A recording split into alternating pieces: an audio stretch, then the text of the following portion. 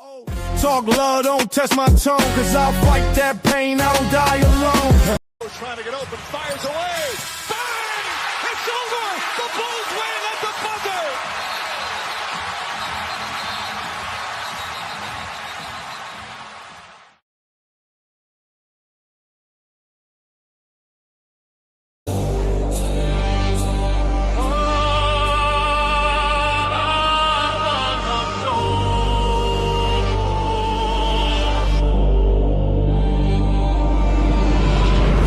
I'm invincible, I'm untouchable.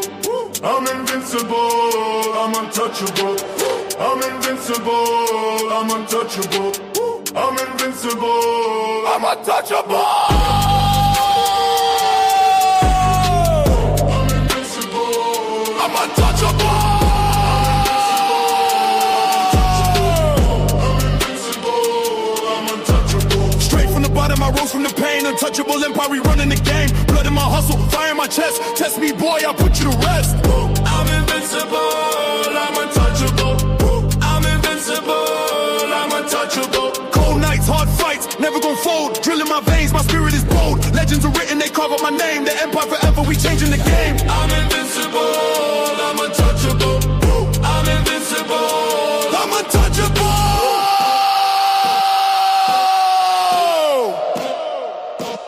I'm untouchable. Step heavy bass knock, move with the crew. Untouchables rise, and we coming for you. Chains break, fear gone, never the same. Untouchable empire, remember the name. I'm invincible, I'm untouchable. I'm invincible, I'm untouchable. I'm invincible, I'm untouchable. From the shadows to the throne, now the city is mine. Every scar that I carry is a part of the grind. Stand tall, no retreat, I was built to brawl. The untouchables, we conquer all! I'm invincible, I'm untouchable. I'm invincible, I'm untouchable. I'm invincible, I'm untouchable. I'm invincible, I'm untouchable.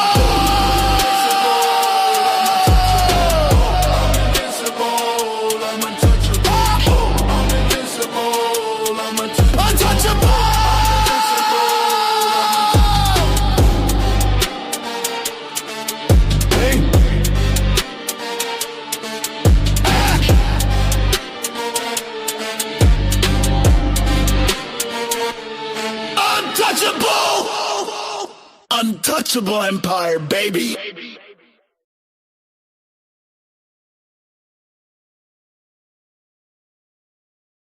Friends, oh friends, oh friends, we are late because of me.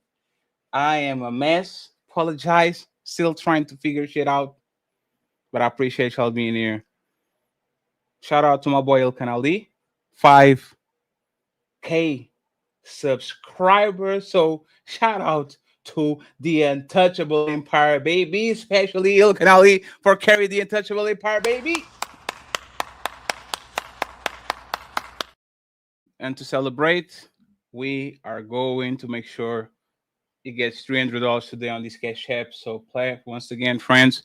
If you've seen the goal, keep sending some moolah. We'll make sure we're celebrating Ali today, and then we go from there. Tomorrow, I have a show at 5, but today is the super panel. So it's time to start the show.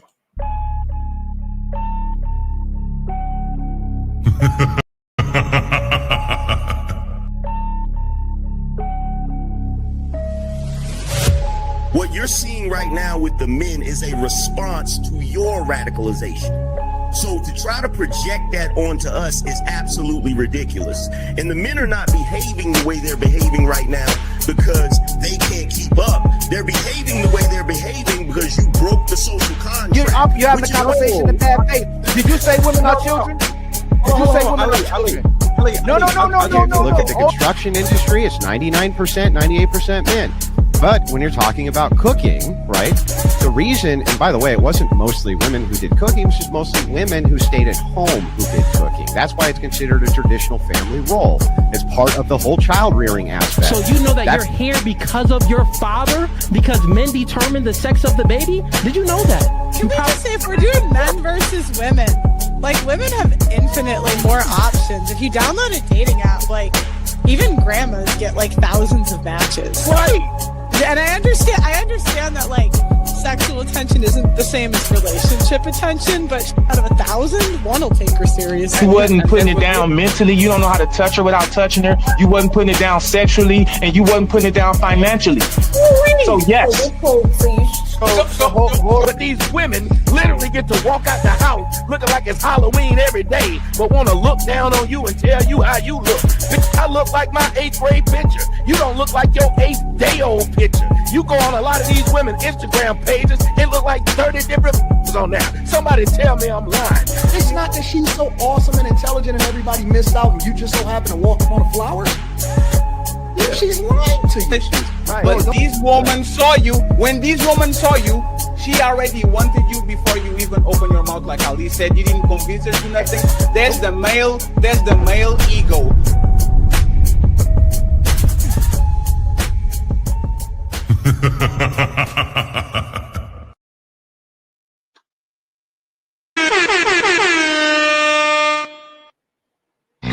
It's time to do. Once again, friends, thank you very much for being here. As you guys see, once again, my shit is not working well, but I will fix it in the middle of the show. Friends, as an icebreaker, because we are going to be talking about love today, my question for y'all is very, very, very simple. And let me start with Ali. Once again, the 5,000 subscribers today. So we're going to make sure that he talks a lot today. My question to you, Ali, is this. If no one ever loved you, right, do you even know what real love feels like? It's time to do. If you never felt love, do you know what real love feels like? What do you think about this?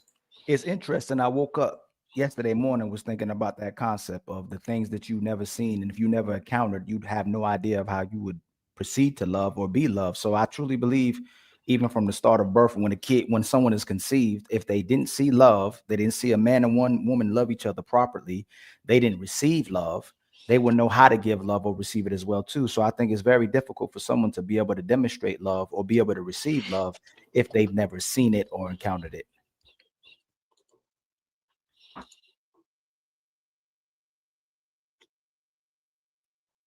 Tom Fuller, we're gonna go around.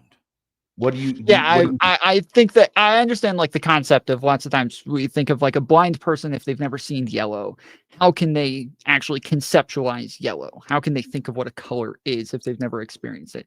But I do think when it comes to human interactions, I think a lot of us know what it is that we want. And I think that when it comes to love, we know how it is that we want to be loved, how it is that we want to be treated, especially if we've been in relationships and we know how it is that we treat the other person. A lot of times we can, like, have expectations of that being reciprocated in a certain way, or even just that they will care about our feelings in a certain way, that they'll care about what it is we think, what it is we have to say. And I think that sometimes when people feel as though they have never been loved, a lot of times it probably just means that they weren't loved the way that they want to be loved, or that they haven't been loved in with the preference that they have. But it's probably true that other people can love them. They're just not expressing it as well as they possibly could. I want to tackle what you just said, but I want to make sure everybody gets in before we do that. How about you, my brother? Ali. You could go to the, I know it's funny saying your name over, right? I know, right? Yeah, that's a great name you got there, brother. That's right. You could go to the sisters. I'm still pondering. Okay, go ahead, Athena. I agree with you, Ellie. Honestly, I think that if someone hasn't experienced love, they don't really truly know what it is. I think we're also creatures of habit. So the love that they think that they know, whether it was actually love or if it was something that was unhealthy, is what they gravitate towards. That's what they feel comfortable with.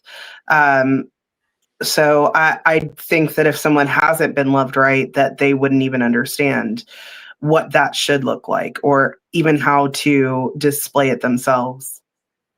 So yeah, I agree with you. How about you, Miss Ariel? I said it right. Yeah.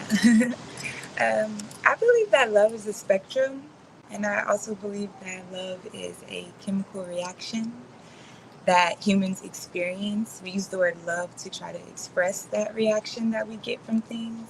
So, in that spectrum, y'all are right that if they've never seen healthy love, they will never know how to experience something that will not need to trigger an off balance of their chemicals within themselves, right?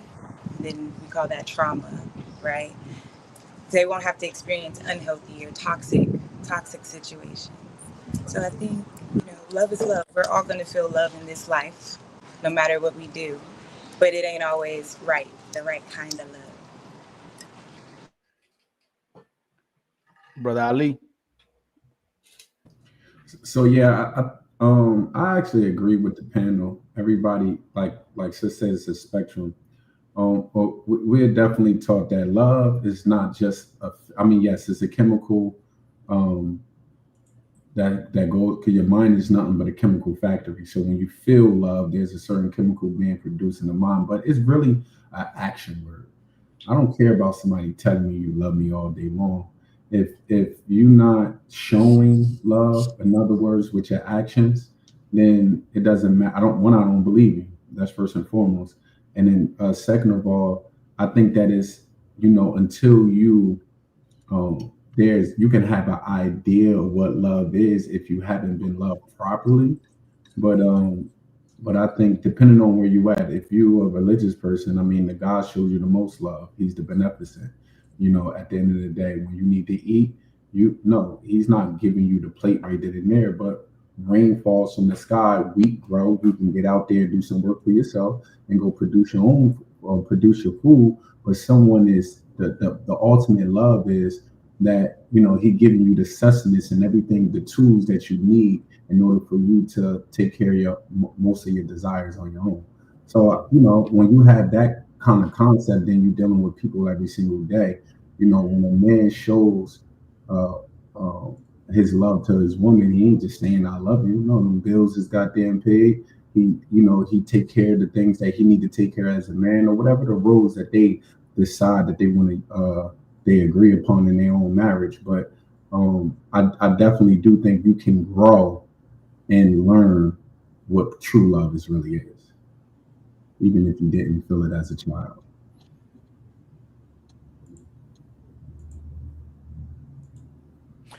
Brother Fatty, what do you think, my brother? Yes, you can identify something that you never been through, but you still understand what's going on. It happens all the time. Actually, people that lack Jesus Christ, people that lack or never experienced love, a lot of times know exactly what love is because they never got it. They see their parents, they never like that the African saying, uh, a child that never felt the village warmth will burn it to feel whatever, right? It's just like a lot of times you are going to understand exactly what you're missing, not because you got it, but exactly because it's not there. So I believe that, especially if you look at love as actions, you will definitely understand when people are not showing you love.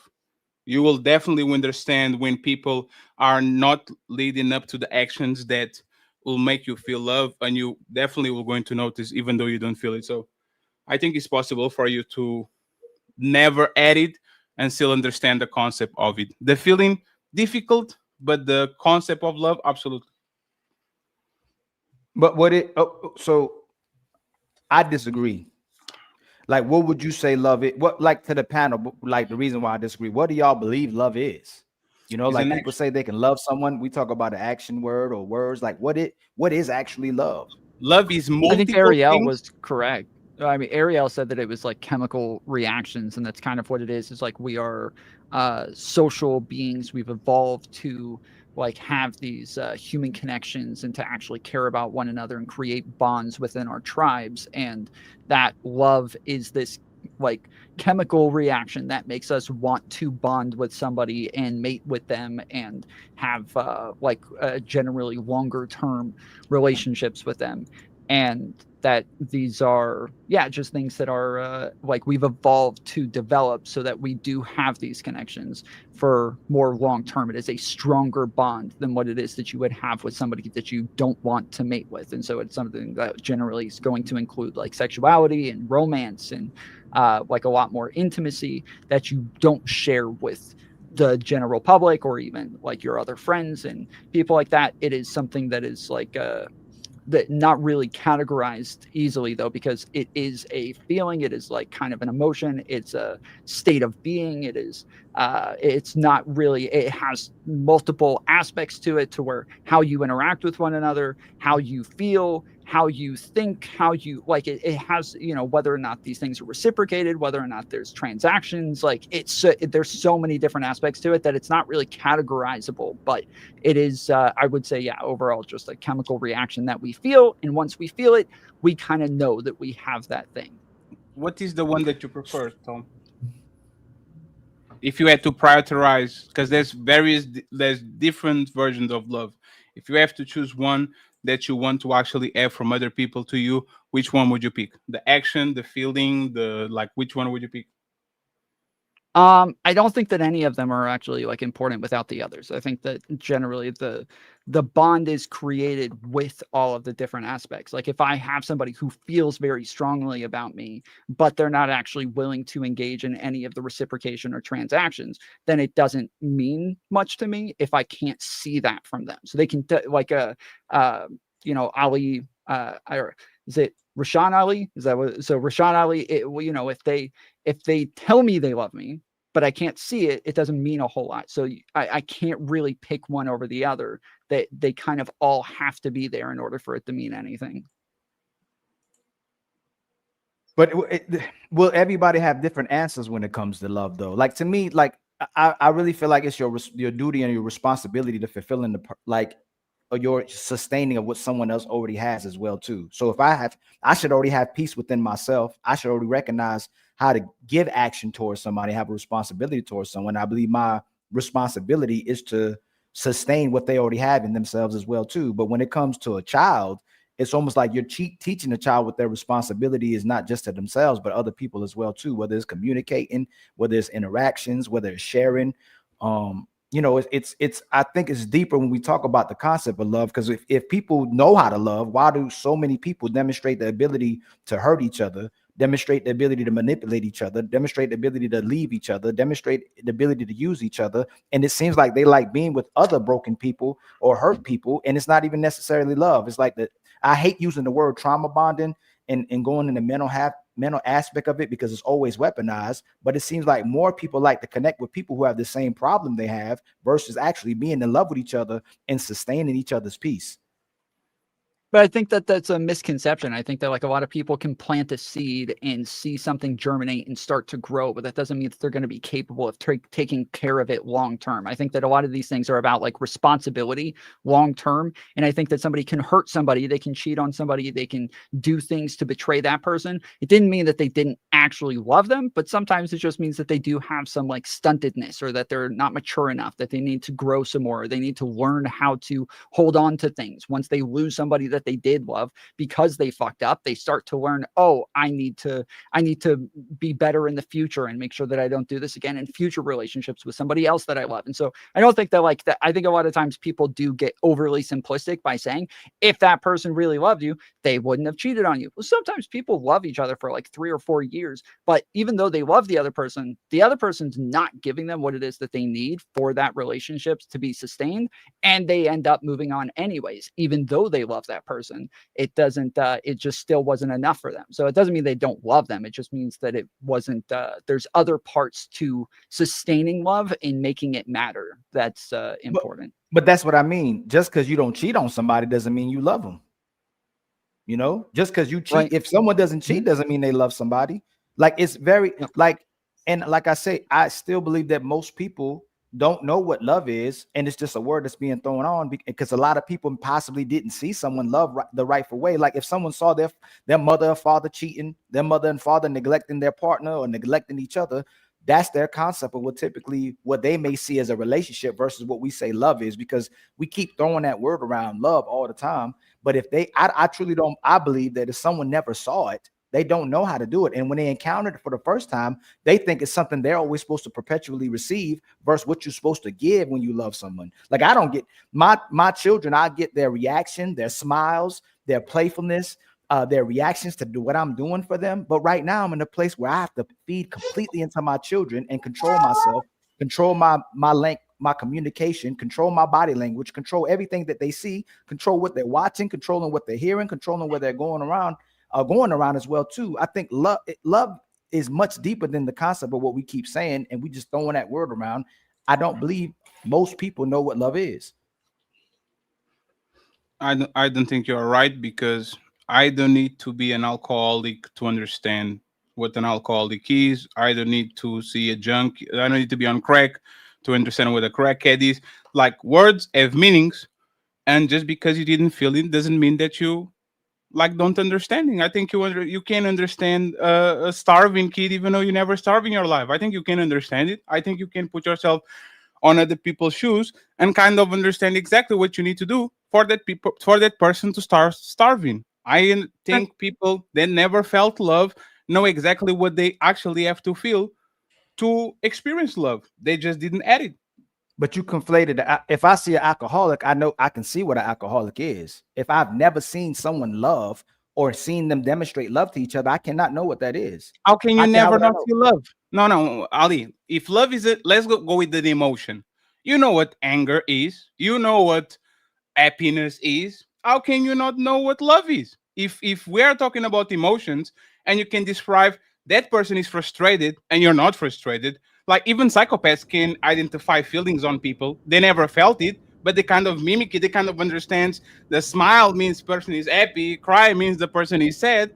Why can I not identify love even though I never felt it? I can clearly identify with exactly what it is because we do it with emotions all the time, even though we might not go through them. So I don't understand why love is such a special feeling that I have to go through it to understand what anger is, what happens when people get angry. Like I don't get it.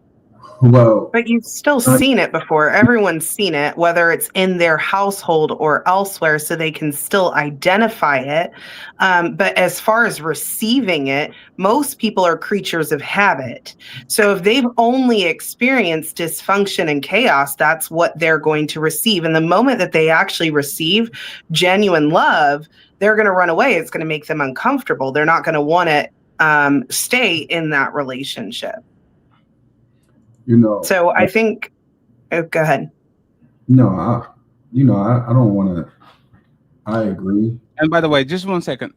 Is everybody hearing Rashawn he's away? Yeah, it sounds like you're on the wrong mic. Sounds like you're on the wrong mic, Rashawn. Yeah, he's a little low.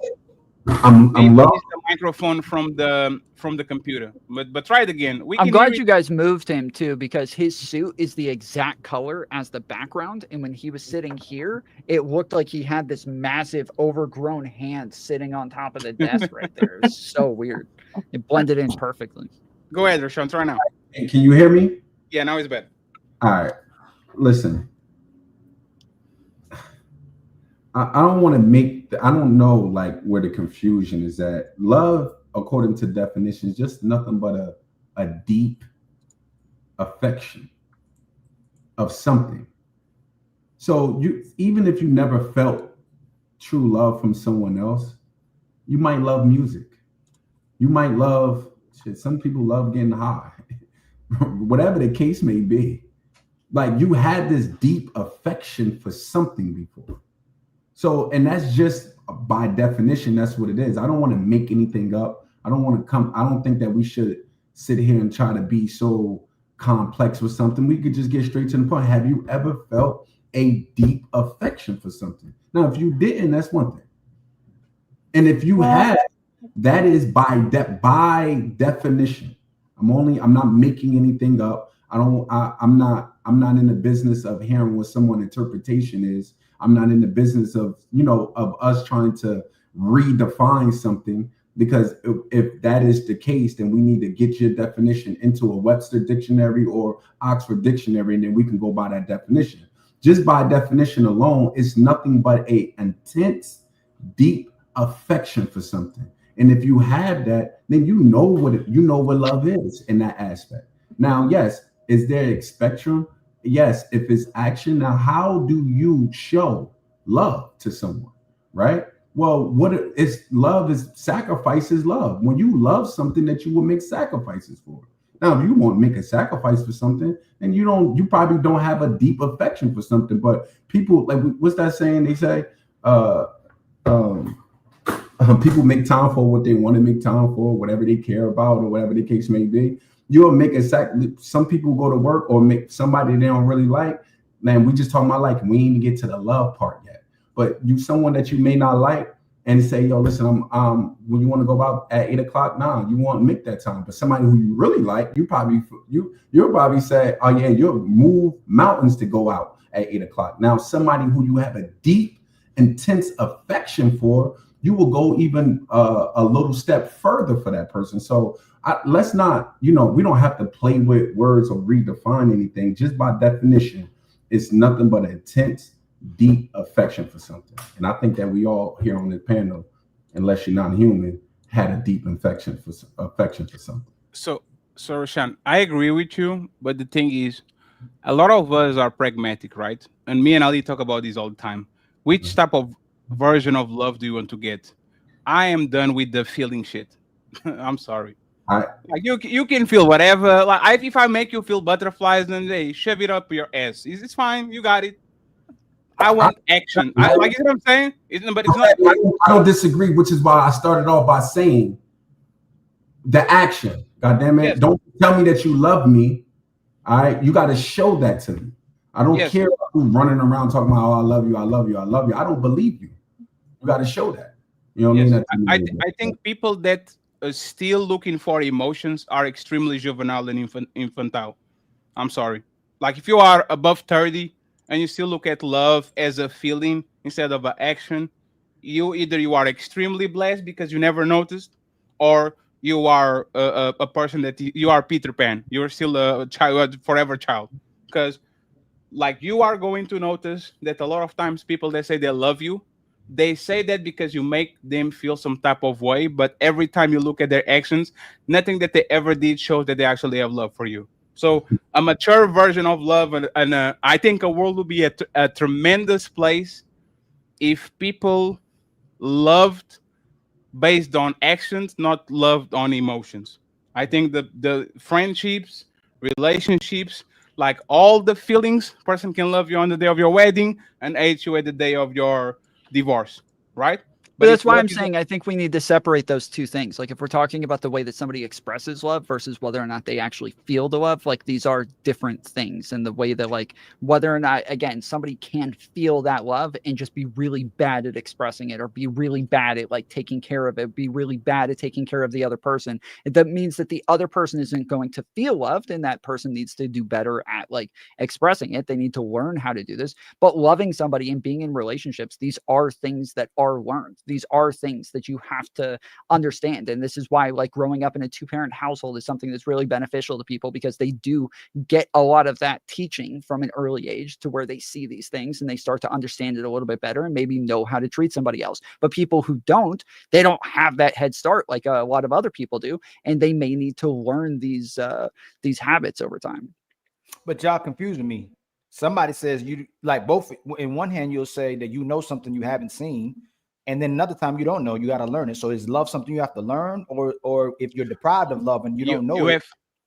That's why I'm saying love is something that you like. Again, I would say the love is the feeling, but the the way that you treat that love and the way that you take care of it, whether or not you're able to hold on to it, those are different things. And that's why I'm saying, like, we ought to separate these two concepts because they are two very different things. I agree with you. I believe that there's a step where you recognize love, and then there's a step where can you execute love in a way that is actually loving, not the kind of corrupted way of loving people. A lot of people know love, they just love it in a corrupted way. They don't express love in a way that you actually look at it and says, "Oh, damn." We use the Blueface and the Christian Rock thing, right? Those two probably love each other more than most people will ever love each other. They're probably willing to catch a body for each other. Is that a healthy way of love? No, it's a corrupted way of love. It's just a certain type of love where people are willing to do crazy things for each other, but they can get along just from the fact that they are next to each other. So I would say that people have to learn not how to love, but how to love the correct way. Because most of people, love is about themselves. Love is never I'm going to do something for the other person and this makes me feel good. Love is, what can you do Well, for there me? isn't a correct way, though. That's the thing, though, is that, like, there is a way to, like, please most people, but there's not a correct Nah, way. there's definitely a correct way to love.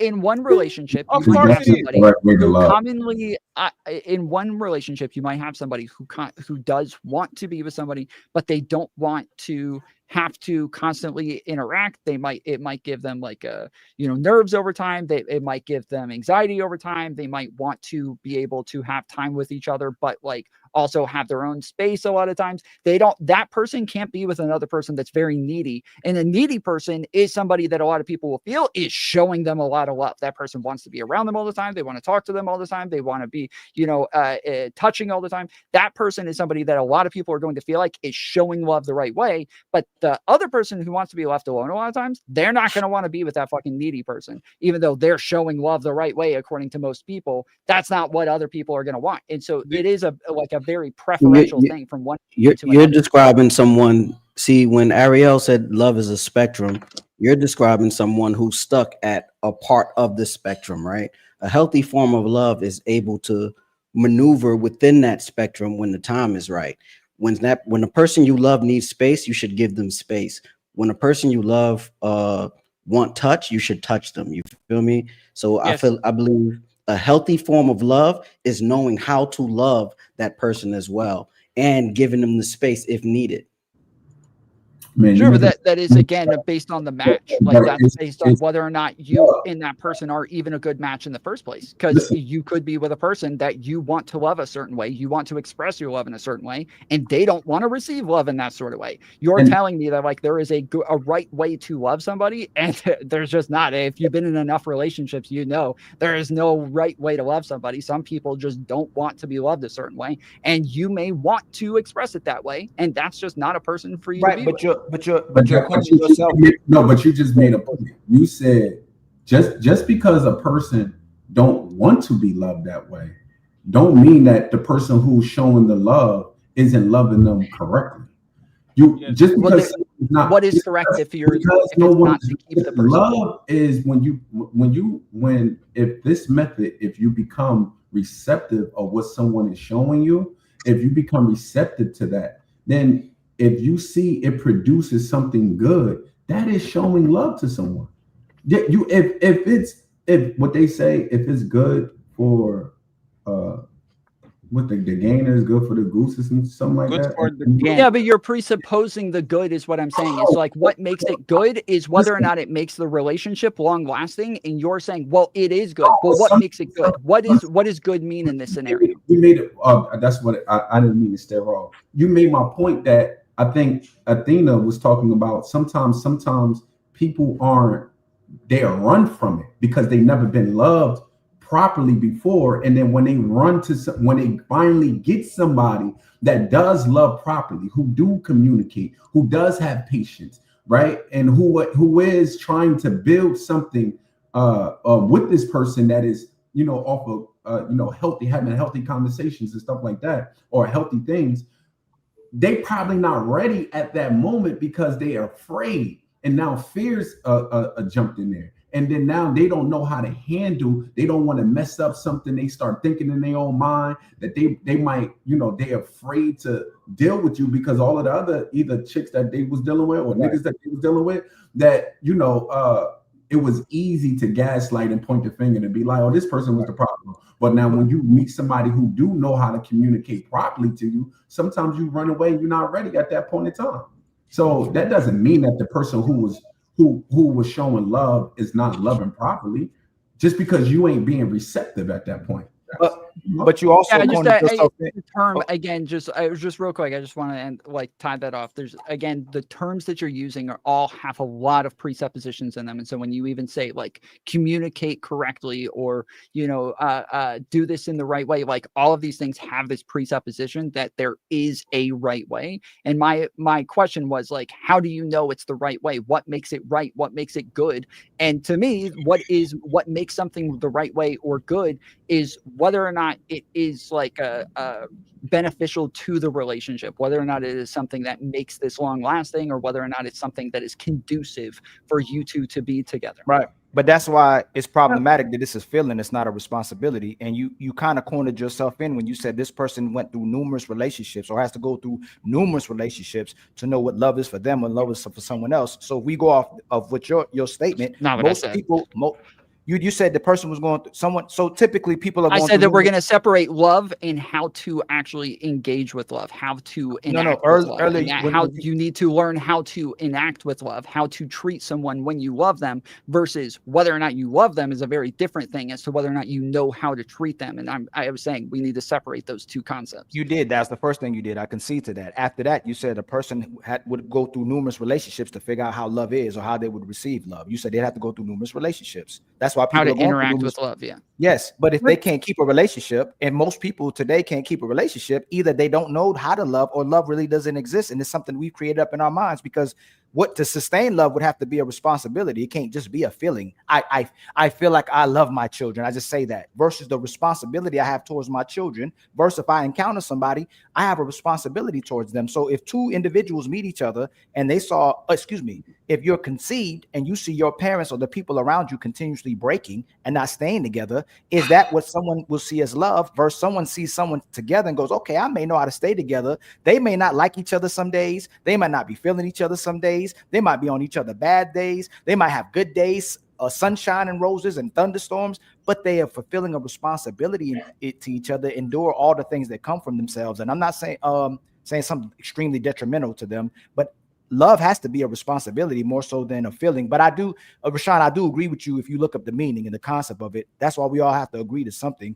Can we say we're speaking on the fact of your sustaining a responsibility towards someone is love versus the actual meaning of the affection you have for somebody? All of us have felt affection and feeling for something, but the love and concept I think we're trying to speak about is if you've never seen someone actually love each other, have a responsibility to each other and endure lifelong, can you actually replicate that? Can you actually do it if you've never seen it? Because we can all show affection, like you said, to music, to movies, to animals, to violent and the toxic things that you have about your ways. People can have love addictions. Is the concept we want to focus on is your responsibility towards someone that you sustain. Can we all come to you get what I'm saying, Fatty, versus the feeling? Yeah, absolutely. And after So Rashawn goes, that again would be the separate concepts, though. That would again be like one is how you. Yeah, I agree. That's why I'm trying to fit, because we're all talking about different things when we come to love. But I would think that as we've matured and older, love should be the responsibility and accountability you have with another person to sustain a healthy relationship with them. Right. And after Rashawn goes, again, so that's why we're asking to separate them. I just need to. That's what we just did. Like, one second. No, you didn't. You just said love is the thing that we're saying. No, that's the separate thing that we're trying to separate from love. Is we're saying love is the feeling, whereas like the responsibility is how you engage with the other person to try to sustain the relationship, sustain the love. That those are the separate things. You keep saying, well, love is the responsibility. Well, no, we're saying separate the love from the responsibility. That in order to keep the love, you have to have the responsibility, but that's just to keep the love. That's why they're separate. I said that in different words, but I'll even take what you just said. We're separating the feeling versus the responsibility time. That's exactly what I said, what you said. And I'll even take the fact you might have worded it a bit. Just wanted to. But I'm saying the same thing you're saying, I promise. Okay, cool. Let me get Athene and then Leo show when she come back, and Ariel if she's there too. Okay, so I think it really comes down to what you think the purpose of loving is. Because to me, it sounds like, Tom, you're essentially saying that the purpose of being in love is essentially for happiness. If that's what you think, then yeah, all of the things that you're saying make sense. It's about how you feel, the benefit of that relationship as it suits you in that moment, and it fluctuates versus when you love, when you have a sense of duty to something. Because you had mentioned, oh yeah, if you've dated around enough, you'll know XYZ. I can't remember exactly what it is that you said, but the issue is people are dating around too much. Because if what you were saying earlier was true, if we look at like all throughout history, people weren't dating like that, yet they were very successful. And they got us to the point where we are in society today. So clearly they had something that they were doing correct that we are doing wrong now. I think it's too self-focused, and it's not about the sacrifice. I think it's because it's about the feeling that we're having these issues, because love used to be sacrifice. You did what was best for your family to better your family. And now it's all about feelings and, oh, I want to be happy. This is exactly why these women are leaving. They're no longer happy in these marriages. They're not happy with their husbands. They're not happy with just their family and their kids. I think that's the biggest problem. That's all I want to say. I would like, you're talking about the altruistic way of actually showing love. And this is why I'm telling, kind of everybody knows what love is. And the proof is when they don't get it, they get upset. You know what I'm saying? Even when Jennifer Lopez said, oh my God, I love so many people and they never loved me back. And they gave me cars and they gave me, that was their version of love. They were giving her stuff. They thought that she was going to be happy about it. They were giving her sex. They were giving her cars, houses, trips. They were a lot of times the problem is people don't have a healthy way of looking at love. That's all. Is the interpretation of love. Like, for example, I talk about this all the time, right? I come from an African background. My dad never said, I love you. I love you. Like, never. But if you actually understand anything about African culture, for the most part, your mama going to say, I love you, but your dad is going to make sure nothing actually misses in your house. There's a food in the plate. The books are on the bag. Like, you're never going to have to go ahead and worry about where you're going to sleep and all that. That's the version. Like, both of them are showing love in different ways. There's a lot of times why we complain about they don't love me the way I want to be loved. And a lot of times is something that is very fair, because you are expressing people the way that you'd rather be loved and people are ignoring it. But a lot of times it's just you having a completely... Fatty, most of the time, I hate when people say that, because they don't even know what they want, bro. The same things things that you want today, you don't even want it 10 years from now. Things that you care about today, 20 years from now, and which is why them older people used to always say, just live, just keep on living, just keep on living. Oh, that means so much to you today. It ain't gonna mean much tomorrow. Everybody that live older, they say the same thing, and we just think we know everything, and we like, nah, I know. We we grip tight to something that, in that moment, because you strongly feel this way today. They don't really know what bro. As long as someone is showing you and treating you right and showing you love in that aspect, but sometimes people are selfish, and guess what? No. That's manipulative. They gaslight. No, yes, you show me love the way how you want to show me love, but I need you to show it to me this way. And normally it'd be some materialistic stuff. It don't even be, and sometimes, and every now and again they slide in, well, you got to show it to me on an emotional level. Like, you got to be emotionally available for me. Like, so it's either emotionally available or some materialistic stuff, and they say, "Well, you don't buy me enough things." This is not, bro. We let's call it gaslighting directly what it is when they start using it most of the time. Now, you have exceptions to the rule. I hope that we understand and we all know that, you know, there's nothing black and white, that, or what they say, absolute. You have exceptions to the rule when people know what they're talking about, but most cases they don't know what the hell they're talking about, bro. What's your opinion about that, Ariel? I agree. Like, you do have to separate the responsibility of love from the feeling of love. And like Fatty said, everybody knows what love is. That's why you know why you don't receive it. Um, as far as like J Lo's perspective, as a woman, of course, I empathize. I've felt that way before being in long term relationships, but I also see the fault in that way of thinking. But I fall prey to certain statistics that say that I'm not really compatible to be in a relationship with, not long term. So I just have strayed away from showing love in a nuclear family way, if you want to put it that way. Can you explain that a little bit? Like what made you come to that conclusion? Um, well, I guess I went to this thing called wife school because I had an ideology of like 1950s marriage and that kind of nuclear family structure. That's something that I wanted. I got a taste of it when I seen my stepdad and my stepmom do it. So I was like, okay, this seems like it could work. It would be cool. But I fall prey of like being victim of like a single mother, and certain things like that happened to me in my childhood just make me incompatible for that lifestyle.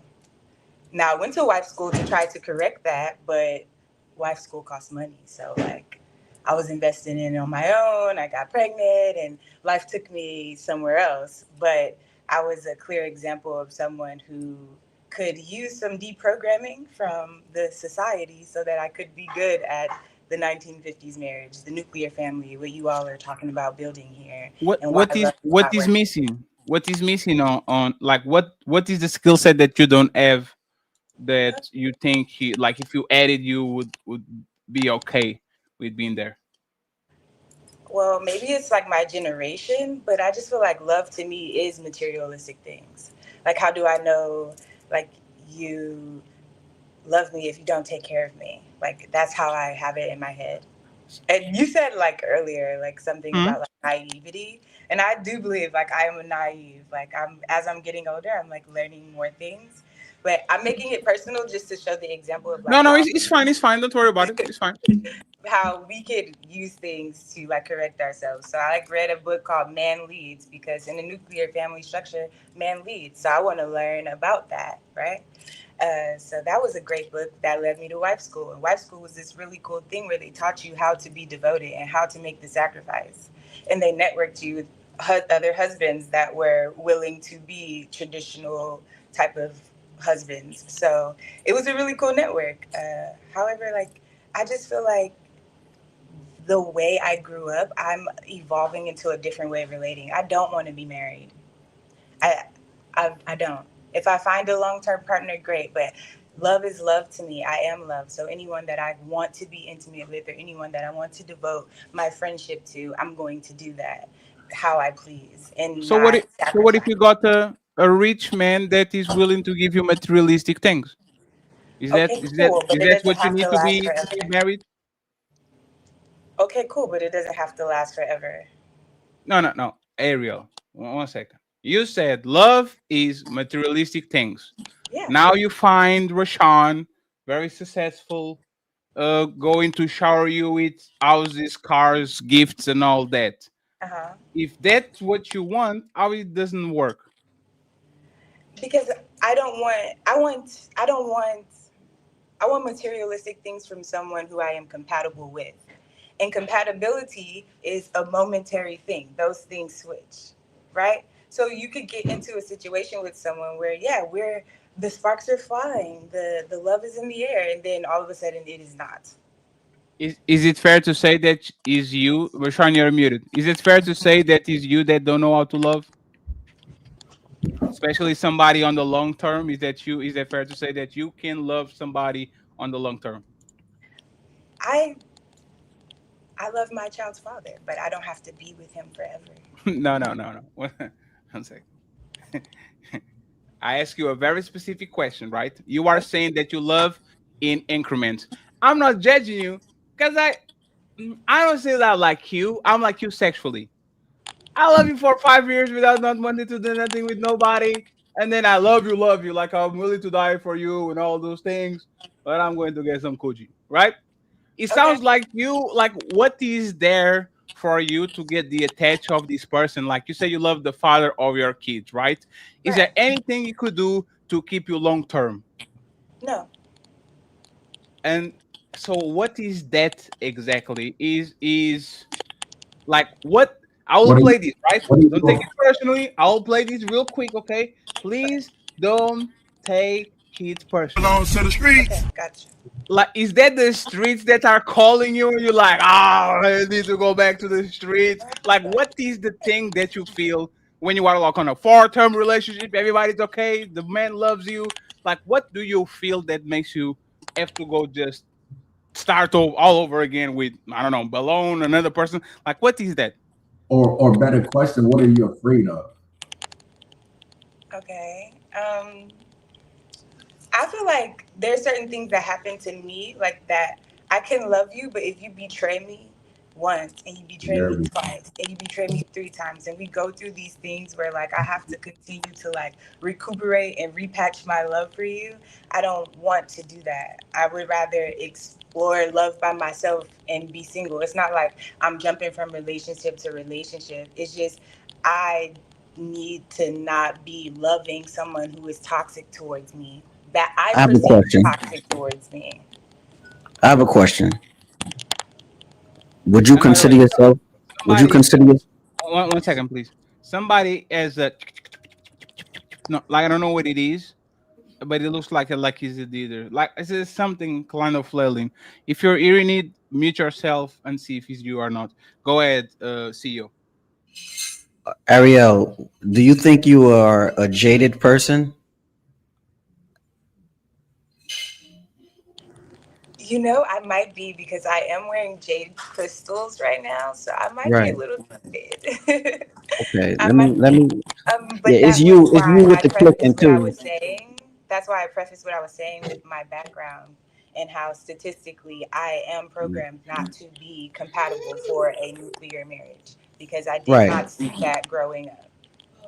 All right. Let's say this comb is love in the full spectrum of love, right? On one end, we have the feelings and emotions. On the other end, we have the actions, right? So I think we make the mistake of cutting off one from the other, right?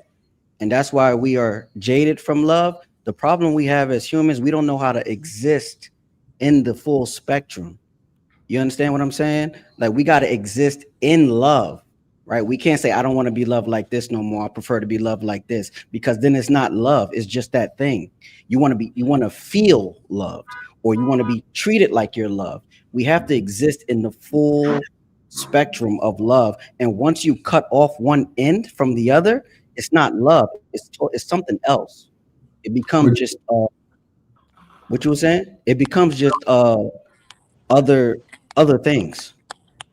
You know, you made a that's a good point. But I think what we're dealing with here is, and a lot of times, and it ain't just her. She just says something that's public, but I know there's a whole bunch of people that feels the same way in different degrees.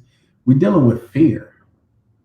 People are afraid to be vulnerable because if I allow you in and I start feeling this way to you, they don't know what extremes they might go to, and they don't want to go so far that you hurt them or betray that vulnerability or that trust that they gave you. And now they a lot of times, you know, they some people go crazy, some people will be devastated, they will never love anyone else ever again. They won't give another person another chance to get that close to them ever again because it's like a natural thing. You know, you don't want to feel that pain ever again, you know. And then sometimes, you know, I don't really know what it looks like, but it feels good. And he's making me or she's making me be so honest, open, and transparent and vulnerable with them. But this is scary because guess what? You got to take risk. And you can't, when you taking risk, right? Now we only look at it as saying, man, I'm afraid to take risks, or I'm not about to go to that route. But you got to think about the risk of not taking risk. You know what I mean? At the end of the day, so you only get in one side of life, and you're not really living in that aspect. Not. I think there's room for growth, Ariel, 100%. I don't know your background. I don't know what happened to you, but I think that's the reason why. What's wrong with not wanting to be married? Like, what's wrong with not choosing that version of love? Because I don't think that no one, I think by nature, no one do not want, and it's not about marriage in general, but commitment. Someone showing you that they truly love you unconditionally, and that is your companion for the rest of your natural life. That it's not natural for someone to be alone. That is not natural. None of us are. Excuse me, can I say something? Go ahead, Leosha. How you doing? I'm sorry to interrupt. No, you got it. So then it sounds like it's not a love problem. It's a what word did you just use? What, fear? Companionship. Mm-hmm. It's a problem of connecting and actually staying connected with that person. It's not a love thing. A person who loves someone, like Fetty says, they will show it. A person who really don't mess with you, they will show it. Right? So both of them are things that you have to work on. But like she said, she doesn't. Damn, why she leave? I think something happened. Yeah, no, it's because she has she probably left. Oh, that was her. Okay. Yeah, she'll come back. So like she said, that listen, the world goes round. We all are not the same. She don't want to connect with somebody for a long time, and she's clear with that. And that's the love that she chooses to give and receive. Do you believe? So you remember when we say that you can't sometimes trust what come out of women's mouth? Yeah. As soon as she connects with somebody and has emotions for somebody and has that strong affection, and they may possibly have interactions, possibly a baby might come, not come, she's gonna want to be married. They got another poll that says by the age 30 now, there's contradicting polls. There's women who don't care about marriage at 30. There's women who want to get married at 30. But at the end of it, every time I've tried, and brothers on this panel have tried before, to have so-called consensual, casual sex with women, and that soon as you connect with her and she gets emotions, hey, where are we going? What are we doing with this? Y'all, women don't never stick to the I don't want to get married. And Ali is actually worse than that. Show that you are not interested in a relationship with a woman, and she will crave that shit from you immediately. If you are lovey-dovey, I want to relate. Like they're like, I don't know if I show a woman that she's dispensable. Show a woman that you want her, but not because you need her, but because you want her around. She will make sure that she get that committed for you, just to make sure that she got it. It's not even because she wanted, it's because it's a challenge. And I think what Rashan said is right. A lot of times people don't know what love is at all. They will get into a situation left, like Ali said, and then in the middle want to go right, and then 1 year in they want to go up, and then they get up and they want to go down. Like, love for them is a roller coaster because they want to feel something. It's never about stability. It's never about like a very steady pace. It's about the feeling and the roller coaster of emotions. And I guarantee you, when I'm sorry, I think she left, but she will come back. I think this comes from, and I'll say this is speculation. Don't take. If people add, other than Ferry, of course, if people add the person of their dreams in front of them, they will abandon all the rules to be with them. Like, especially a woman. When a woman says, I don't want to get married, let me put the prototype of the perfect prince that you always wanted with the mansion, and he looks like this, and da-da-da-da. This woman will change their mind immediately. And for her, I was going to ask, if she deems love as something materialistic, is she rich? Is she gifting men Timberland boots? And you see what I'm saying? Like, if you deem love as something that is materialistic, how much gifts are you willing to actually give to the person that you are with as a woman? And I don't think she said materialistic for us to give. I think she said materialistic, so I can get. Because you know one thing that you're going to keep if somebody leaves you? That motherfucking bag that you have on your closet when he And, was very in love with you and all that. and you know the thing, I think this is gonna be the first time I probably say this publicly. Uh-oh. I think that the problem is men want women to show love to them the way how men think, and women want men to show love to them the way how they think. When men or women are not the same, we love differently. Now, love is duty, and you must show it, but it looks different. So there's certain things that we care about that women just genuinely don't care about. And there's some things that women care about, and fellas, you know, there's some things that aggravate you that your woman might say that you really don't really care about, but because you love them, you might get certain things done. Cool, right?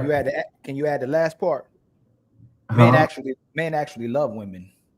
Can you add that part? No, 100%. Men do. We actually love a woman. No, 100%. Every part about it, her ugly toe, her stretch marks, everything. 100. We love all of that. Insecurities. We, you know, the whole 9 yards. They focus on mismatch. That. Yeah, it doesn't matter, right? So now, but the love looks different, right?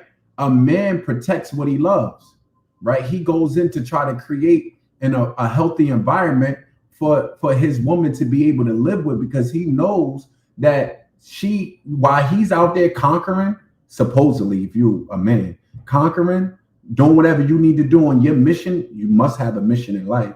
Your woman is teaching your children. So you need a safe space for her to be able to develop and be free in that aspect without worrying. Men don't like, sometimes women get mad at us. Why you don't tell me everything? Because I don't need you to worry. And then once I have you worrying, then now the home is all messed up. I don't need that. I don't want to come back to you. I want to come back to a peaceful home. I don't need you to be worrying. Let me handle that part, right? And like there's some things that goes on in the house with the children or certain things. Your woman don't tell you everything. If you think that she tells you everything, you're a fool, because she know that you've been out there conquering. You don't need to be dealing with the little stuff that she can handle. She can solve that issue. You know what I mean? At the end of the day, she's not trying to put the burdens on your mind. So there's certain things that, you know, men or women be wanting us to love them the same way how they homegirl loved them. No, they ain't gonna look that way. No, they don't. And women hear this all the time. You see these on Instagram and tweets. They quote unquote male friends that they go to get advice with. He don't allow you to vent too long. He want to get to solutions. All right, this happened. What's the solution? But when women, your girlfriends, it's a venting session for 2, 3, 4, 5 hours. You can repeat the same thing over and over again. And most of the time, you don't come up with no goddamn solutions in the end, really, in reality, besides leaving. You need to leave them, girl, whatever the case may be. But, you know, everything is different. It's not going to look the same. But we living in 2025. If you give your woman a safe space today, she knows it's responsibility. She gonna go crazy. But if you give her chaos, she love it because she can do whatever she wants in chaos. So what you're speaking about is a divine, good woman, possibly a woman who was raised to be that way as well too. But today's women don't like security, man. They have to, if you give a woman something nice, something divine, something pure, something she can sustain, she don't want a responsibility. That's too much. She'd rather be able to pick a bad guy that's going to give her chaos. So when everything fails, she ain't got to have no responsibility. She ain't got no accountability. She can go, I told you man was no good. So when you do give her a good man, she has to be a good woman. But a lot of women don't want to be good today, my brother. But I do concede to you that a good woman will do all the things you say and will help you surpass even what you thought you could do. Because there are, you know what? Yesterday I was saying this, like my woman she dropped the little cabinet of where she put her shoes. And I said, I would never do this for no man at all. Like the all the difficulties that come with all the demands that women got, they mess up something. You always got to have a solution for it. Ain't no man about to do that for no man. And I say, y'all know we do this for y'all because y'all a woman. A woman can get you to do daggone about anything. Move mountains, build railroads. Sound like what women get men to do today, right? To make the world safer, to make the world move for them. Like we operate for women. So men are looking for love from women, but we don't typically. We see y'all want a donor or a sponsor, so we looking for y'all to love us, but it's difficult. But I do concede, my brother Ali. I love that name, brother. I don't know who gave you that name. God bless him.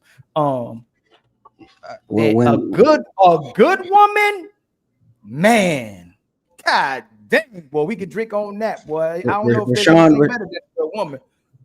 Rashawn made me think of a time when he said, we don't want to. No. Past that. No, he made me funny like, do you remember the time? When he said someone could be telling you the issue and you could come up with a solution. I had a woman tell me one time that my problem is that I always fix things. You feel me? Like I always found a solution to whatever problem she was having. And at the end of her conversation, she shared that sometimes I just want you to listen. And I say, yo, as a man, like we really don't want to hear that. If it's a problem, how we're wired, we want to get to the solution. You feel what I'm saying? But yeah, some women just want to vent, and sometimes we just really don't want to hear that shit. 100%, because the problem is, if you keep bringing up solutions like your nature is to do, that's going to make her feel more vulnerable. And you might not be, and be perfectly honest with you, bro, you might not be her person. See, that's another thing that in her mind, she probably would never marry you. Placement holders is a real thing. Like, now we definitely broke up. Women get the high, right? Women get the high because they not proposing, so they can be with you, knowing damn well they never going to marry you. They ain't worrying about getting on one knee to you, but you will never know she really will marry you until you propose to her. So they get the gaslight and say, oh no, he was the problem, but no damn well you're not the person. And same thing with men. Men, listen, every man dealt with a woman that they've been out with, only met for a short period of time. You went to the home, hey, I'll marry this one. That's the truth, and vice versa. This one right here, I would make. Now you'd have been with this for 5, 6, 7, 8 years, 10 years. Yep. Never, you know, man. You only talk about marriage because she keep bringing it up, right? At the end of the day, like, but you met somebody couple months. You know what I mean? Hey, bro, I got it last night, bro. Let me tell you. And because you already know you can see yourself marrying her. It don't take men 2, 3, 4 years to know if they will marry a woman or not, which is the reason why, like, yes, it should be a time frame on that damn thing. All right. But you got to slow down a little bit though, fam. Like, I don't think men are afraid of marriage. It's what comes with the marriage. I think men can meet women and go, "Whoo, I'll marry her right now." It's what they think can come from marrying the woman. I've been in different times. I agree with you 100%. A man know his wife instantly. Yes. Like, oh, that's my wife. But not in 2025. Like, men be scared. You know guess what? Men be scared, but guess what? There's a woman he will willing to take risks for. The right one, he'd be like, hey, listen, I know I told y'all before I'd never get married with this one right here. I'll marry this one. I'm not disagreeing. It has to be a certain way, but most times, man, today I think we got past that, fam. Question to the ladies, and please be honest. It's hard out here. Please be honest about it. Question to the ladies. Let's go with Leoshan, then to the bottom row. Have you ever dated a man as a placeholder, meaning you knew that you were never going to marry him, you knew you're never going to go to this with him, but you dated him just because it was good for the See, that's the mentality. Men don't gaslight. Just was out there gaslighting them too. What about you, Ariel? What about Ali, watch yourself. Yeah. Every man that I have dealt with temporarily knew that we were dealing with each other temporarily. And can I say this? The reason I just said yes is Leosha, before you go and explain, let me get the Tina real quick to make sure that everybody. Oh, Fatty, he about to ask y'all a question. He ain't just ask y'all that just for y'all to start talking. Tina, go ahead. Tina, did you ever dated somebody knowing that he was just a placeholder? You were never going to go the decent with him? No, I've always dated with marriage in mind. That's always been my goal. I always wanted to be married. Whatever. I always wanted to be. I feel like I was ready for marriage when I was 17. I was like ready. You were raised Orthodox, right? You were raised Orthodox. Right? Go ahead, Christian, and then Leosha and Atina and Ariel can explain exactly what were you. There was a point. You've been through how many relationships have you had? A lot. I've had 8 relationships. 8 relationships. So that means yeah. You started off with intent. I'm not saying you started off with intentions that you wanted to be married, but how long into those relationships did you know that you really didn't want to be married? That you know what, I'm not marrying him, and then you stayed in that relationship until it was over. No, I think one time I felt that way, and I broke up with him because I was like, no, this is not going in a good direction. That ain't the question, though. That's not the question. I thought Fatty was gonna come. Okay, so repeat your question. So as soon as I felt so as soon as I felt that I did not want to continue the relationship, I said it.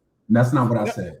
No, that's not what I'm saying. So what was your question? My question is, you've been in 8 relationships, right? In those relationships, there was a time that you knew that you wouldn't, not that you wanted to get out the relationship, that you said, you look and says, I would never marry him. When you, how long did it take for you to break up? When that realization of, I won't marry him, how long does it take for you to break up? It was pretty immediate. I mean, okay. Well, you're the exceptions to the rule. There are always exceptions to the rule. But most women that I came across with, they normally admit, like, nah, I have dated men that I knew I would never marry, and they didn't immediately just get rid of them. Were they receiving some sort of finances from them? Sometimes there's finances. Sometimes that's why women typically use men as placeholders, is because they're getting money. But sometimes or any type of benefit. On their back out, or sometimes they just, the sex might have been good. You know what I mean? At the end of the day, and that's her favorite. Or you know what, that's her favorite munch. And at the end of the day, she still don't get rid of him. But she knew she would never marry him. It's brilliant. But my question is this, sisters: if I gave a woman money and resources and the best of myself, and I didn't require her to cook, but then I meet y'all and go, hey man, in order to get all that stuff, you got to cook for me. Who do I value more? Say that again, Ali. If I was with a woman that didn't have to cook for me, but I gave her the best of myself, I gave her resources, attention, everything she needed, but she didn't have to cook for me. But then I met y'all and I say, you know what, you got to cook for me in order to get those things. Who do I value more? In that situation, in that situation, who? You value the woman more. The woman, who do I value? How about the woman that you didn't require to cook? It's the same thing as women doing the same thing. Hold on, I just need to answer. Leosha, who I valued more? The woman. Okay, so wait, but why is that the case? Hold on, hey, tomfoolery. You can make your point in about 5 minutes. Okay, so I haven't talked to like if he got all those things from you, and you didn't even want marriage from him, and he got all that and he didn't have to marry you, why you expect a man to marry you?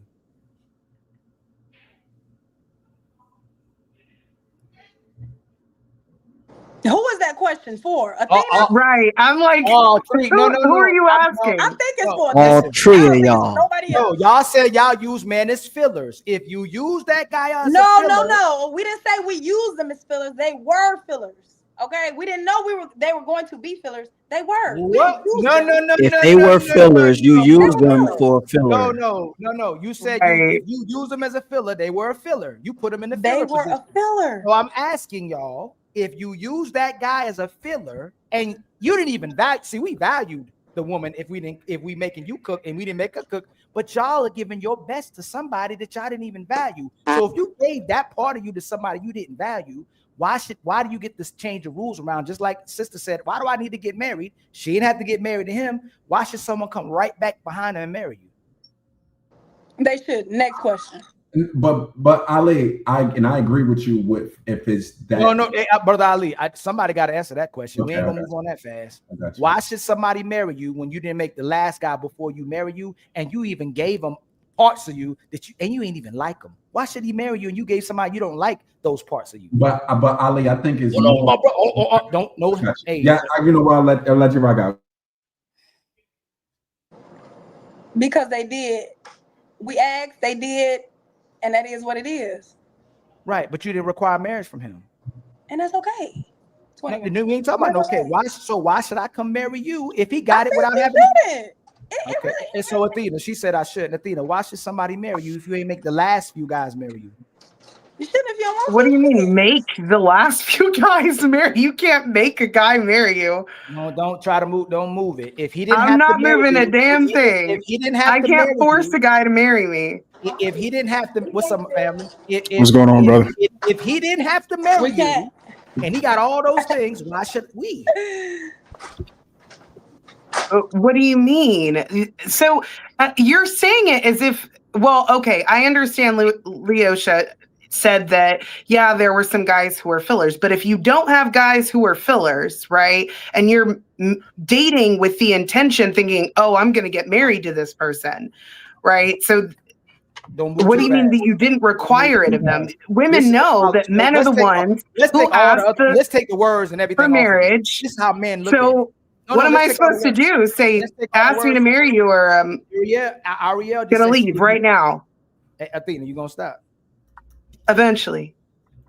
Ariel says she didn't need marriage. There's women who don't need marriage from a man, who don't need a baby from a man, who don't need all these things from a man. She gonna let him bust down or spend time with her. If that guy got away with doing all those things with you without having to marry you, why do you think that you should be able to turn right back around and expect marriage from a guy? In those circumstances, no, I don't think men should. Are most women like that though? I told you right now, the average woman getting married at 29. Now the women are looking for marriage at 30. It's going up. What was she doing before she got to that marriage to want to marry somebody? And why should that person marry?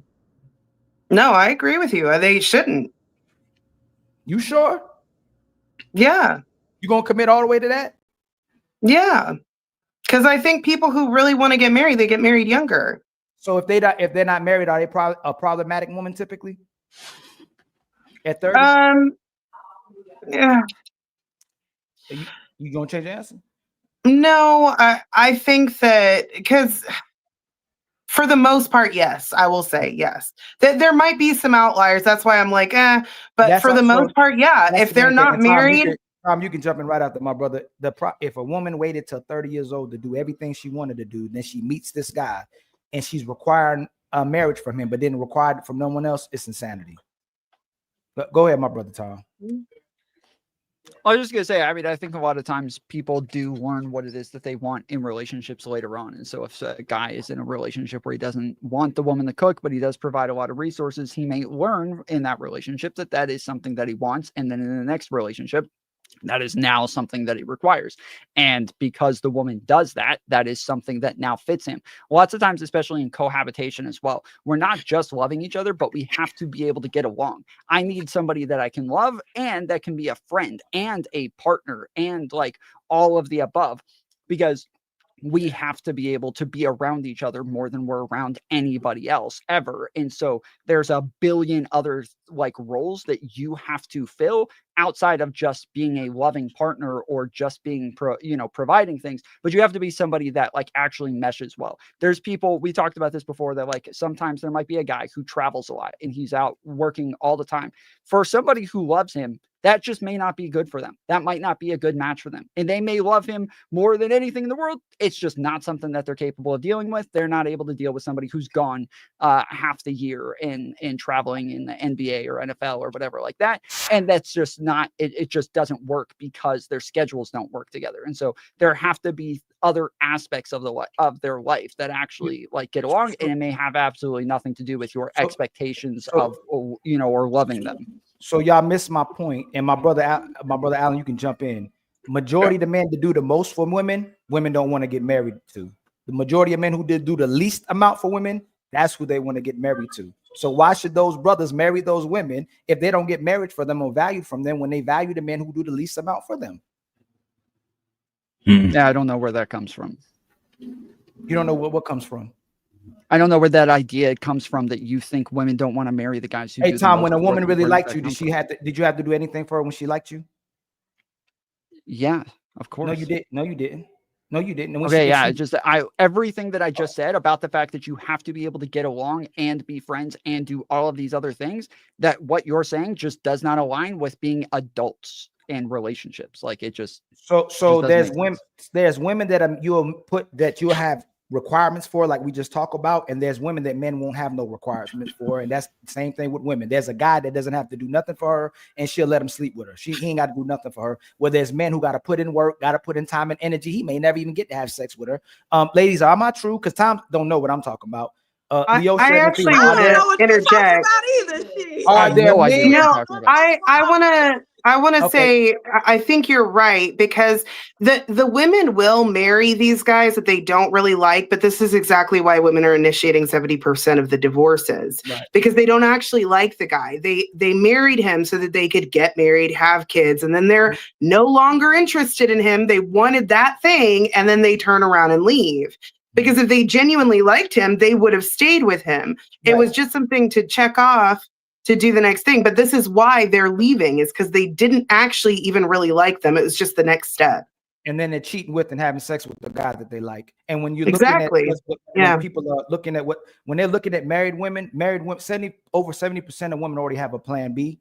And when women do cheat, they cheat with a married man typically. They don't cheat with unavailable men. Women love unavailable men. They don't like available men. Go ahead, my brother Alan, man. You see anything? Been dating all wrong. No, skip me for now. I'm still trying to get up to speed. I'm still trying to still trying to digest. Yeah, correct me if I'm Leosha and Athena, correct me if I'm wrong. Are women's favorite men available? Hold on, Tom, I'm asking them, and you pick it right back behind them. Are women's favorite men available men or unavailable men? I don't know.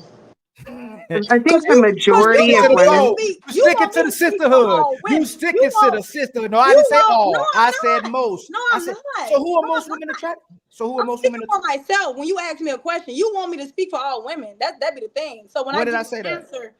When I give you an answer, you then ask another question, because I never really answered the initial question.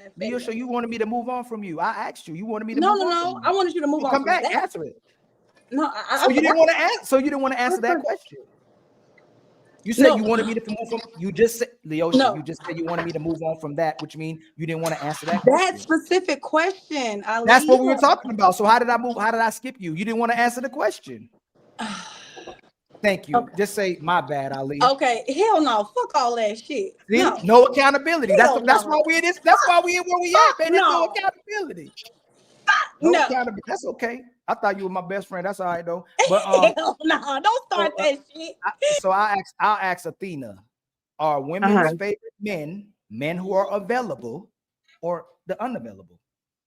Okay, so I'm going to say that the majority of women don't want men who are available. They want the man who ignores them. And this is what I hear from guys, that they'll ignore a woman and then she becomes obsessed with him, right? I would say I am the outlier, but I can objectively see that that's a majority of what women are doing, if that makes sense.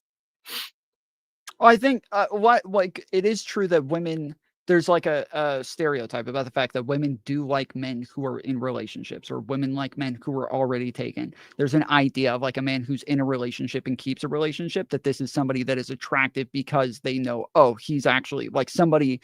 So he's treating somebody well enough to keep them. And so this is attractive to a woman. But to say that's women's favorite man, that's like very, very weird. Like that is one thing that's attractive. There's tons of things that are attractive to women. That is not the most important thing to women. That's not their favorite thing. That is just one thing that can be attractive to women, but it is not the most important thing. And I think that, again, like when we're talking about, would you have to give something to a woman if you actually love her? Yes. Like if I like generally, I like being in open relationships, but all of a sudden I'm with a woman who likes more traditional relationships. She wants monogamy. She wants just me and her to be together and nobody else. Yeah, I would likely have to change that in order to be with this woman. And if I don't want to do that, she likely won't want to be with me anymore. Even if we love each other, that is not something that works well. It doesn't mesh. And so sometimes, even if you love somebody, there are aspects of your life that just can't work out.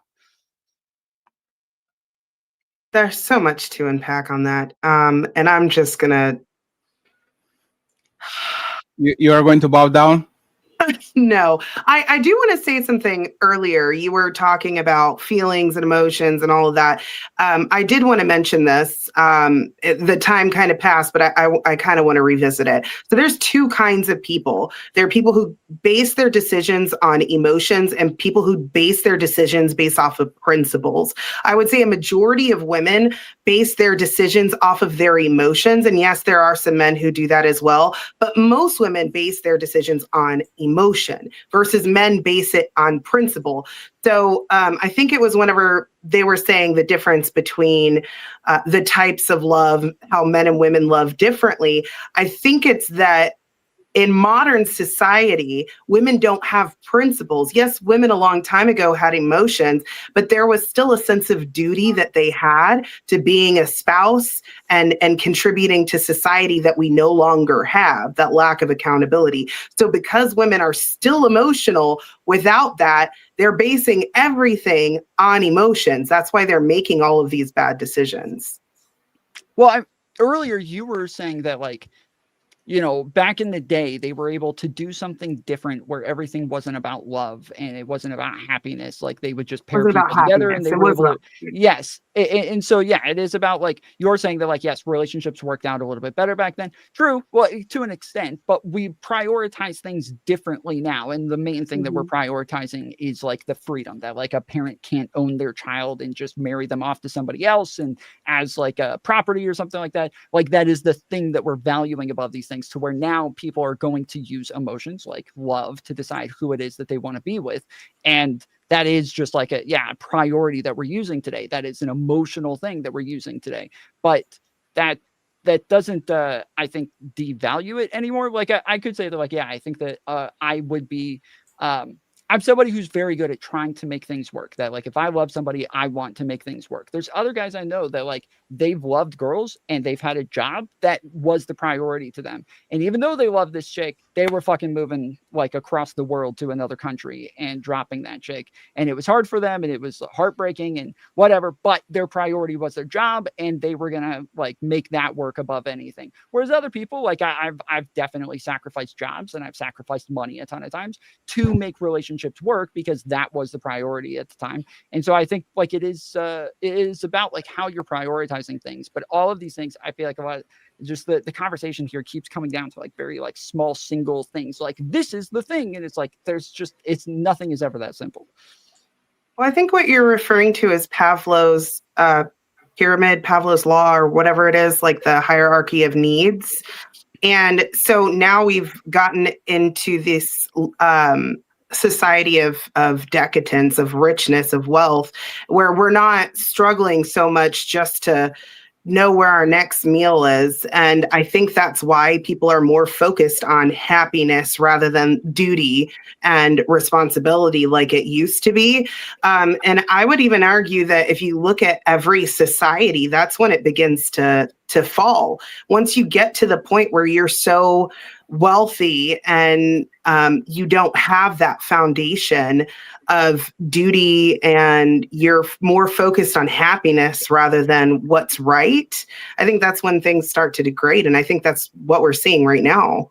But what's right is based on the society, what is beneficial to the society. And I think over and over, you're right, a lot of societies have gotten to points where they value happiness above all. And over time, they start to decay. I think the thing that we have all been looking for is the type of society that can get to a point where we do value happiness above all so that people can be happy. We want people to have that ability. If we just keep saying, well, let's not even try to get to a place to where we can enjoy life, we can make it what we want it to be, we can make things as good as possible. That is like a very, utopian sort of idea, but that doesn't mean that we're trying to make this like communist, world where nobody ever works. No, we want to get as much happiness as possible. We want to move as close as possible to that. So we live in capitalism right now. Everybody still has to work. They still have to have a job. They have to be able to pay their bills. So you still got to do that. But there are other things that have come with this that have made our society better, to where we're more and more capable of having extended adolescence, to where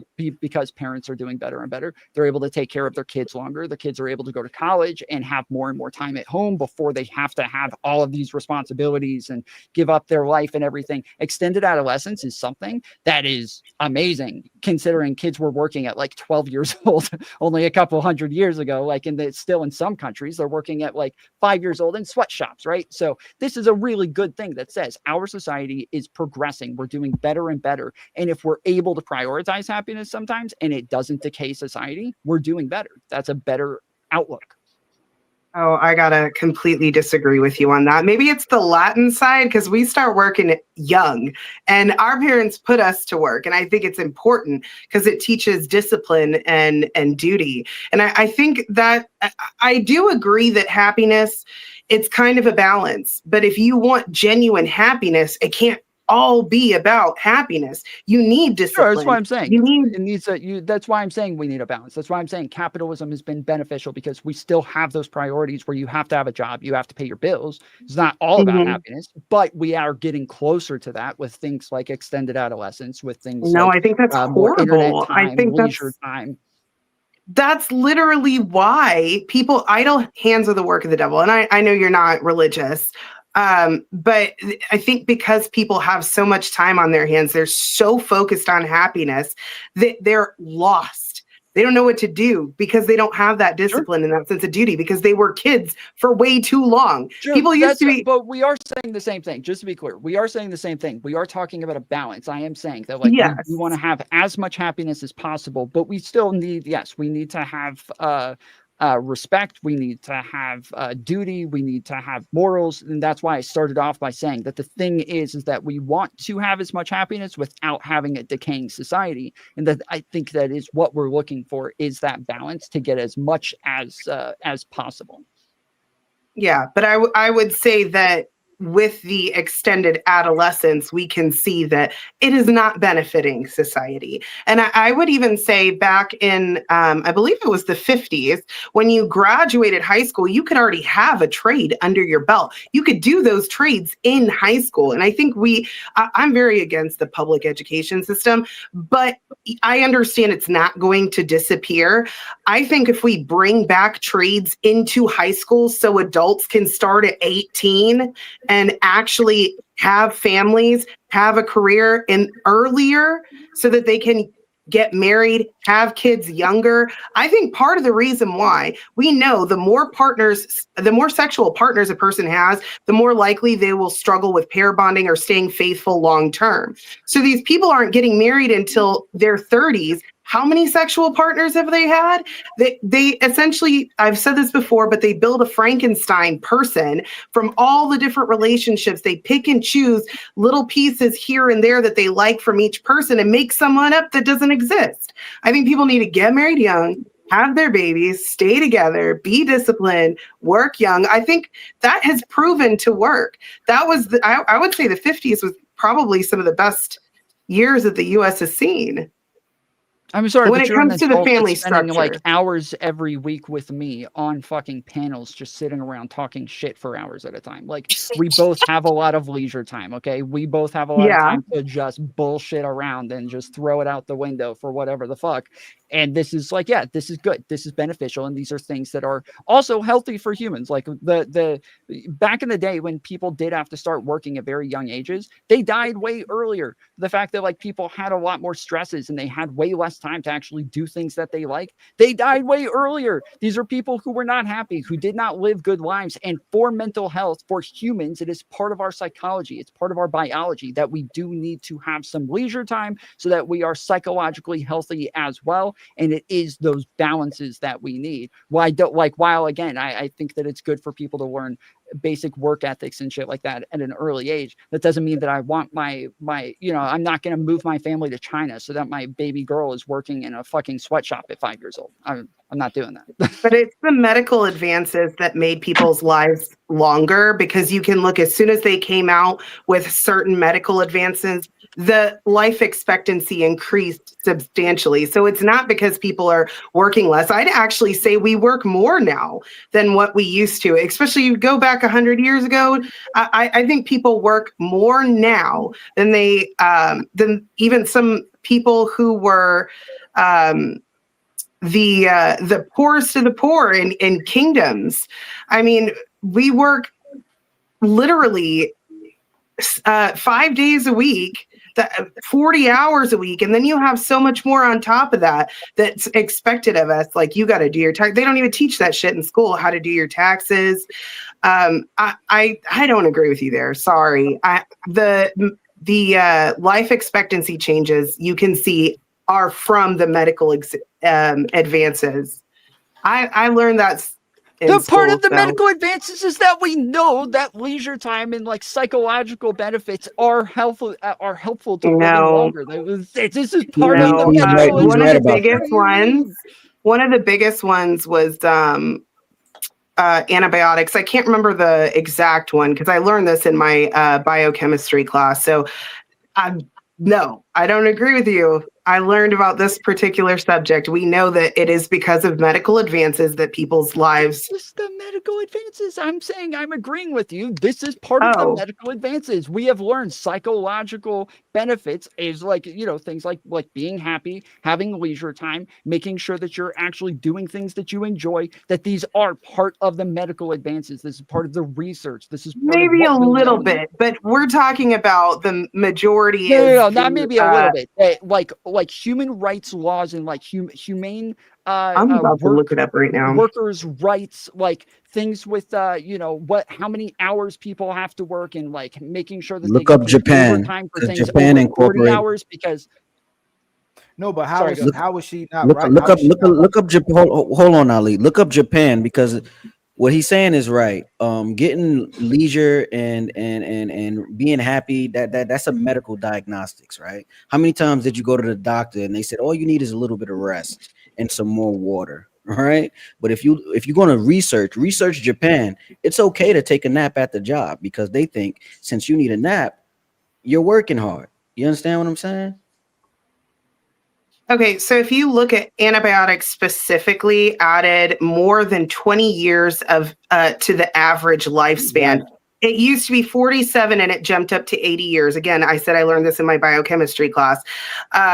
That was the number one reason for increasing life expectancy. Yes, the other things, it does help. Absolutely. I'm not saying that it doesn't. Okay, I didn't say it was the number one cause. I just said this is part of the medical advances, is that yes, like leisure time, having healthy work environments, having healthy mind frame, your psychology, all of these things are part of medical advances that do make people live longer. Leisure time now.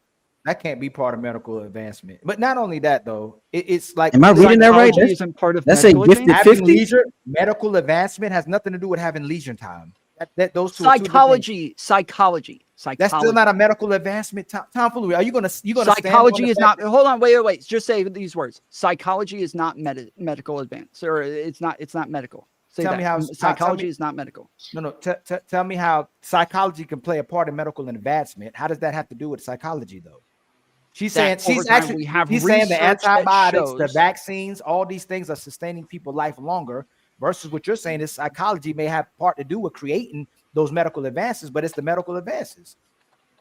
Yes. So one of the things that we know about psychology is that people having less stress is one of the biggest factors to having them live longer. That there are certain types of chemicals that our brain produces when we have a lot of stress that does take away time from our life, that it takes away like a health from us, that like having a healthy mind is one of the biggest factors to living longer and having a healthy body. So that this is obviously psychology is like very clear on this with studies that we've been able to do over scientific advancements, like being able to have this scientific process to incorporate studies. So yes, these are These are all Yes, but it's saying we're more stressed than ever too, aren't we today? Given Mhm. technology, given social media, given the phone, given the demand in work, like people can't just live off of one job anymore. People are working numerous jobs.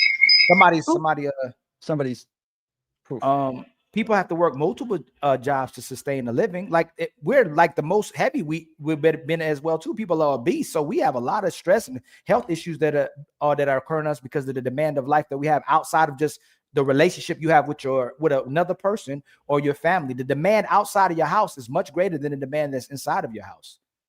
kind of we were comparing to like 200 years ago, and where we're talking about like longer ago. Yes, there were lots of people who did have to work longer, and when we talk about on average, one of the problems is that there are more people working within each household. That kind of changes that average, because back in the day lots of people weren't working, and so they were able to stay at home, and they had a job at home of like home, taking care of the home. And so there are like different differences to that. But yes, within our lifetime, yes, stress levels are starting to go up, especially for teenagers and people with social media, because they're starting to worry and get a lot of stress over whether or not somebody liked their picture online or something like that. There are a lot of those things that come with this as well, that people like you and I didn't have to deal with when we were younger. Yeah.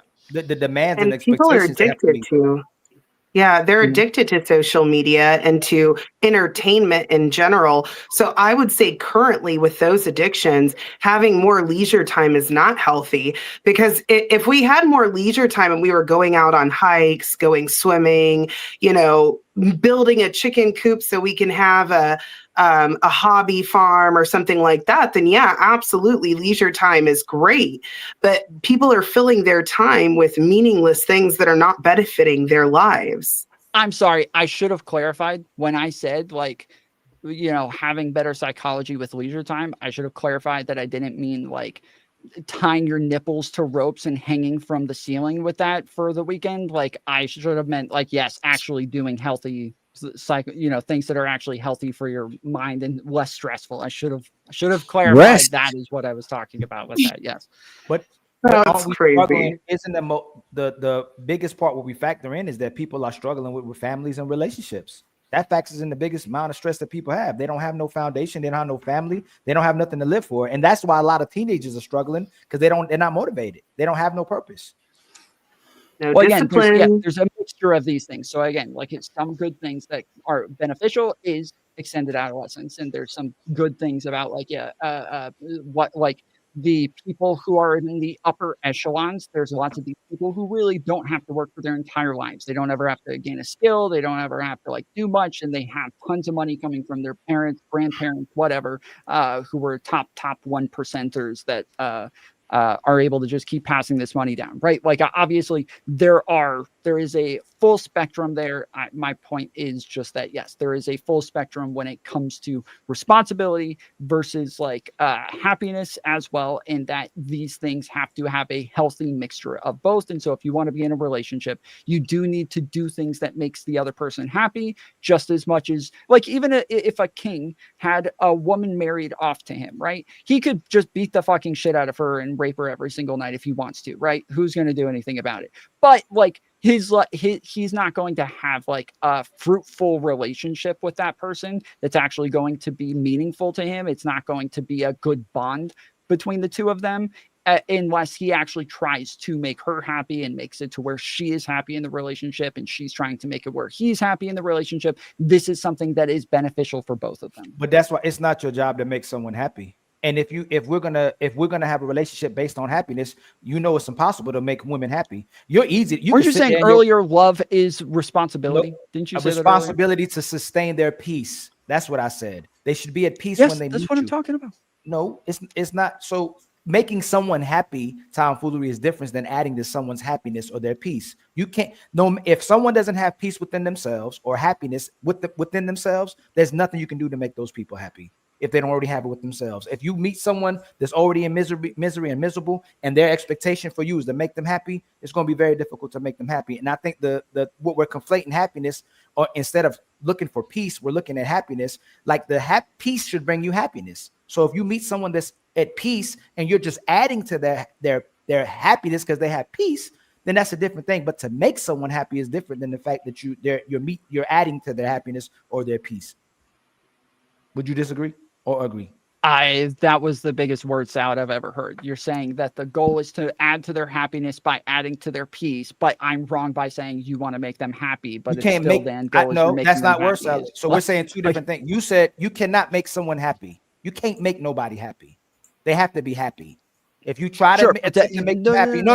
You said no, because I'm working it down since it was word salad. You're not. You said that you have to make this person happy. I said you're supposed to add to the person's happiness. They need to be at peace already and have happiness. That's not word salad. I explained it. You've been explaining, and if I use that against you, I said you've been word salad in the whole panel. Tomfoolery. Why would you even say that? You have moments like this too, tomfoolery. Like when you talk, I explained why you didn't engage with what I said. Let me finish. No, you said I will did let you word finish salad. not engaging. Go ahead. You did word salad. I engaged it with exactly what you said. You said What was the someone makes you reason happy. for the word salad? What is the reason I gave for why it was a word salad? Because you haven't even you said it to be condescending. That's why you said it. I don't have to give No, I context to literally why you just said no. There was if no you reason. So let me. I'm still finishing. I did right? give a reason. Okay. You've been talking and giving extended answers this whole time. I saw it as valuable. I went, oh man, I like his answer. Same thing anybody else answered. If you chose to talk 2 minutes, 5 minutes, 10 minutes, other people were talking. Why did you take it upon your time when you said you should make someone happy? And I said, no, you shouldn't make them happy. That when I gave context and added to it, that you said I'm doing a word salad. Isn't that bad? Bad faith argument? Isn't that disingenuous? No. So as I said earlier, explain how I did a word salad. No, explain how I did a word salad. That's what I'm doing. That's what I'm doing. So as I said earlier, when I say the goal is to make them happy, and you're saying no, it's not to Stop make right them there. happy. You want to stop give right them there. peace. So stop right there. Stop right there. Can you make someone happy? Yes. Then why aren't people staying together? People are staying together. Women are literally there are leaving. people who are staying together. I I'ma know say my why. parents are Let me still together. add They've been to it, together 'cause for this 60 is years. going to look bad upon your argument. Women say they're looking for self-love and happiness. Men don't say that. So men do have happiness within themselves and they have peace within themselves. So if they have happiness already, how come they don't have happiness? If a man comes into their life, why are women still say they're looking for self-love and happiness? Why they don't have happiness when men come into their life? If you say that someone can make someone happy. I think that men are also looking for happiness with I that didn't person. ask you about also men. trying to make them happy. We're speaking specifically now about women. Women say they're looking for self-love and happiness. You said you can make someone happy. So if a man gets with a woman, why does she not then be happy?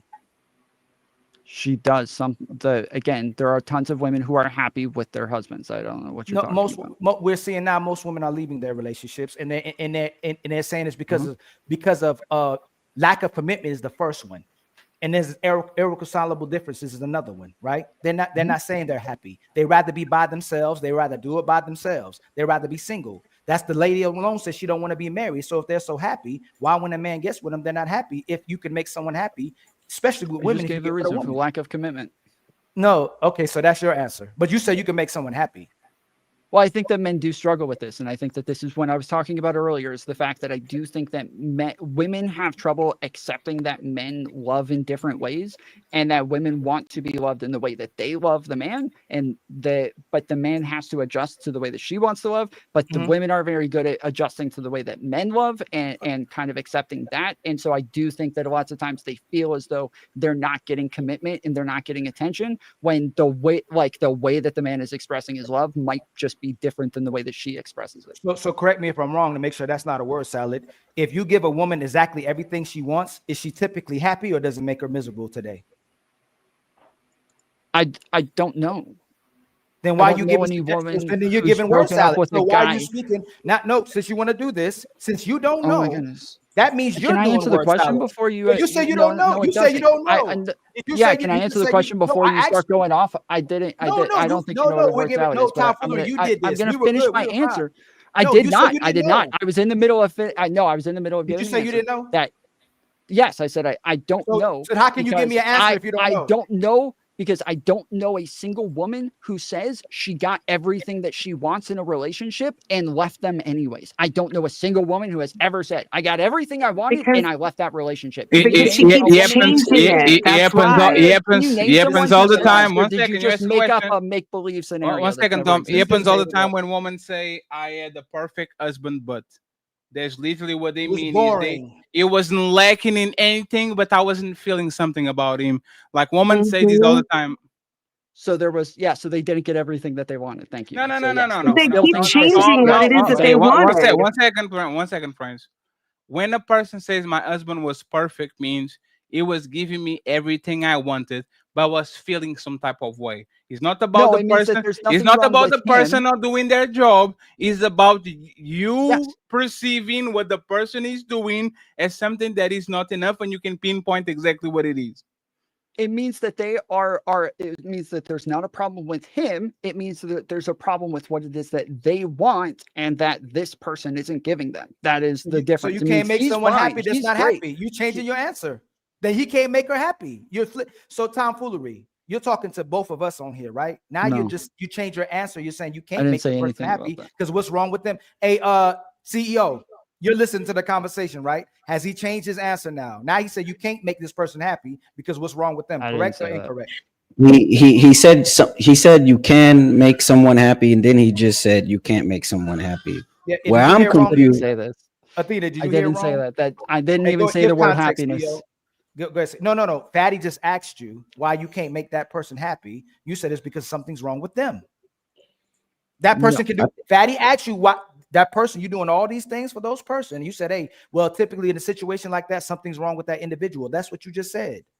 So he said, if X, Y, and Z, he started with a presupposition. Yes. I corrected the presupposition. I did not answer his question. I said, you're asking the question off of a presupposition that I disagree with. I'm correcting the presupposition that she is saying. He is fine. He's good. He's a great guy. He's just not giving me what it is that I need. That is her still missing. Okay, let me ask you this. Let me get a little personal with you. You've been in relationships before, right, tomfoolery? Mm-hmm. You seem like a genuine guy. You seem like somebody who would do what a woman would ask, right? How many of your relationships have failed? All of them, obviously. Were you happy? Were you a happy person? Sometimes. Did the relationship fail because you couldn't make the person happy? Yes. Checkmate, man. That's the time. Why do this? You couldn't make. You said you could make them happy. Well, when you say that couldn't make them happy, are you saying all of your relationships? It was literally impossible. Tom, you know what? Is that what you're asking? You know why this? Wait. Can you answer that question? Answer the question. No. You haven't answered the question. Are you saying it's literally impossible for me to make the person happy, or are you saying I gave you a compliment? I gave you a compliment first. I said you seem like a reasonable guy. You seem like someone that would support a woman and do the things that she asks, and I think you would add to a woman's happiness. You said all your relationships failed because you couldn't make them happy. You were happy. They weren't happy. And when they met you, they try to use you to make them happy. But since they weren't happy, you couldn't make them happy. And those relationships failed. You can't make someone happy. So, okay. So what I would ask again, are you saying it was impossible for me to make them happy? Or are you saying that I just wasn't doing the things that would have made them happy? So I haven't used the word impossible. And I gave you a compliment. I said, I bet you did everything they asked. So if you're having a good faith, no, I did not do everything. Let me finish. That they asked. So what did they ask for that you didn't do? So lots of times, like, it's definitely attention, like more attention, or sometimes it was that like they wanted me to go and do other things that I was not willing to do. Sometimes it was. No, I'm asking you, what would you not do that they asked you to do? Can you be specific, brother? Don't just say you didn't do it. I guess some of it's personal, but I guess one of it was you ain't gotta go. If it's one girl, one girl wanted me to quit a job that I was fully invested in, that I wanted like a long-term career in. She wanted me to quit that because there was a much faster route with another company, and I didn't want to do it. And then years later, I finally did it. But for her, it was showing that there was a lack of like go-getter mentality. And that just wasn't really me. I wanted something that was like long-term. So you say you didn't do it, but then you say you did. So did you not do it, or you did? You said you did it. You eventually did it. I did it. I did it. As I said, I did it, but it was like years later to her, that like it was too little too late. Okay. That was one thing. So in something that had to do with her. We can get to that one. What happened to do with her? Giving her meeting her emotions, giving her attention, giving her resources. What has a woman asked you for that you haven't done? Well, that I said earlier. What I mean, you say And without resources. quitting the job, you're saying quitting the job. I'm saying your But yeah, relationship. I said earlier. One of the things Okay. is that like I'm not So great did at you like give her giving women attention? attention in the way that Did you they, give her I attention? not really. Like I really value my own personal time and like being alone. And there are a lot of times where yes, I just did not want that that interaction at times that she So you did, would and over time it made her feel like we were growing apart. So you were the problem in your relationship. That's what you're saying? I am one. Yeah, of course. So As you I would have said, if I'm not can you making her can you happy, I am can the you speak problem. about Yes. the relationships that you weren't the problem in? All of the ones where I broke up with her. Right. So did you do what those Yeah. people asked?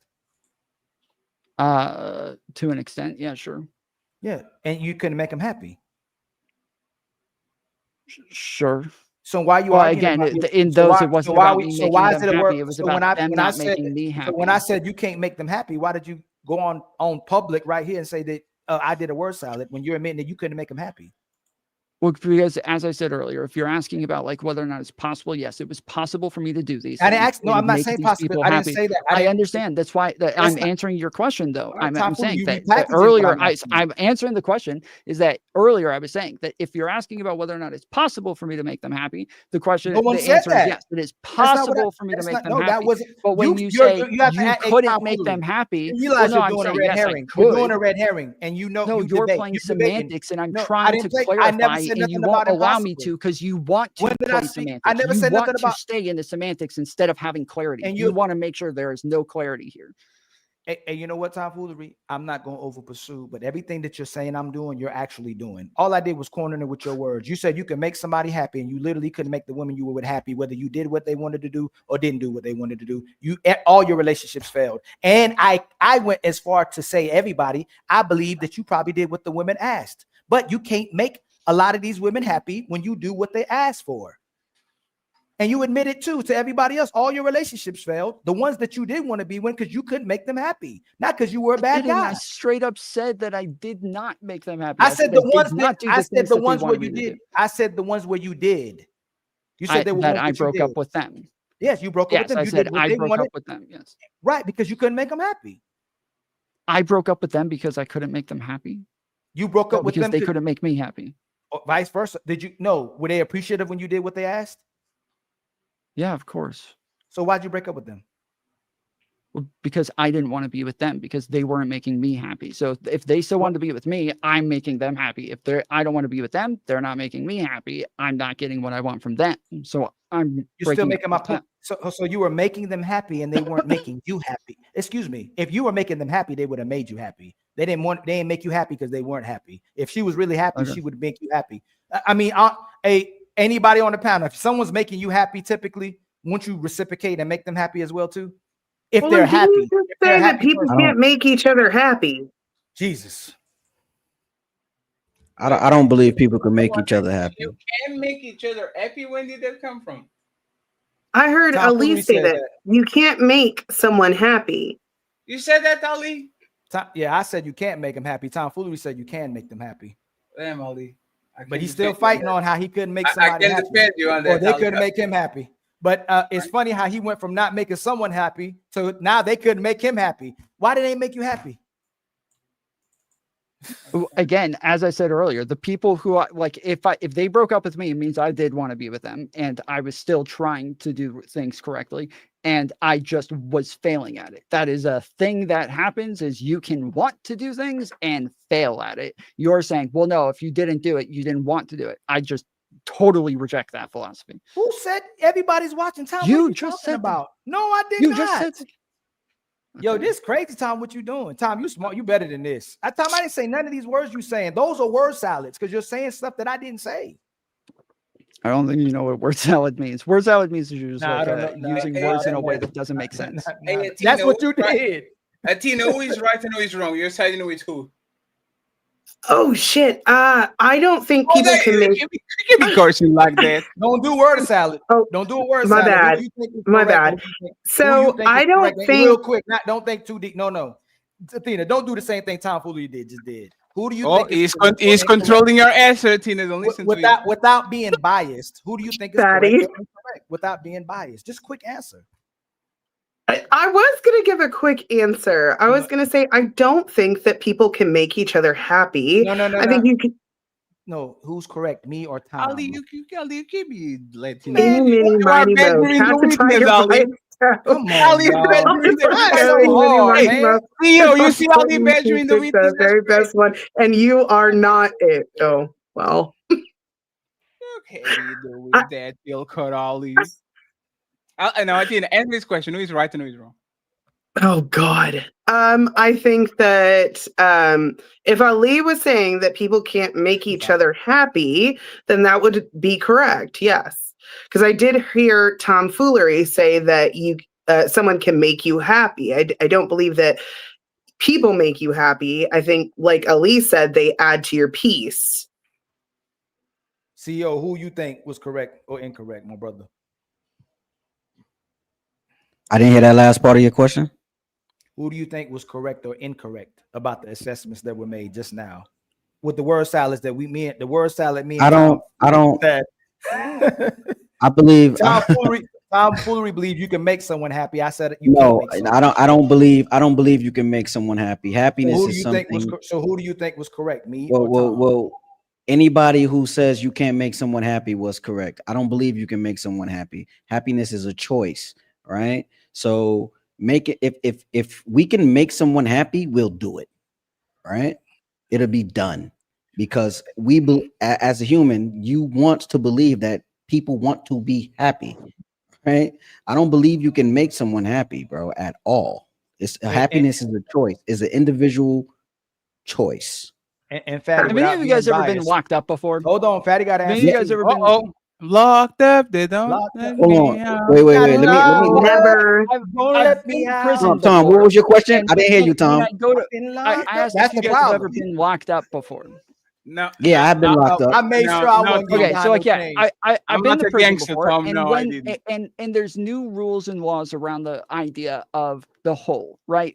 Being in solitary confinement. They have a ton of new laws around this because it's considered inhumane. The reason it's considered inhumane is because you're not able to have interactions with other people, and that when you don't have interactions with other people, you are not capable of having a good psychology, and that over time it starts to have like a very detrimental effect to you. That like other people necessarily do make us happy. That like it is part of a healthy psyche, and that it is something that we have to do both. You have to work on your own happiness, and other people can also work to make you happy. But if you're in a prison where everybody's trying to fucking kill you the whole time, those people are not doing anything to make you fucking happy, and all you're doing is just like making everything worse. Or if you're just locked up by yourself the whole time, you cannot just decide to be happy, because we are social animals. We need those interactions to be happy. Others are kind of essential to our own happiness. We can't just make that decision.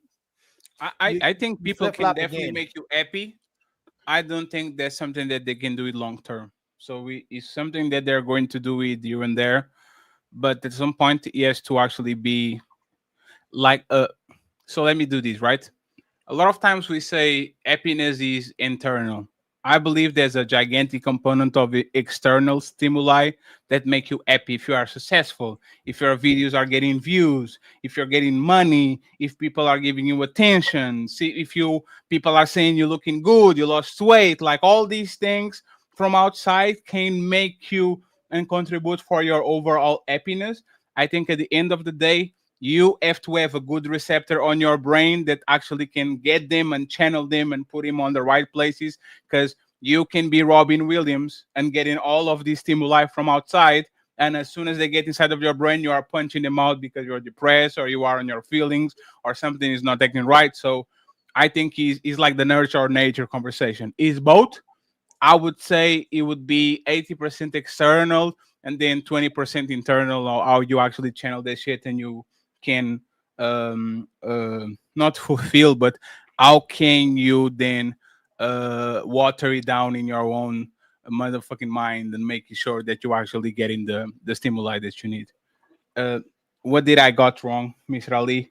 And then we go to the super chats real quick, okay? And by the way, friends, sorry, I apologize. I'm not present. I'm just tired, okay? Sorry, Ali. We see you working. We see you working back Ali, there. Yeah, the background looks fucking dope. Oh, over and there. by the way, Angry Man is on the chat, Ali. Hey, Angry Man, I'm coming for you, Angry Man. I told you, I'm coming for you. You better watch it. I'm trying to figure it out. So shout out to the Angry Man in the chat. And shout out to my brother Ali once again. He reached 5,000 subscribers. He's carrying the Untouchables heavy on the last 2 months. So please go ahead. We try to get him $300 today, $5 at a time. The ketchup in the bottom. Make sure we support the brother Ali. He's doing the Lord's work while Fatty is just looking around and doing some stupid shit. Okay. So Ali, what did I got wrong? And then we go to super chats. I think most of the peace and happiness for men is a choice that they pick will make them happy, whereas it's a condition for women. There's a quote I'm gonna make up. I'm gonna put on a shirt where I say that most men can find happiness and find peace with a woman's hell, but most women cannot find peace in heaven. Peace and happiness with a man's heaven that he gives her. So a man can do everything in his world to give a woman heaven, and she can't find peace with it. It still makes her miserable. And a man can deal with a woman's entirety of her hell and destruction, everything she gives him, and he can still find peace and happiness with having her as long as she's not dealing with somebody else. And you see it over and over again. So for men, it's a choice. For women, it's a condition that you never can meet. It's nearly impossible to make most women happy, because you can't make women happy and you can't make most people happy. But happiness is essentially a choice and what you dedicate your life to and what you say makes you happy. But for most part, men can be happy and find peace that they make choice to, where women is a perpetual condition that you can never meet. Well, I'll meet you halfway. I want to say I agree with most everything that you're saying. I think that you're taking it to extremes, whereas I'm like a bit closer to the middle. But I will say that I think men are much more easily pleased. I think that men are like very simple creatures, that like we are much more easily pleased within a relationship. Women do have higher standards. They expect a lot more, and that there is a lot more that you need to do in order to meet that bar than it is for men. I think men have a much lower bar. Women have a much higher bar. Whether or not that's a problem with men, I don't know just yet, but maybe they need to raise their bar a little bit. So let me just say this, Ali. So this is actually where I think there's the disconnect between both of y'all. A woman can definitely make a man happy. I don't think a man can make a woman happy. Like I said, like I think a woman being grateful, making the man feel valued, making the man feeling like all the men on the panel felt this way. There was a point of time where your life was shit, but just because that woman was happy, you were happy too. Every man felt that, like it's a state of mind where you might be tired, you might be working too much, you might be all these days, but as soon as you get home and that woman is smiling and he's thankful and he's looking at you like you're the last potato in the planet, that makes you happy. That's actually what makes a lot of men go in relationships. On the opposite side, I don't think a man can make a woman happy, because she has to decide if she's going to be happy with what you give her or not. And this is my opinion. We're going to do the segue after the super chat with J-Lo. J-Lo probably got everything and anything. She probably got very much love. She got touch. She got sex. From the other guy, she got money. From the other guy, she got clout. From the other guy, she got affection. And it never was enough because of who she is. It's about something internal in her. So I would say that the conversation is different between man and woman, just for the fact that I don't think women and men on this situation are actually equal. They definitely are not. Okay. I give you one example that I see happen with couples, or you see people do. When you ask men about their success, she was my backbone. She's my everything. I couldn't do it without her. When you turn back around and ask the women, oh, we grew apart.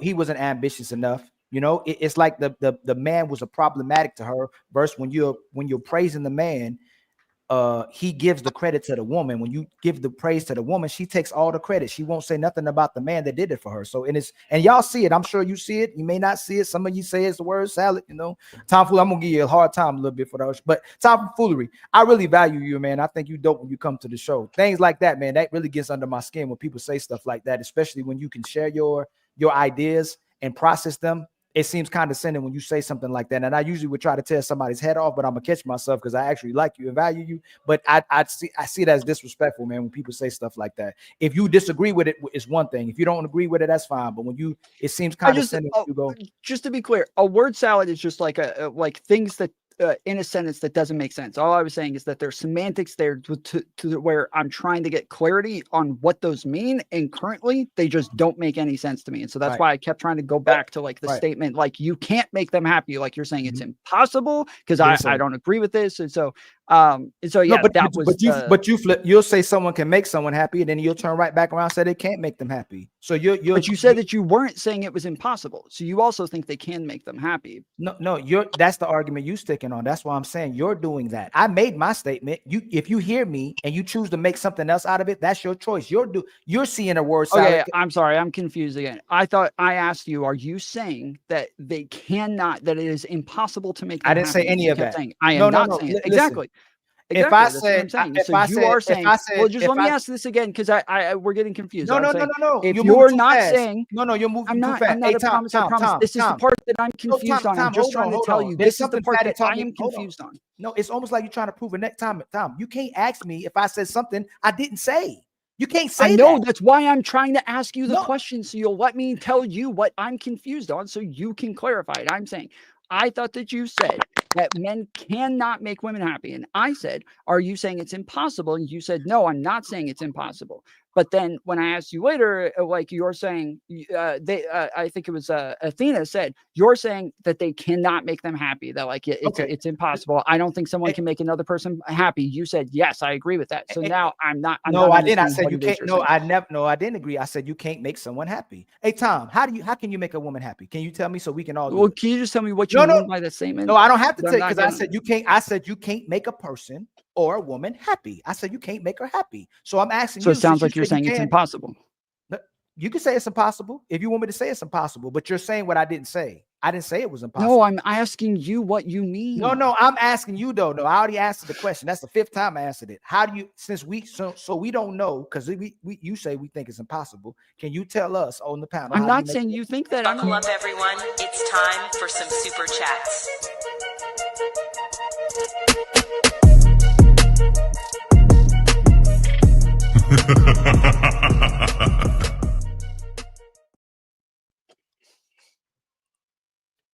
You on mute, Fatty. You're muted. I'll give you right back to y'all, friends. It's actually very interesting that you guys are going on. Angry Man and John, thank you very much. I never saw John before. Jan, but I appreciate you. Thank you very much. Let me just read these super chats real quick and then we go from there, okay? Thank you very much, Carl Anderson, for the $25 plus $25, the $50 ball. Thank you very much, Carl, for supporting Ilkan Ali on these 5K, the 5K. So I appreciate you, sir. Thank you very much for showing. I need 800 and to get the yes, 800 to get to the goal. Thank you very much, friend. I appreciate you. Salute to you. Salute to you. Let me get F your big screen, nigga. Them. I have 3 of them. Shout out to Zyrex. She's in the building. Oh, damn. I'm covering this shit. That's crazy. Go ahead. Zyrex, thank you very much, Zyrex, for the membership. I appreciate you, Zyrex. The untouchable empire, baby. We're going to Nino Nation next, okay? So stay put. Doris, I appreciate you for the $5. Congratulations on the $4. Man, me and Ali, we keep talking on the back. It's Kobe and Shaq. Ali is going to be on places that you are going to be very proud of him. I appreciate my brother for carrying the untouchable empire. Shout out to my boy Jeffrey in the building. Salute to you, sir. We appreciate you. Thank you very much for the $5. All I appreciate you. Red Lipstick, she became a member of the untouchable empire, baby. Appreciate you, Red. We're going to start to pull up Mr. DJ Fly High with $5 Australian. He says, love nowadays is all about monetary transactions. And to quote Whitney Houston, what have you done for me lately? Is that Whitney Houston or Janet Jackson? Hey, Angry Man, that's Janet Jackson, right? That's Janet. Damn, homie. That's how That's you make better. crazy. You don't know better. The untouchable empire, baby. Shout out to my boy Raby Knight, the Admiral, with the touchable The membership. untouchable empire, Thank baby. you.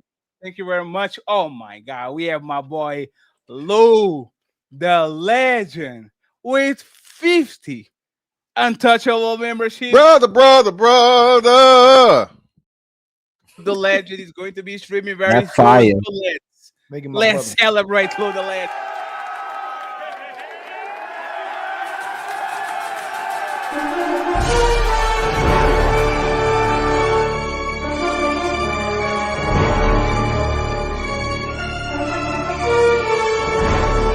One of the untouchable founding fathers. I appreciate you, Lou. Thank you very You're the much legend. for the $50 ball. And finally, Mr. Dark Lake Revive with a $5.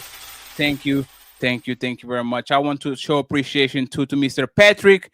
He gifted $5 via Cash App. So, friends, we need to get a Cash App going. I need $300 on Ilkan Ali Cash App right now. So please support the show.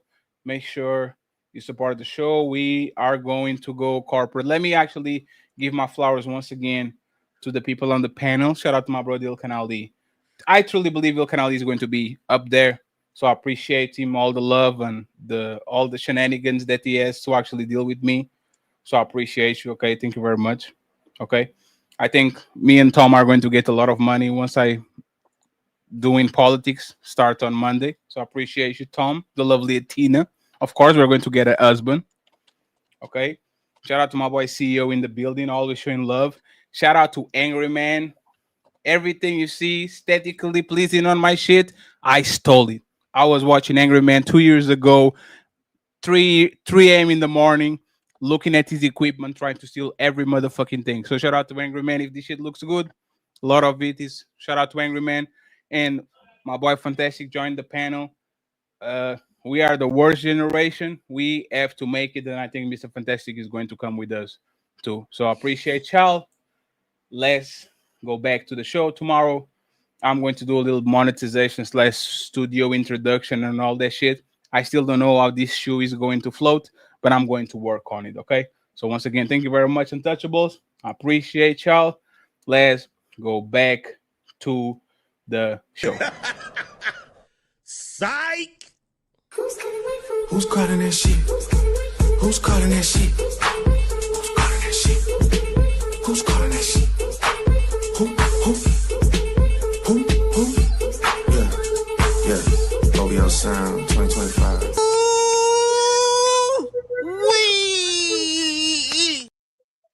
Let's get Ilkan Ali and Tom to finish their back and forth, and then I want Angry Man and Fantastic to join in on the conversation because love is not as easy as it looks like. So let's see what they have right now, and then we go from there. Go ahead, Mr. Ilkan Ali and Tom. It's time I'm going to have trouble.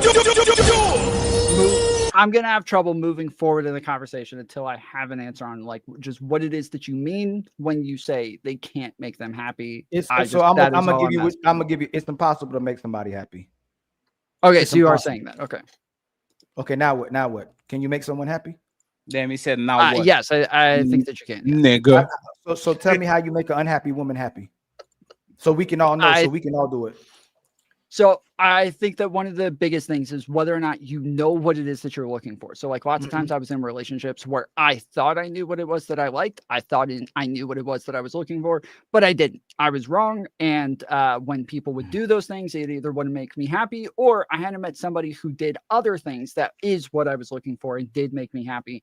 And that those are and even people may just have like wrong concepts of love. They may have grown up in families where they saw very toxic examples of love or relationships. And so, yes, they need to learn these things over time so that they know what it is that makes them happy. And then they communicate that with their partner so that their partner can try to fulfill those roles. So that was a filibuster. I know you said word salad. That's a filibuster. I didn't ask you that. I asked you to help us. And how do we make a woman happy? If she knows what it is that makes her happy, you ask her and you try to fulfill those rules. No, you said try. Damn. Why'd you say try? Why didn't you tell me? So let me ask you this. If you do all those things that she asked, is it 100% guaranteed you'll make her happy? No, because it's not 100% that she knows what it is that she's looking for. Did you just checkmate yourself? No, it's exactly what I just said. How? If you did, I just said that if you did 100%, yes, that means you said if you try and if you do it, she should be happy, right? Well, if you actually do it, yes, She but should be that happy. trying and doing it are two different things, and her knowing what it is that makes her happy is a different I thing. asked you But if you did let's say, well, yeah, let me. If she Yes. does know what it is she's looking for, and you do those things, yes, it Yes. should. So then, why have 100% of your relationships failed if you did what the women that you I asked did for not did for do you? them, as I said earlier. No, you told me there were a few women that you did. So all the women you didn't do what they asked. No, the ones that broke up with me, yes, I was not doing it. Yes, in all of those. No. So you never did exactly what a woman asked for you in a relationship to make her happy. No. Oh, so you're the problem then? Then they can't be the problem. I don't think anybody can. Whoa. What do you mean by he's the problem, Ilkan Ali? He just said Yes, I was when the you're in a problem. If relationship. they broke up with me, yes, I was the problem. You Obviously, said the That is person's generally how that works, responsibilities. Is it? Hold on. Is it a person's responsibility to make someone happy if you're in a relationship with them? Are you supposed to try to make them happy? If you want that relationship to work, yes. So why didn't you try to make none of them happy? I tried. I didn't. No, do you it. said you Those didn't are do what different things. that you didn't do it. Trying is it. Yes, I everybody didn't do it. everybody knows almost doesn't count. Jamie singing. Correct. Yes, Woo! you didn't try. I say no. I tried. You say, do you do it? Yeah. didn't- No, no, I you did didn't not try. do it. Did you You try? didn't do Yes, it. I tried. Did you My do it? back No, for I me didn't do it. singing.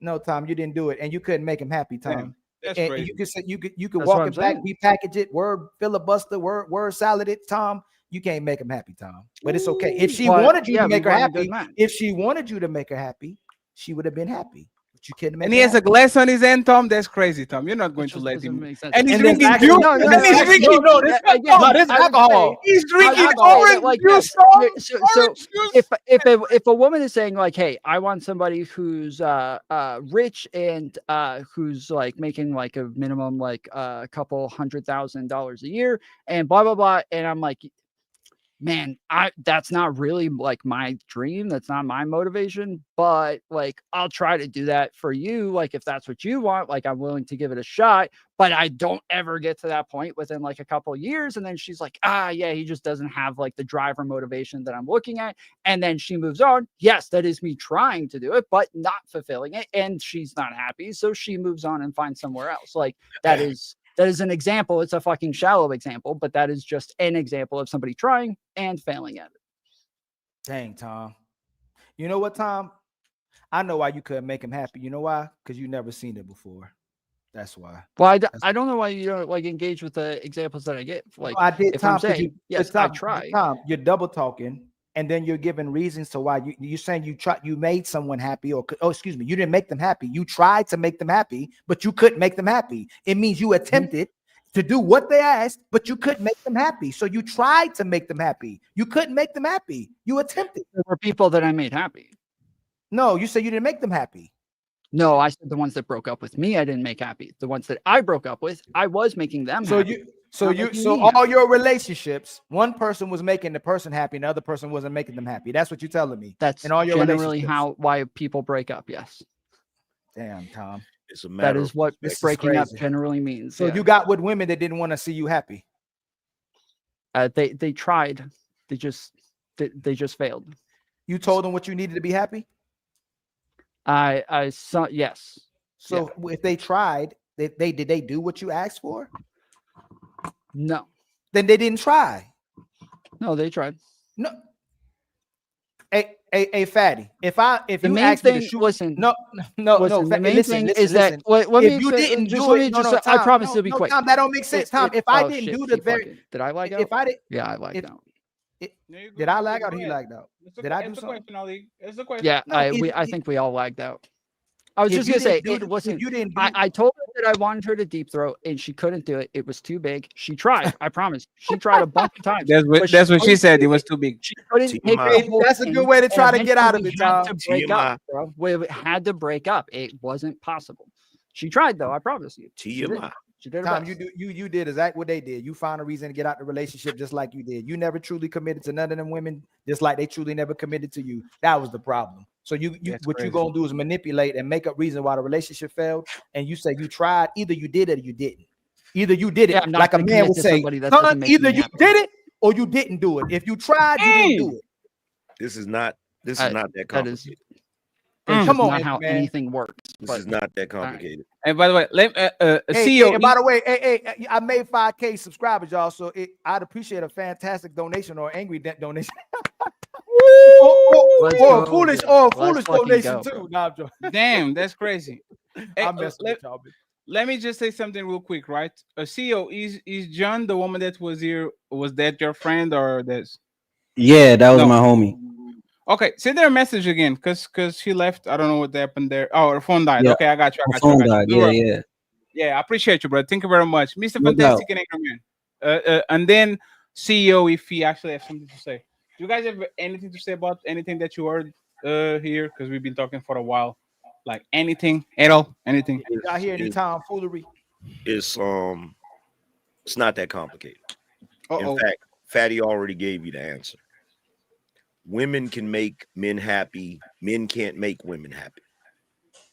And the reason why is because of the way men and women view the world. It's the way their perspective is, right? So when it comes to men, it's easier for us to be happy because we expect the world to be bullshit, right? We expect the world to be horrible. We expect the world not to be the way we want it because we're problem solvers. The world has to be problematic in order for us to solve problems. So for a man, happiness might be he got up that morning to go to work and there was no traffic. He's happy about that. That's all it took for him to be happy. Whereas with women, the way they view the world is not supposed to be problematic. The world is supposed to be laid out for them the way they want it. So if a woman gets up in the morning and that day there's no traffic, she's not happy about that. She's just going to look at it like, well, shit, why can't it be like this all the time? This is the way it's supposed to be. That's the mentality. So because women view things that way, when you do things as a man to make them happy, it's not like it's a grand thing because in their mind, you're supposed to do that shit. You feel me? It's kind of like the thing with Mother's Day and Father's Day. The reason why mama gets so many gifts and everybody gives her so much love is because everybody thinks mama does what she does for the children out of love. The reason why nobody gives a shit about dad on Father's Day and gives him tools and shit, responsible shit, is because we're not going to reward you for doing the shit you're supposed to do. It's a difference of mentality, right? So when a guy is in a relationship with a woman, anything that she does that's an act of kindness, anything she does for him is going to make him happy because he doesn't expect it. But when you're a man trying to make a woman happy, nothing that you do is going to make her happy if she's not already happy because everything you do, you're supposed to do anyway. Hey, Angerman, you used the word that I was missing. Expecting is the expectations. Expectations of men are so low that if we get anything, we're like, oh shit. But woman expectations are so high that you give her the heart and she says, I was thinking about Mars, but thank you, nigga. Appreciate it. But it's actually that's the way expectations. Like, and we talk about these on the back and all that shit. When we get the expectations for us are so low when we come to woman that the only thing we are asking is please don't fuck up the shit that I have already going on. I don't even need you to add nothing.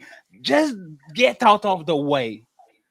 And that's the most depressing shit that you can. Like, you're not even asking her to add something. You're not asking her to make your life a little bit easier. You're just asking her, please don't take my shit. Please don't make my life harder than already is. And that says, in my opinion, a lot. But let me get Mr. Fantastic over here. And then we get CEO when we go to the main event. J-Lo, what does love feel like? Go ahead, Mr. Fantastic, if you have to add anything. And thank you very much, sir, for being here. I appreciate you. Yeah. I need you to do me a favor first. I need you to say some shit in Portuguese real quick. Olá, eu sou o Cláudio e neste momento são 3:30 da manhã. Estou a gravar para o YouTube, portanto, obrigado, senhor fantástico. Roubei a caneca do Angry Man. Esta caneca também foi roubada do Angry Man. Tem uma palhinha e eu posso beber. Thank you very much, Angry Man. I stole that from you too. I brought him from Timo, $7. Mr. Fantastic, was that enough? Did I prove that I talk Portuguese or not? Hold on. Hello, I'm Claudio. It's 3:30 in the morning right now. I'm recording on YouTube. So thank you, Miss Fantastic. I stole Angry Man. Damn, you FBI. You better watch out, fatty. You better watch out. I'll make sure this shit work, bro. This shit work. That's crazy. I got the real time. What you got? Nigga. You got him on TikTok? Amazon. This man go. You better watch what you say. Amazon, nigga. Yeah. Hey, I'm gonna be I see listening. the commercials for those on TikTok every day, dude. Hey, well, the shit's work, nigga. The ones on you. This on man Amazon, going to nigga. Colombia I don't know tomorrow. how to- Shout out. Hey, no, brother. I'm being Brazil. I'm being Brazil in 2 weeks. That's I was thinking about taking a trip to Australia soon, so I might need some of those. So hey, so them hoes that be trying to set me up. Like, no, hey. No, man. Hey, shout out to everybody. But yeah, man, I gotta try and get somebody what fucking Angry Man left. He pretty much covered it all. I'll say this, right? And we'll just look at it even from the dynamic of sex. We had this conversation several times. What's your gift gonna be for any occasion? That pussy, right? A woman actually thinks she, you know what I mean? Sex is a reward. Sex is everything. You know what I'm saying? Every time there's something for you to get, you can spend $10,000, bro. And what's she gonna give you? Ooh, I bought this lingerie. Lingerie. It's pussy inside of it. Aren't you happy? But again, what do? We don't Uncle Phil ass up out of the room. What do? We accept the pussy, like you said, because as a man, you're not expecting much. And hey, I like her, I care about her. I'm just gonna take it, right? It's only but again, man, that and women's emotional style as to where I would say this. You guys remember the I think it was a Geico commercial with the pig, where it's wee. The pig is a woman expects we all the time. A woman expects a never-ending fucking roller coaster of like the G's, not just the, she don't want the cluck. She don't want the up. She want the fast going motherfucking perpetual fun roller coaster at all times. Women aren't built for monotony. They aren't built for monotony. They aren't built for the lows that we are. Routine, same old, stress, all these different things. A woman really does feel like you guys said, that the expectation is I'm supposed to have fun. You know what I'm saying? Make me feel good, nigga. You know what I'm saying? Even without the, on some Halle Berry shit, right? And then, hey, entertain me. If figure out what's wrong with me. That's another thing I told you, especially in the black community, bro. Man, you gotta be a semi-therapist to make these relationships work, bro. You gotta figure out what's wrong with her and not just figure it out, but then find a way to fix it, right? And then you gotta fix it in the way she wants you to fix it, not how it needs to be fixed, but how she wants you to do it without judgment. Without judgment, right? So this a lot of these things that y'all have on the super panels and the conversations on like the body count shit. It's like, okay, well, I don't know if you guys remember old girl that's on hemp shit, right? She going viral right now, the child support lady, right? Dez. Dez came on hemp shit and admitted that she married and fucking had babies with ain't shit nigga by her account. Not once, but twice. Now they say after the fact that I done picked the wrong nigga, had kids with him, multiple kids. The second kid after I knew he was an ain't shit nigga, according to her, this is her word now. Now the price of the pussy done went up.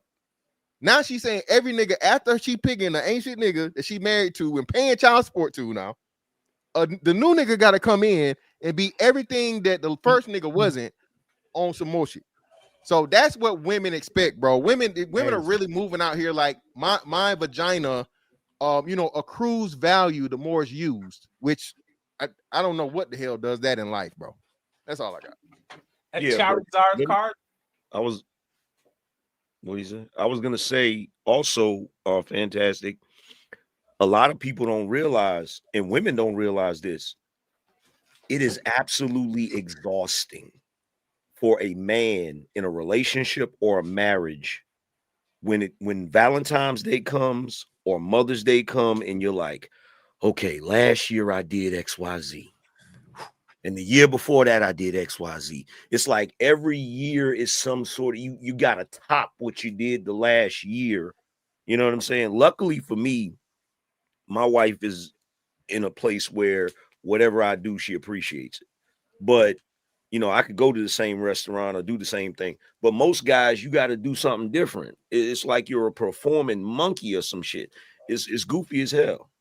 AM, that too, and I will I'll land after this. AM, that's what we say when we talk about the whole dating aspect of it. You know, once you marry, hey, you know, it's a process, but nowhere near. These women want motherfucking Cirque du Soleil and motherfucking Chef Ramsay on day one. Chef Ramsay. Top that by 5 days, and no sex for those first 5 days. On top of making the 10th wonder of the world. Man, get the fuck out of my face, bro. Don't play with me. What you think about that tomfoolery?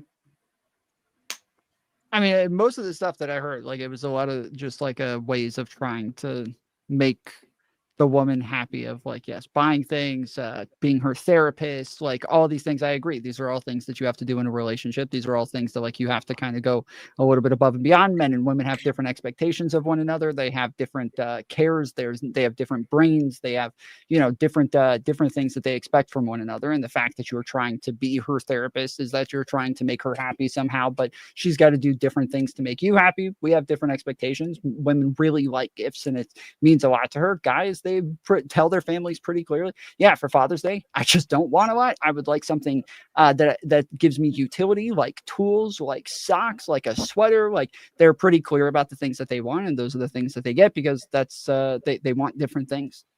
Dudes never ask for that stuff. We never ask for tools. We never ask, because here with us, when we need tools, we'll go buy our own damn tools. Exactly, because they don't know what the fuck to get. The woman don't know what to get, and the kids don't know what to get. Angry man, if you didn't get nothing for Christmas or your birthday, would you leave your relationship? Probably. But I'm a petty ass nigga. Like I'm the guy. Look, here's the thing with me. Hold on, the guy. Early on, I raised so much hell. Like, bro, in every relationship I've been in, I talk so much shit about how dudes get treated on Father's Day and birthdays that any woman I've ever been with, they know I better get this dude something nice because he gonna be out, because I talk so much shit about it. But do you think most men would leave their relationship if they didn't get nothing for Christmas or No. their birthday or Valentine's? They're not leaving. They're not even thinking about it. They just like, no. Oh, I got some. I got some socks. Oh man, thank you so much for these socks. Like they don't expect it at all. It wouldn't change anything. But see, but that if goes you forget back. Valentine's, if you forget Christmas, if you forget their birthday, oh man. Woo. Yeah, but see, Ali, that goes back to what I said. The average man has an Al Bundy mentality. He doesn't expect much, and he never gets disappointed. That's the average mentality of most dudes, especially married guys that's been married for a while. They don't expect shit, bro. That would demonstrate true happiness and peace, though, right? You content. You don't need something else to make you happy or make you at peace. Where women constantly need that weed at fantastic. They constantly resources. They constantly attention. They constantly need not just your attention, everybody else's attention. Like they constantly need more than that, though. More than that, it's loyalty and dedication. So a man, even when he's not happy, is like, hey, this is, you know, and another big thing. You guys might have mentioned it. I wasn't here, but listen, men understand for the most part, don't nothing last forever, good or bad, right? So that's why what AM said, appreciating the good moments, appreciating that shit. Motherfuckers will take, a lot of dudes are in I'll say a 60-40, you know, unhappy or what's the name relationship, and they, because of duty, because of love, they're willing to put up with, like you said, even being unhappy the majority of the time, for the most part. Eventually, a nigga hits, like, nah, I'm out. But like you said, and I think one of the things that we're doing with these conversations is teaching men a better way of, and look, bro, the whole approach of what how we identify masculinity is fucked up, dog. And we're coming into the real time understanding of that, to where first and foremost, before you're a man or woman, you're human, right? And there are a lot of things that human beings have to experience to enjoy life.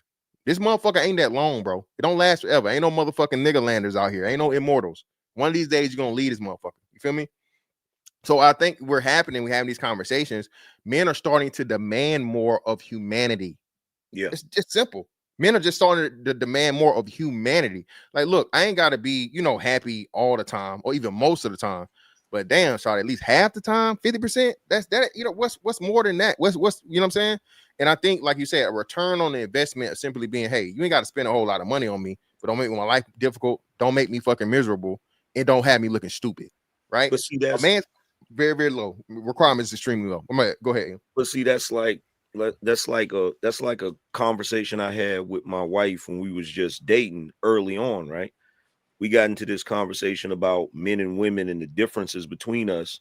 And I said, like, I went on a rant. I was like, yo, y'all women, you get to grow up and try to live your childhood fantasies. You get to grow up, and when you were a kid, you dreamed about getting married, you dreamed about having babies of your own. That's why you got the little toy doll babies and all of the things that you wanted when you were a child. You get to live out those fantasies and those dreams to a certain degree. I said, what about us? I wanted to be Batman. I never get to be Batman. I never get to be Superman. I never get to be any of the things that I may have fantasized about as a child. And then as soon as freaking some company comes out with a car that looks like the Batmobile, and I can actually afford to buy it because I done worked my whole life, and I go buy it, the chick's gonna say, oh, that's a midlife crisis. Ain't this a bitch? You done got to live out your fantasies, and I can't even get one modicum of a fantasy. You feel me? So you're 100% right. Men nowadays are demanding to be humanized instead of being treated like utilities that can just be used and then tossed away when we're no longer necessary. You feel me? So I agree with you wholeheartedly on that. Fantastic. I just like all studies and data that I read, like all data and studies that I read, like I just completely disagree with all of this. Like the majority of households and women in households do by far the majority of work, and on average they work about the same amount as their husbands and make about the same amount as their husbands, yet they do the majority of the laundry, the majority of the dishes, the majority of the child rearing, the majority of making sure that they remember people's birthdays, or that they're writing thank you cards, that they're remembering to take a fucking a pie to the neighbors when they move in or when they have a baby. Like, they're doing all of the other work, and men get more leisure time on average to play video games, to hang out with their friends, to go to the bar, to go play pool, things like this. It says that women are doing the same amount of work, making about the same amount of money, and then doing almost all of the fucking housework as well. And the idea is that we have very low expectations of them, and they have very high expectations of us. That the reality is the exact opposite. That is not reality. That is some propaganda bullshit. Studies are propaganda bullshit. Science is propaganda bullshit. No. That is some leftist propaganda. Well, show me the right-wing studies that say the opposite. Show me the right-wing studies that say the opposite. I don't have to show you a study. Nah, you don't. Do you know why? Do you know why I don't have to show you a study? Because you know I'm right. No, I don't have to show you a study because I have common sense and logic. Number one, you're talking about source. Tom, I made it up.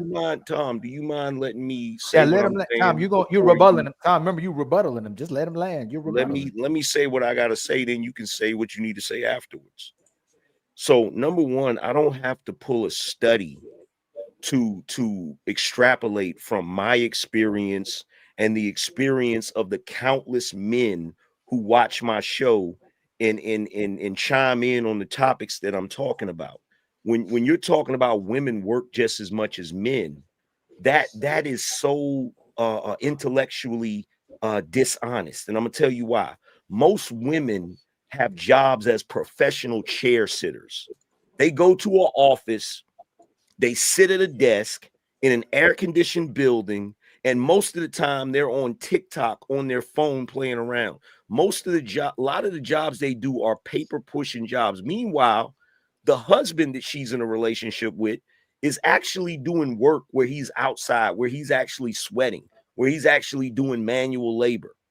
And then in addition to that, you have women trying to make this narrative that, oh, I went to work all day and then I came home and I had to do the laundry and I had to cook and I had to do this.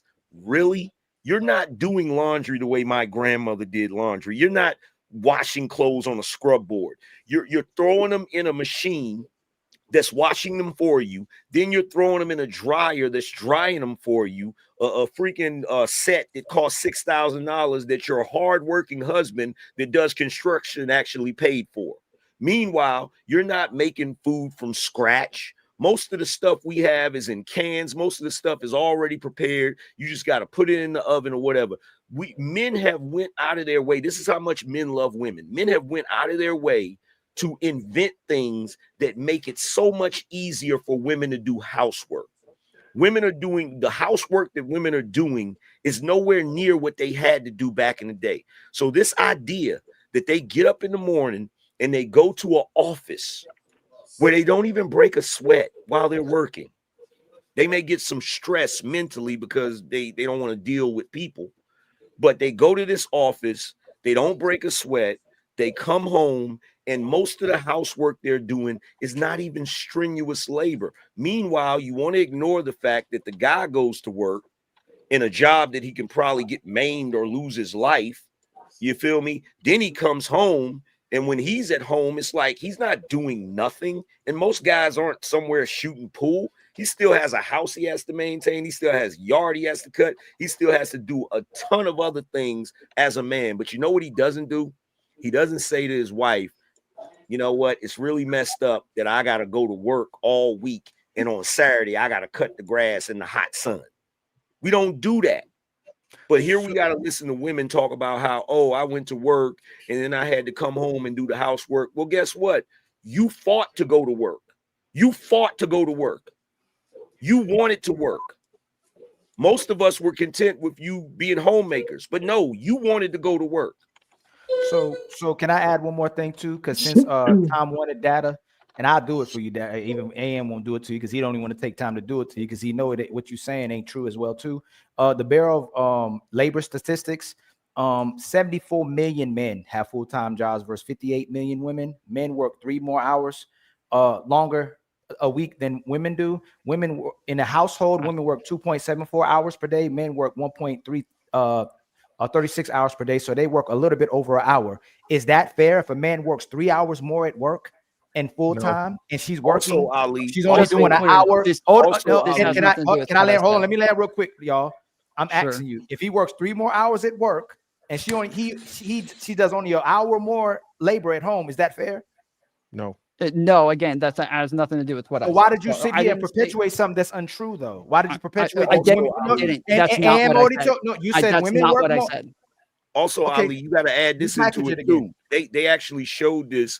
I can't find the study. I've been looking for the study, but they showed it on CNN. They were talking about men and women. And what they found that nowadays, because of how much women have complained about that, you actually have more men doing housework than ever before, to the degree that they looked and they said, wow, men are actually doing more housework than the women. Yes, but if we're single too, then we're cooking and cleaning for ourselves. Who we got cooking and cleaning for? It's propaganda, again, to make it seem like man ain't cooking, man ain't cleaning, man ain't taking care of their kids, when men are more involved than ever with their children as well too. All of this stuff is what women are pushing, Tom. And I hope you type it in and coming up with something else to rebuttal what women are pushing, or I hate to say it, liberal ideals is pushing as well too. But where are you getting this where women are outperforming men in the work field as well too? Well, he shot himself in the foot when he brought a Rourke. Yeah, I got 7 points here. So women don't work as hard as men. But that's what that's the first point you made. So admit you were wrong. So it's not. I didn't say so. So the men in men and women in relationships work about the same amount of hours and make about the same amount of money. So men and women marry people who are in the same class as them. They normally go to college together. They normally are working together. And so they normally marry, or they live next to each other, meaning they have about the same income. So they're marrying people by far the majority of time in like their late 20s and 30s. They're not marrying people most of the time in high school when they don't know what their professions are going to be. Most people are getting married later, and they're marrying people in the same class as one another. So they're marrying people who make about the same amount of money. So I'm not talking about the fact that they make the that these are people who are all men and women. I'm talking about men and women in relationships. They work about the same amount of hours, and they work about the make about the same amount of money. Then the study showing polling is from men and women, both saying that the women do more work. So this is not just what women are saying. This is not just women saying this. They're not just polling, feminist women. They're polling people. It's literally every single one since like 2000. All of them. Men are always going to say, "Look, here's the thing about men," and this. Well, I do want to go over. I let you guys go. Wait, I let you guys go. No, but you just lied again. But you no. So married men work more than single men. You just make it seem like the married men out there working just as much. That has nothing to do. You said they work. You're saying men and women in relationships. Typically, you're saying that this still says that men outwork the women still in relationships. What are you using? Can you share? Where are you getting that from? Yeah, men still outwork women in relationships. Hold on. Yes, let me. I will come back to that. So the come back to that. You got it right in front of you. No, I don't. I have notes in front of me from all of the 7 arguments that I said I wanted to address real quick. So the women fought to work kind of, but again, in today's society, like in our current circumstances, men and women, most men and women don't have an option on whether or not there are 2 incomes within the household. Most men don't make enough money to support a wife and a family, and so they do normally need at least 2 incomes most of the time. So it's not just that they fought for this, but it's also that like it's kind of a necessity today. And then men. Wait. Let me address that. Let me address that.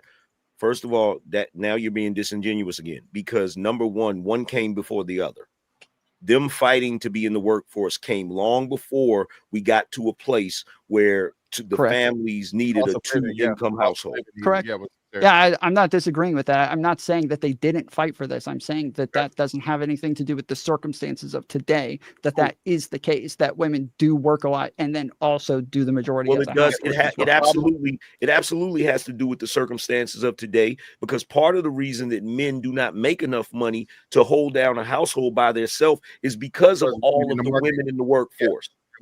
Yeah. Where did you get that from? How did they bring down the labor rates of the workforce? The difference is that the middle class, the lower class and the upper class split more to where they're making different amounts of money more and more to where the middle class has disappeared. It's simple economics. Drastic differences between one it's simple economics and structure, tomfoolery. It's simple economics and structure. So if you double the workforce, you can cut the pay. So when you only had the men working, that's why you had men that were able to fund single income households, because the workforce was cut in half. Once you double the workforce, you cut the pay by a lot. Okay. And in addition to that, when you're talking about manual labor, right? Because in my youth, I've worked at factories, I've worked at warehouses. And what you typically see in factories and warehouses is whenever they allocate the jobs, whenever a woman gets hired, they give them the lesser strenuous jobs. So like one place I worked, the factory. Yes, again, I want to be clear. I didn't say that women work as hard as men at their jobs. I'm saying that they do work at about as many hours and then work more at home. And even when it comes to homework, I agree with you that women doing dishes is much easier because they have a dish machine, they have a washing machine, they have like a bunch of things that make those things easier for them, just as men have lawnmowers and riding lawnmowers and like a lot of things that have made stuff easier for us as well. There are like advantages to this, and we do the harder work, like climbing up on a ladder, cleaning out the fucking gutters. Like these things are a lot more dangerous and are going to be harder. And so we do, yes, less of that, but it is more dangerous. There is a trade-off there. I totally agree with you. But even with that, there's subtle nuance, right? Even though there are lawnmowers that you can sit on and you can ride on, there is an economic component to that, because there are still guys that have push mowers because they can't afford those. You don't see women with scrub boards because they can't afford a washer and dryer. So there's a difference there. In the whole thing, I get what you're saying about working the same amount of hours. That's not even true, because on average, women work less than men throughout the year. Women work way less than men.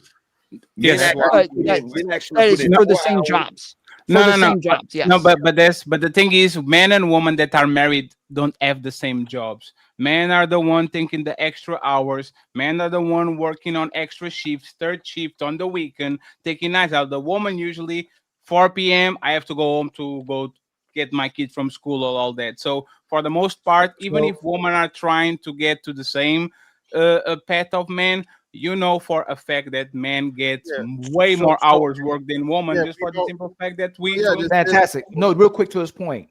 So the data shows that married men and women in America and overseas, it goes to 7 hours men work when they have children in the family. They work 7 hours more than a man that's in the relationship as well too. So it goes from 3 hours to 7 hours, that when a man has kids with a woman, he's working 7 more hours than she's working per week. Exactly. So that's what I'm saying. So and again, man, I don't know. I'm not gonna say he was having a disingenuous argument. I'm just gonna say that we know for a fact that women and feminists use the whole fucking pay gap, gender pay gap, and it gets explained ad nauseum that the reason there is no gender pay gap is just that men work more. Men work more. Men work the jobs that's going to pay more, that seem to be more dangerous. That's included in the gender pay gap studies, just so you know. The hours worked, it's the hour, they're doing it based on hours. They're not doing it based on how much you make over the entire year. They're saying per hour, same job. That's trash. No, that's not true. That's not true. That's not true. It's been disproven. It is 100% true. I can show you the studies. That is I've what they're literally talking seen about. the studies to disprove it, brother. I've literally seen the studies to debunk and discount the bullshit you talk about. Hold on, just to be clear, you just said, hold on, just to be clear, you just said that it's different because they work more hours. And I'm telling you, the studies are talking about per hour. So it can't be that they work more hours, it's per hour. But okay, and I'm telling you, but the thing the study doesn't. Right. So again, for one, if that was to happen, you'll be able to have a class action lawsuit and sue for discrimination. The studies you're doing, they fucking purposely manipulate the bullshit, and what they do is they take the hours and then change the salary according to the hours and lack thereof. So no, it's not fucking. Just to be clear, the brother. problem with it, well, I just want to. I feel like I'm being straw man. The problem is that there are problems with the pay gap arguments. There's tons of radical feminists out there who say that women overall aren't able to get the same jobs that they're discriminated against in all of these ways. And there is a reason for why they make less, and it is that men are more likely to take overtime. They're less likely to take off for birthdays. They're less likely to take off for holidays. They're less likely to take off for Valentine's Day. So that's what I'm saying. I'm saying the reason that you're doing is incorrect. But the outcome you are correct on is that there is a reason for why there is a pay gap. It's not debunked. They are correct. There is a pay gap. It's just there's reasons. So hold on. So Tom Fruity, again, this is why it's fundamentally a disingenuous statement, argument, or fucking fact. Is the reason the pay gap exists is because you don't work the same amount of time. The pay is equal. Okay, pay gap what means like, hey, I'm telling you, hold on. Pay gap means a woman is making, let's say, 25% less than what the man is making for the same exact job. It is a purposeful, like you said, propaganda that women put out here to make it seem like men are being paid more. No, men and women are getting paid the same amount for the same amount of jobs. It's just that women don't want the jobs. They're too dangerous. They're too strenuous. And then they don't work the amount of time that the men work.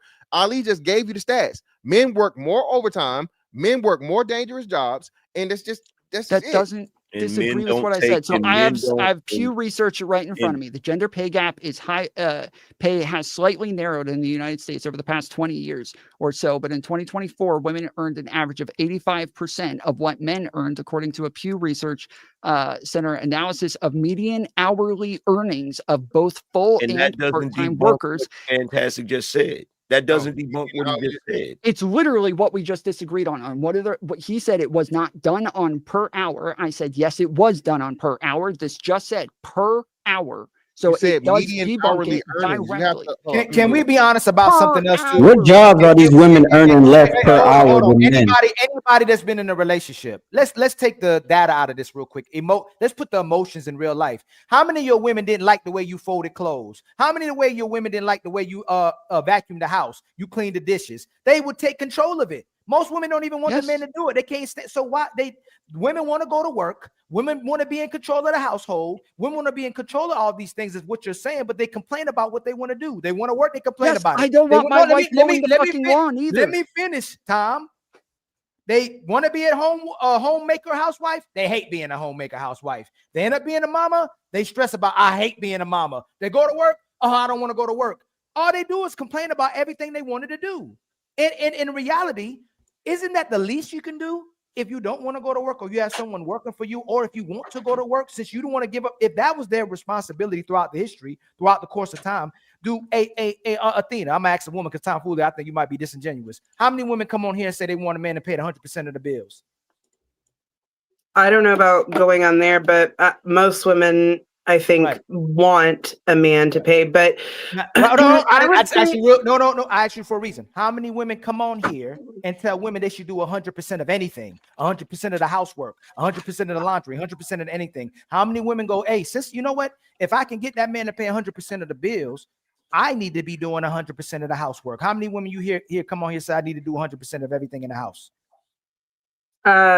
Not many of them. Never. Have you heard any? Have any of y'all ever come on a panel? Angry Man, fantastic. They go, I'd rather go 100 by myself than 50-50 with an Igga.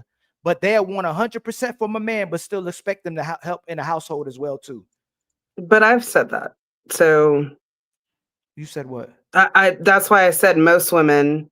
Did you just come on here before the show started, Athena? I know you didn't just do. There's other women. You said women who'd come on here. I'm sure there's other women who have said very similar things to what I have. So you would say if a man paid 100% of the bills, Athena, in modern day history, you're the woman that's going to sit there and do everything in the house and be happy and comfortable, give this man sex, get cook and clean and make him happy, and you doing everything in the household. You would be content. Yeah, that's basic. I'll tell you what, from what most of us see, I think that'd be very hard to believe, but I'll take your word for it. But for the most men, when women pick a career, when women pick a responsibility, when women pick their children, they complain about everything. If they get babies, oh, look what the baby did to my body. If they're in a marriage, I never wanted to be in marriage. I'm unhappy. I'm doing majority of everything. They complain about any commitment they've made when they wanted to be a wife, when they wanted to be a mother, and when they want to have kids. They complain about everything. And here's the thing. You got the equal employment type shit, right? But if we're being totally honest, it's not right, because there are certain jobs. Yes, a woman can apply for that job. She can get that job. But if you really want to be honest, it's not right that a woman actually gets paid the same amount for that job. And I'm going to tell you the reason why. If a woman gets hired as a police officer, right? Oftentimes, that's a job where you might have one male police officer that can do that job fine in certain situations by himself. But when you have women, a lot of times they get overpowered by the criminal. They have to call for backup in order to get men to help them. So now you have somebody doing a job that they're going to need another person. So you have to add more manpower, which is more money, in order to get a certain job done. It's the same thing with firemen. If you have a fireman, would you rather be carried out of the fire or drug out of the fire? So when we try to make things equal, even though men and women aren't equal, it is literally impossible for women to do certain types of jobs that men do, because scientifically, women do not regulate their body temperature the same way we do. This is the reason why men are able to do certain strenuous jobs outside in the heat, different things of that nature. So when the entire argument behind the pay gap was already disingenuous from the start, because you cannot give everybody the same amount of money for the same type of job in certain circumstances, because one is performing more than the other. It's not economically sound. I'm sorry. So here's my thing with that. I just want to be clear, just real quick. You guys keep saying the argument is disingenuous, but you go on to argue exactly what it is that I'm saying. Just each and every single time. I just want to be clear. You're not arguing with what it is that I'm saying. You are arguing what it is that I'm saying. I agree there are reasons for why these differences exist. I agree that men have reasons for why they are going to make more in a lot of instances. But I am saying that men also generally, on average, have more leisure time than women, and they also on average will do less housework while working the same amount of hours. But I also agree men's jobs require more strenuous types of work, to where that can make sense that they're going to have more leisure time. So I agree that there are reasons for this. Hold on. It's just true what it is. We're just real quick answer for question from you. You're telling me that more men go to work to free up time for themselves than to free up time for their women. So let me just put it this way: do men go to work typically to free time to have their women to have free time, or do women go to work so their men have free time? What are you saying? I have no idea what I have. No you said idea leisure time. You said men have more leisure time. Do men go to work? Yeah, but you're giving it an intent for why. No, I'm asking you. Typically, do you see men? Do men go to work typically to get their woman more free time so she can do the things she wants, or do more women go to work so their man has free time to do what he wants? Who typically does the work? I have no idea. I literally have. You have all this idea about everything else with your time. Talk about studies. So I have you have a study to show me. I'm quoting study. If you have a study to show me for why. So men do not have more leisure time than women. That is a feminist lie. And the fact that y'all love to repeat that, the fact that you're loving to repeat that is absolutely ridiculous. Men do not have. I think going off your feelings and your own personal experiences is a feminine thing to do, and I think that going off studies and being scientific and logical is a masculine thing to do. This feminine thing. Man, let me ask him one question. Wait a minute, Tom. Check this out, bro. Check this out. I know it's the typical white guy thing to do, to dive into the data, but there was data that said that I was a criminal simply because I'm a black man. There was data that said a lot of things. And here's the thing: the fact that you're trying to deflect by trying to say that this is my feelings, brother. I am a YouTuber with a channel of damn near 1 million subs. The predominant people that watch me are men. We talk about these topics all the time. And I genuinely do not believe that men are going to come to my channel in mass to lie about their experiences. So to get confirmation bias? Really? You think women would do it though? You think women would watch somebody? Let me ask you a question, Tom. Let me ask you a question. But you don't think men would do it? Hold on, Tom. Let me ask you a question. Where does a study come from? Study comes from different organizations doing that do what normally. That do what? What does the organization do in order to get their data? They collect donations normally. No. Let me ask a question, Angry Man, real quick. Hold on. I got you, bro. You can have it right after this. Whenever someone does a study, what they do is they get a sample size of a group of people, correct? Mm-hmm. Yeah. And they ask that group of people questions, right? Mm-hmm.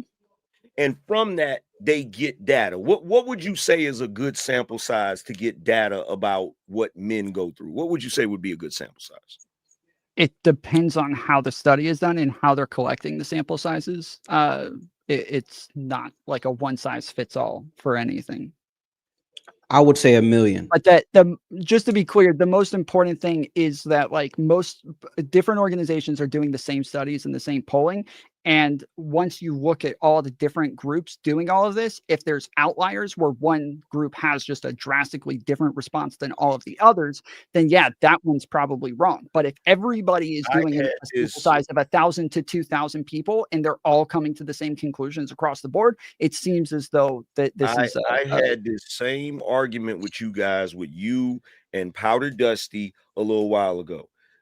It's the most ridiculous thing on the internet. Anybody can go find a study or an article that is going to solidify their point. And by that same logic, someone else can go find a study or an article that is going to debunk that point. That's why I just said that it's about the consensus. I just said it's about the consensus that if there's outliers, those are the ones that you would ignore. But if there's a consensus where all of them are coming to the same conclusion. So you're telling me the consensus in America is that men have more leisure time than women. Yes. You have Across lost the your board. rabbit ass mind. I see why your name is tomfoolery. Show me, You lost your show me mind. that. Show me the consensus You again. lost Show your me mind, where I'm bro. wrong. No, You you lost want your me to mind. go on your feelings? No, Well, say well, okay. hold on. Tell Well, me hold it's on not one your second. feelings Well, then. hold on Tell one me it's second. not your Well, hold feelings on then, one because second. it's your Hold feelings. on one It's your second. feelings. Well, hold on. Well, first of all, bro, I'm not in my feelings. I'm having a discussion with you. Just because you don't agree About with your me, feelings. just because you don't agree with me, see, you don't even have enough self-control to let me talk. You're just waiting to I've let you respond. interrupt me every time I've been talking. You're just waiting to I've respond. allowed you to. And now you're playing tit for tat.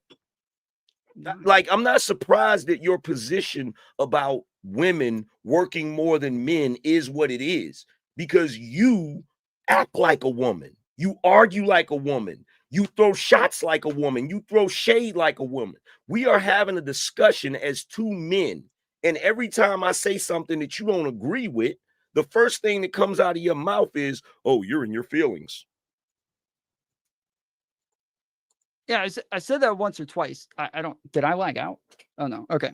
I said that once or twice, but is because I am talking about data. I'm talking about science. You are talking about how you feel based on your own personal experience. What Not it is talking that about you've how I gathered feel. anecdotally. I'm not And, talking okay, about. I'm not unless talking you about how I wrote He's down feel. talking every about what single the men time are other saying that people come on said his these not things. channel. talking See, about. this is what I'm I'm talking not. about. You guys do interrupt I'm me not every talking single time about I what I talk, and I feel. allow you guys to. I don't whine Well, and you're cry about it, but hurling it does accusation. happen literally every time. You're Yes, so are you, hurling and yes, accusation. so are you, and It's, then it's you get actually upset went when I both ways. It interrupt you. actually went both ways. But hold on, Tom. Hold on. Hey, angry man, can you please let him make his point so you can rebuttal him, please? He's just going to repeat what he already I said. know. Go I ahead. know.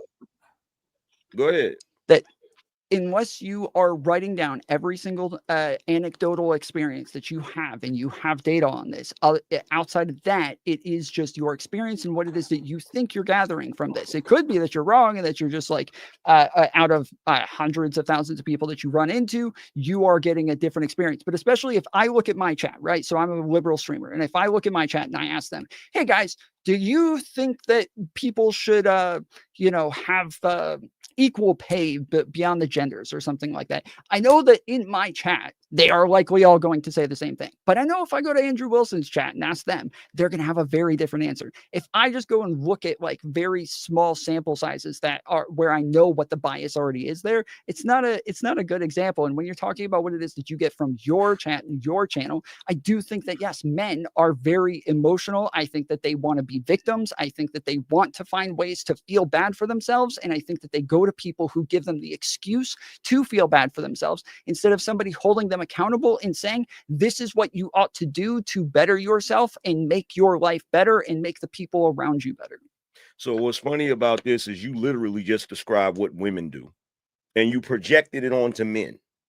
Because number one, I am in total agreement with you. If you go to your liberal channel, everybody's going to agree with you. Because on the left and the liberal side, you act like a fucking cold. But when it comes just because to 30% of my community when it comes to the right, or what you would consider the right, or what you would consider conservative, everybody doesn't align with each other on every single little thing. I just did a show the other day where numerous people in my chat were disagreeing with me. So they're not going to just say, oh, well, Angry Man's right about that because I agree with it. That's not the case. And I like how you tried to put it all on just my anecdotal experience. Like you didn't hear me say, I've been having these discussions for 10 years. You want to know the reason why I'm not pulling data? Because I've already read the data. I've already used the data numerous times, because you, my friend, are not the first person to come with this argument to try to diminish men on a large scale. This is a conversation that has been had in red pill spaces and the manosphere since forever, and it has been debunked numerous times. So I don't have to pull the data to show your newbie ass the truth. You're pulling data from propaganda and twisting it to try to make it seem like every man in America is just a bunch of lazy dudes that don't work, that spend most of their time fishing and shooting pool. That is not the truth, bro. I don't care what data you call yourself pulling. Anybody knows that ain't the damn truth. Yeah, you said One earlier that second, you Tom. Let were me get. going what just I need to clarify this. You said I am saying this on my channel and I'm getting a lot of views because I'm saying something that resonates with a lot of men. I was responding to that, and then now you're saying, these guys just want confirmation bias. I don't You're sound like literally saying they want that they are coming to you because you're saying what it is that they believe. So that is confirmation bias. That is the definition of confirmation bias. I didn't make this up. Let me get CEO real quick and Atina because they were waiting for a while, and then Yeah. we'll I just got a simple question for you. Can you list 3 jobs that men and women both work where the men get paid more? Like for the specific jobs? Yes, 3 specific jobs. Because you said the data says women get paid 85% less, right? Can you name 3 jobs where men get paid more and the women are doing the same exact job? Yeah, doctors, pretty much everything in STEM, all of those, like in tech, was it education, finance, teachers. That's about 7 right there. You said hold on, Angry Man. You said doctors, STEM research, and STEM teachers? field. So STEM field is about 5 different or is 4 different fields. It's science, technology, engineering, mathematics. Now they're doing hold on, they're doing the same exact job and making the same breakthroughs and getting paid less in those jobs. Yeah, there's like very wide research on STEM specifically that women tend to make less within STEM. Yeah. I never worked a job where the women get paid less than us. Like I'm gonna use sanitation. That's a hard job where we're out in the elements and it requires 12-hour, 16-hour days, right?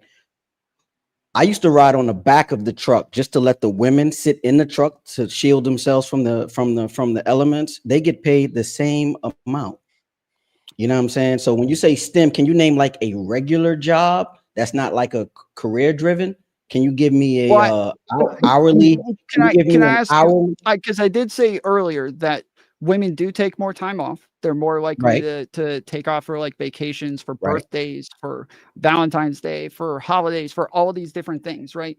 And then they're also more likely to get pregnant and have to take off 9 months. Do you not think that those people are more likely to get paid less? Because they work in less time. They're working less time, so you should receive. You agree that they pay. do make less? Okay, so we're on the same page now. So they do make less. All I'm saying, they get paid less because they take more free time. That's what I said. Yeah, I don't know what we're arguing then. That's what I said. No, I'm not arguing. I'm just asking a question. I'm not arguing. Well, no, you said that you never worked a job where that was the case. And I'm saying if you work jobs with women, you'd probably know they do take more time off. They are more likely to get paid less for these things. Like this is you're saying they're taking more time off. More time off mean less pay, correct? Yes, but we're talking about per hour. So we're saying that like I ran a bunch of businesses and I had guys who were more likely to stay late and come in early. Those guys, I ended up paying them a lot more, right? Women, they were more likely to be like single mothers. They weren't able to come in early and stay late. They had to get off to get their babysitter off or something like that, right? Or they were more likely to take off for their sisters, aunties' birthdays, something like a cousin's birthday. And it was always like no, it's not. I never made the other argument. One second, Tom. You guys are arguing against something that I never said. Please. I said that on average they make less money. There's reasons for why they make less money. I've said that the whole time. So CEO is not saying that these not the wage gap feminist talking point. They're being paid 80 cents for every dollar a man gets on like working the same thing overall, without accounting the hours, the extra hours, all those things. Men are getting more money than women. That's all. So this is where I'm confused. If men have more time, have more leisure time, how are we still making more?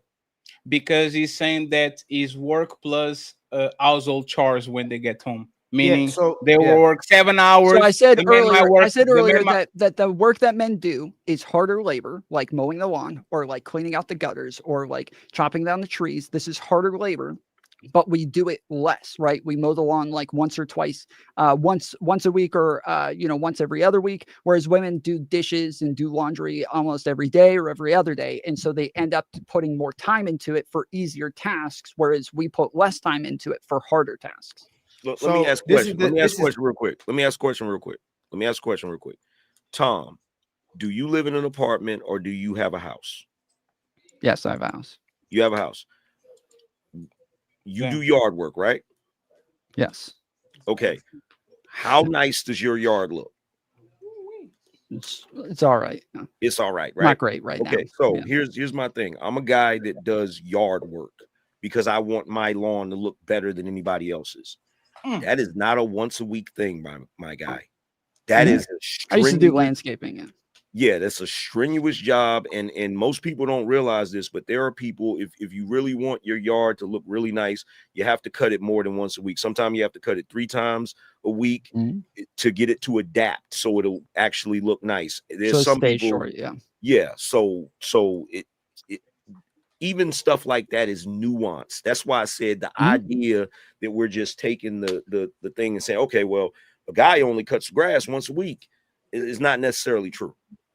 No, that's why I'm saying on average, because what you're talking about is totally true. And when I grew up for a period of time in like a really high income area, and in that area, you had to keep your lawn top notch. Like it was even going to be an HOA that like you had one area that wasn't perfect, they were going to come fine you for it. And so in like higher income areas, they probably do spend a lot more time on their lawns, and the guys spend a lot more time trimming the hedges and edging and all this other crap, right? But with like lower income people who do stay in apartments, who do stay in trailers, who do stay in like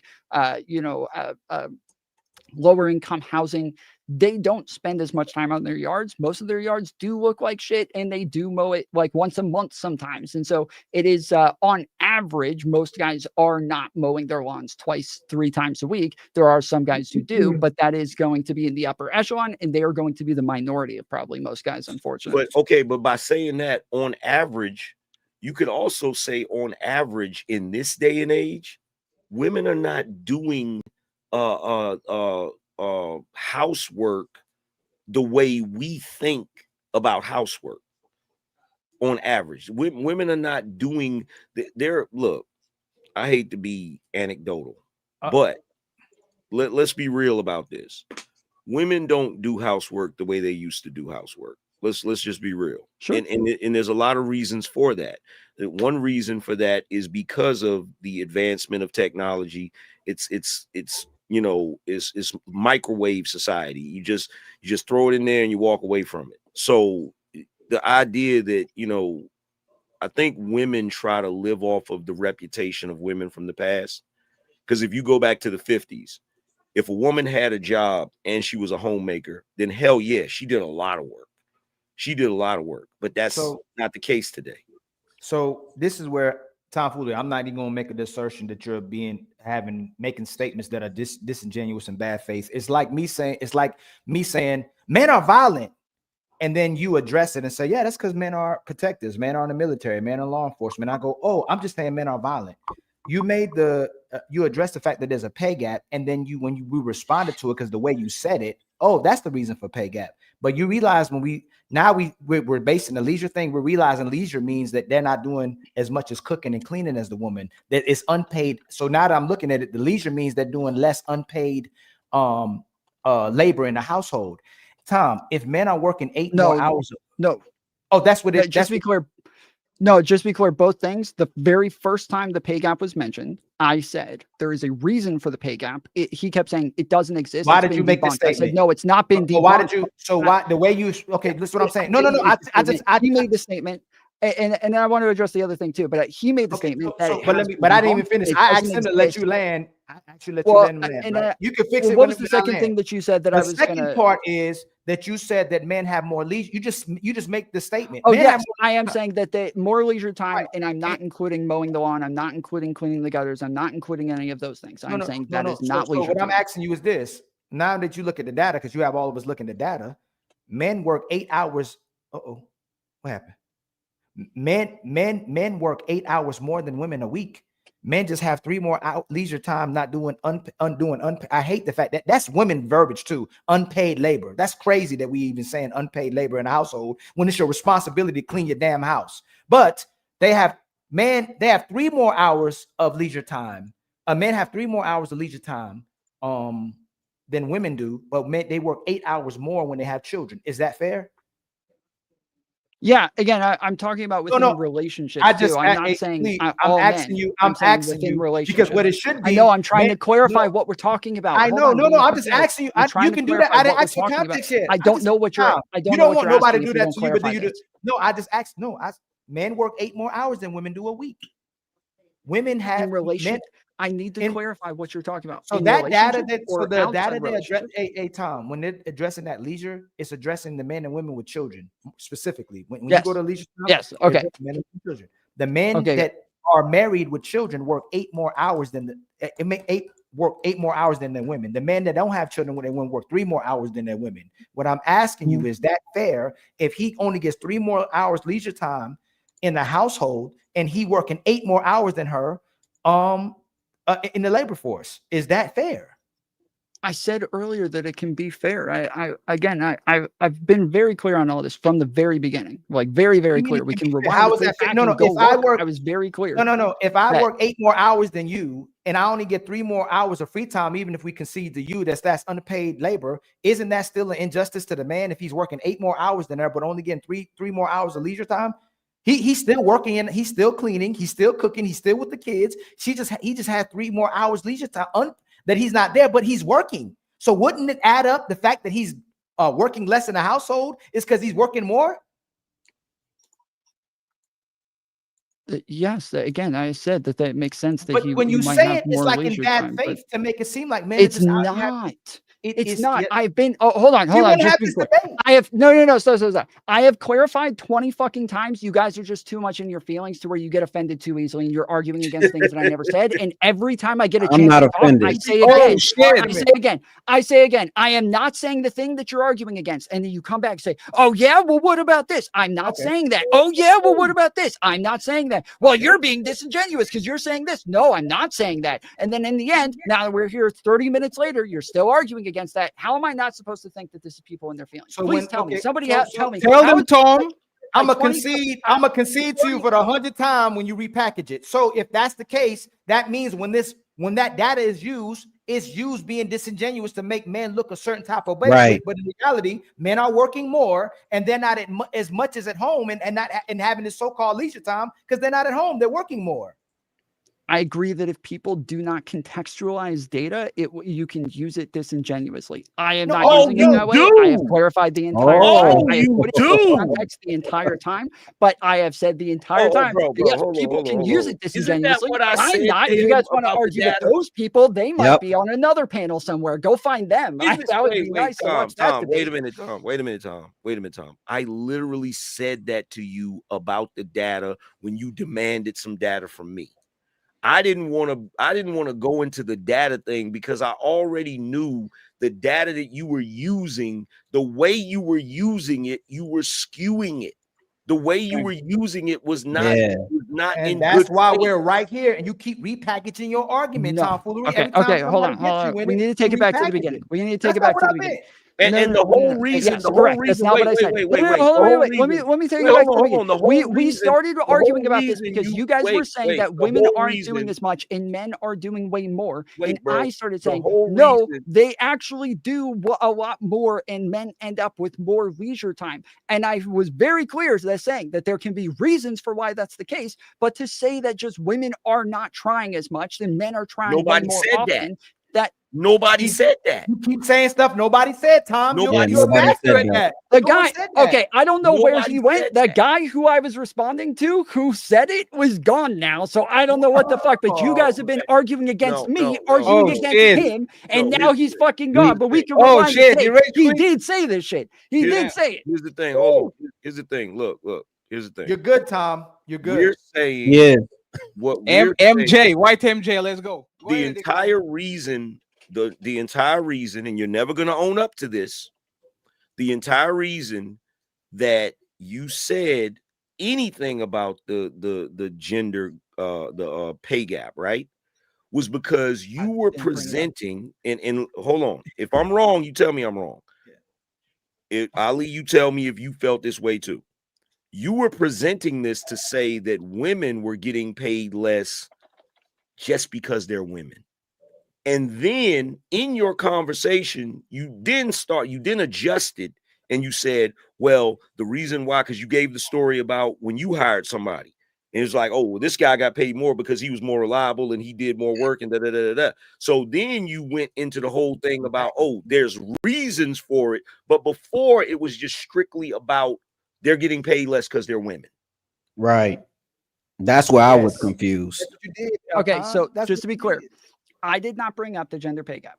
The other guy brought up the gender pay gap, and he started off saying that the gender pay gap has already been debunked. And I said it has not been debunked. That he said, yes, it has. They don't make less on hourly. You debunked it yourself. No, they do make less on hour. They don't. That there's a reason for why. And I immediately said, we can roll back the tape. No, it was debunked. It was trying to say, no. Don't the reason debunk it? Hold on, you're being disingenuous because the reason why that was being used was saying, hey, I want to finish what I'm saying because you're going to argue. I want to finish what I'm saying because you're about to say what I said. You're about to say what I said. No, I said there are radical feminists who use this disingenuously to say that women are being oppressed and that they're just not getting the same pay for the exact same work. But it's not the same exact work. That's the entire There are reasons for why. That is what I said from the beginning. That's why I keep having to correct you guys every time you argue against the straw man. No, this wasn't just radical feminists. This was brought up in Congress and it was debunked with Congress. They went, hey, this is because women don't have as much experience. This is because women. There's no radical feminists in Congress. Is that your argument? Right now? I can name like 10 radical feminists. You see what he's doing? I actually agree with Tom. Wait. Don't say you see what he's doing. No. Don't say you see what he's doing. You just said you mean radical feminists. It's been brought up in Congress. I said there are radical feminists in Congress. Quiet. 1 second. I've been quiet. I'm just saying these, right? I actually think that Tommy's right because as soon as you heard gap, you thought it was the same bullshit as man and woman work the same job, the same hours and everything, and the woman is paying 80 cents on the dollar. Tom didn't say that. Tom said women are working more hours because when they get home, they're doing the household chores. You can, you 1 second, please. You can explain exactly, like y'all explaining, why those numbers are skewed because first men work harder jobs and they work extra hours and they work the third shift and they work on weekends and all that. But technically, there's no incorrect statement that he said because it's kind of correct. Fatty, you don't have to save Lois Lane. I didn't realize he was a damsel in distress. Damn, go ahead. Here's the thing. He didn't have to say that because the entire purpose of the gender gap argument was and has always been that women are making less money strictly because they're women. That argument is not the argument of radical feminists. That has been the argument of feminists and women across the board. Every time you've been on a panel and you bring up the gender pay gap, women always say, we make less than y'all because we're women. That has always been the argument. And the entire reason that Mr. Fantastic said it was debunked is because we know women do not make less strictly because they're women. There are circumstances which Tom laid out. Yes, but we agree. But that's one second. Wait. Just come on, man. No, I have to wait. I know. No, that he right. 1 second. Tom, I've been quiet for a while. I got you. It's fine. Let him talk, Tom. But I'm just saying. But he's saying what I said. You know what? The last word in the relationship, didn't you, Tom? You had to get the last all word. I was going to say is that I agree that radical feminists say this, but I know that like Destiny's far left, Vosh is far left. These people have all said the entire time That is not the argument. That we don't care. We don't think that women are making less because they're women. That the reason that this is an interesting conversation is to talk about the differences in roles that men and women play within relationships. That gender roles are different. Yes, if you're talking about far left people and liberals and what it is that they do, and this is what they all do, I think Destiny and Bosch are two people that everybody considers far left. Oh, okay. It's time for some super chats.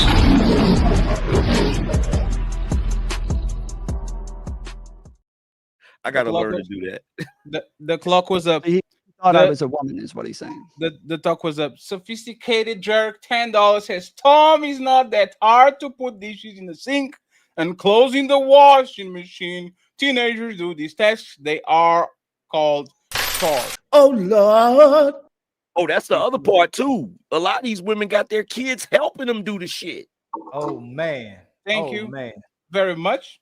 Shout out to Lou, the Brazilian legend, with 100 ratings.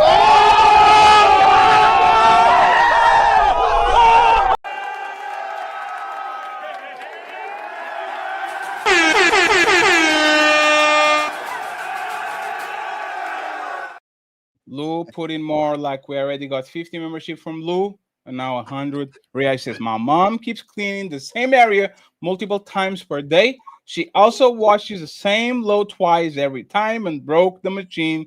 In other words, she creates her own imaginary stress, and it's fairly useless around the house. I hired a maid. Yeah, Lou is not playing with y'all. Thank you very much, Lou. I appreciate you. Thank you very much. We have Bezos in the building, the 17. He says, good evening, everyone working that nightlife. Thank you very much. I appreciate you. We have Sophisticated Jerk in the building. $5 says, women account for 70 to 74% of human resources jobs. If the wage gap was true, that would mean women are knowingly screwing each other over. Thank you very much. And then we have Tony Golden, gifted 1 membership for the Untouchable Empire, baby. The Untouchable Empire, baby. And he gifted the 2nd membership for the Untouchable Empire, baby. So, you think you're untouchable? Friends, Ilkan Ali got to the 5K subscribers mark. Please send the Omi a cash app. I would appreciate it. And tomorrow I'm going to do kind of debut my studio. This is kind of a test. Tomorrow we're going to do a monetization party. So pull up, even if you don't have money, let's have fun. And let's talk about it. Sunday, the ladies' first show. Okay. I have a last question so we can go back to the show. Brother. And since Tom is shooting from 3 every time he can, let me go. Hey, Tom, we are even, okay? Remember that they didn't let you talk? We are even. Tom, if no, we are definitely even. If a person, I'm going to make a statement. You guys tell me what you guys think about it, okay? If you love somebody that doesn't love you back, you are a idiot. Stupid. If you love someone that doesn't love you back, you are a idiot. Stupid. What are your thoughts on that, Tom? Remember, there's people with mortgages, cats, dogs, kids together, all of these that for some reason stay together and all that. But do you agree with the overall statement? People that love people that don't love them back are idiots. What do you think? I mean, yeah, I would say that they're running like a fool's errand for sure. They like somebody who's always chasing somebody else, somebody who's always hoping that they can convince the other person to love them, somebody who's not getting what they put in and it's not being reciprocated, at least not in the right way. That these are, and it's fairly common that, people are even after somebody breaks up with them and they're moving on and they're with somebody else, they'll have a crazy ex-girlfriend who wants to come and break the fucking windows on their car with a baseball bat, hoping that this will make them love them or something. I don't know. Or they'll have a guy standing outside their window playing the guitar, hoping that that'll get them back. Like, there's always people who are trying to chase after somebody that they know does not like them and isn't going to reciprocate. And yes, I would say that this is definitely a fool's errand, and they need to move on and find somebody else. CEO, you need a break. I said, repeat the question. I stepped away. People that love people that don't love them back are idiots. Agree, disagree, why? People that love people that don't love them back are idiots. Yes. Yeah, I agree because it's like walking on a hamster wheel. Like, what are you doing? What are you getting out of it? You feel me? Like, why would you continue to love someone who don't love you, except for not even except for your children? But can you stop there for a second? Yeah. What's up? You love your children. They don't Yes. love him. They don't love you back. Or you love your daddy, your mama. They don't love you back. Are you stupid for still loving those people, even though they don't show the same level of? Now we love? back to that. Now we back to that spectrum, right? The action of love, right? Not the emotion, right? Yes. With your children and your mom, your children are your responsibility up until a certain age, and your mom and your parents, you gotta love them because they brought you here.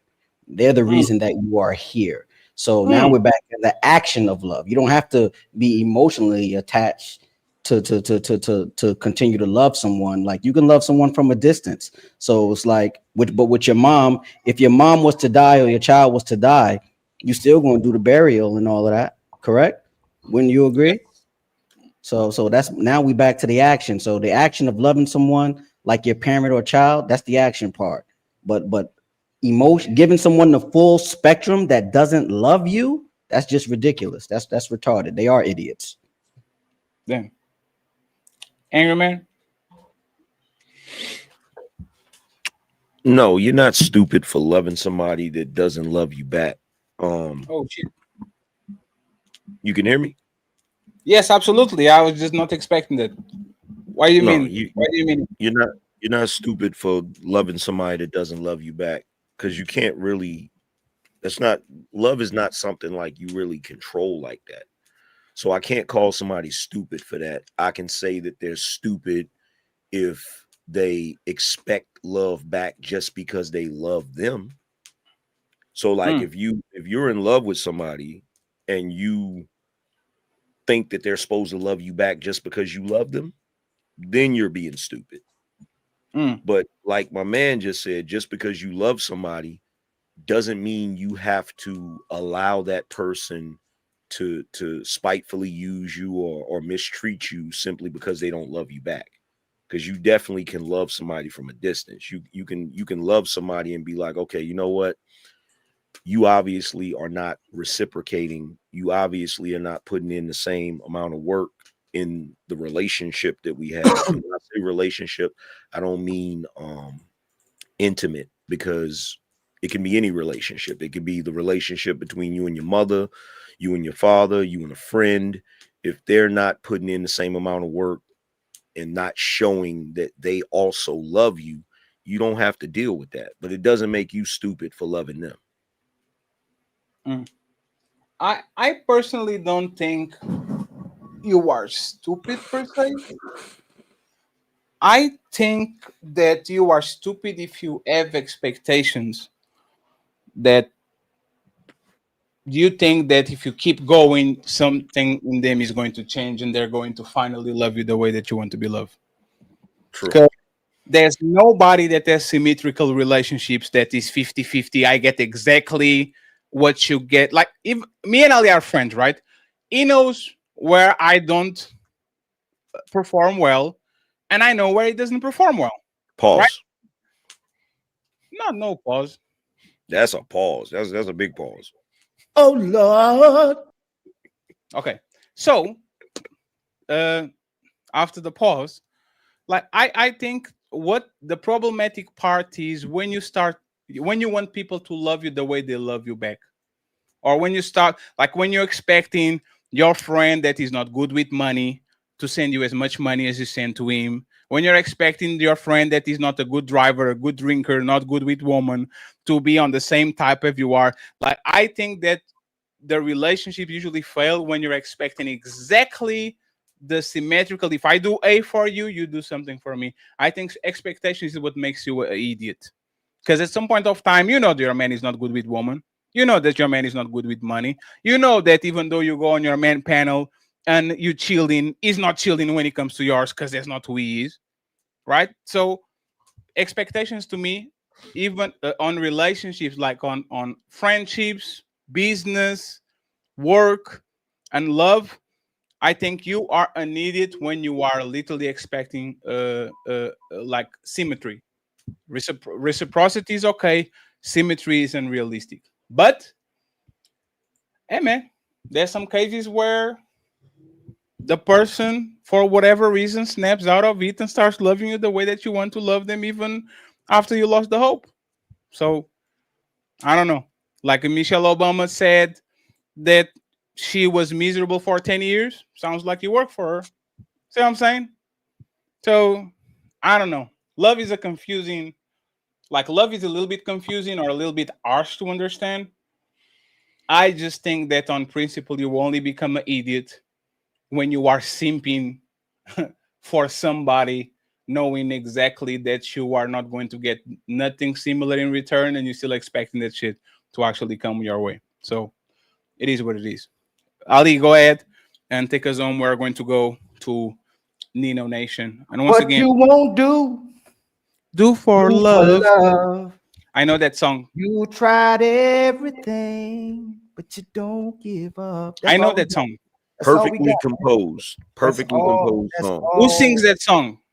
It's a white guy. I know that. And There's I thought no he was way. a white There's guy. no way. There's a white That's man. a white guy. That's a white man with soul, man. There's I'm no sorry. way. Hey, you know what's funny? Not his name. It was Tomfoolery. Actually, he sung the song, but it was a white dude that sung the song. Hey, Ali, before you go, who sings this? I see. That's a black guy. Louis Armstrong. What is the white? Is that jazz, right? That's jazz. Blues? What is that? What is that genre?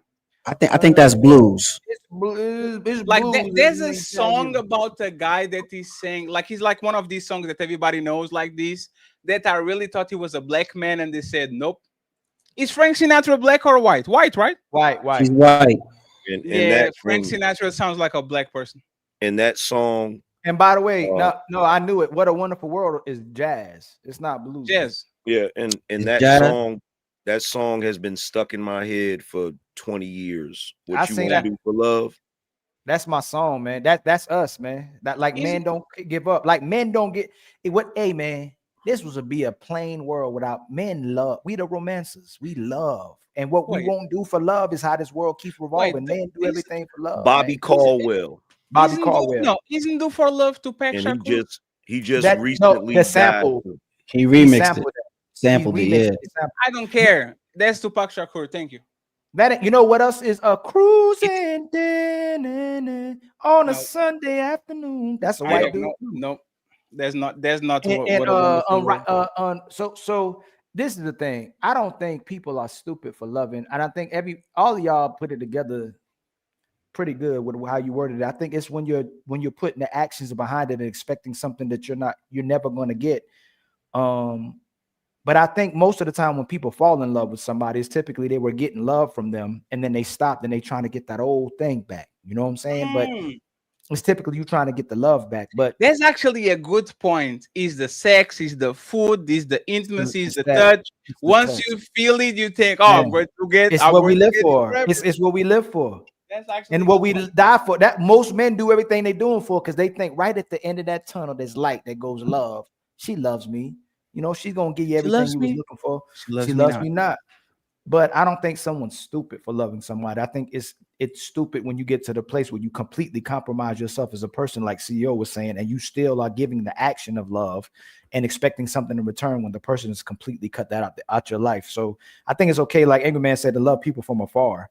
And the whole, and if there's people they're no longer capable of loving, or something's happened where they stop loving or can't love, then you understand from love that they're at a certain place where they probably can't function at that capacity anymore. So you can continue to love them just as you can continue to love human beings, just as God loved the people and Jesus loved the church. You know what I'm saying? But that's a whole nother story. But yeah, I also think you got to be capable of receiving love.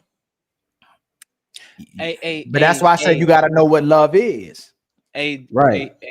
A CEO is not even the receiving love. You need to be careful with the love vampires, bro. I think love vampires are the ones that fuck it for every motherfucking body. Like people that are literally going from victim to victim, trying to suck the most amount of love, attention they can get and move to the next people. I think those people are the people that actually fuck it up for everybody that's looking for love. Because like, remember the girl that was here on the beginning of the show that she left? I think she's afraid of that shit.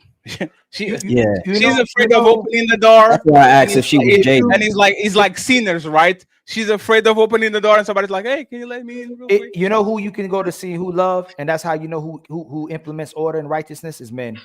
And that's another pause that Angry Man gonna say. But men love each other. Like pause. True brotherhood is scratching. Is the person you scratch the person back, they scratch your back. You got you have to let me play. There's 3 times. There's 3 in a row. I know, but it's the truth. Scratches everybody back, and like you have to play that. At some point, huh? Are you homosexual? A what? A homosexual. What's that? Don't get clip, Ali. You're doing great. That's all right if they clip me, man. Like we love each other to the point where we want the best for each other. You give advice to your brother so he does better with his life, where women will endorse each other to destroy their lives, make horrible decisions, give up their kids, keep the kid away from the man, get rid of a good man, engage in the sisterhood and just destroy everything they have. And they help each other, support each other, destroying their lives, where most men try to help men and women better themselves. So men are more receptive to tough love and the constructive criticism, where women are push back and a despise you for giving them love. So if it's hard to love somebody, it's going to be completely hard to receive love. So I agree with you, CO. But majority of times, if you want to see who loves, it's brothers. Brothers love women, brothers love men, and brothers love children. Like they demonstrate love every single day by continuing to do the things they do, even if they don't get something back for it. Let me get a question for Tom real quick, Asha, before we go. Tom, do men love harder than women? Love harder? Yes. Damn. No, I don't even know what that means. Would a woman die for you? Maybe. Would most women die for a man?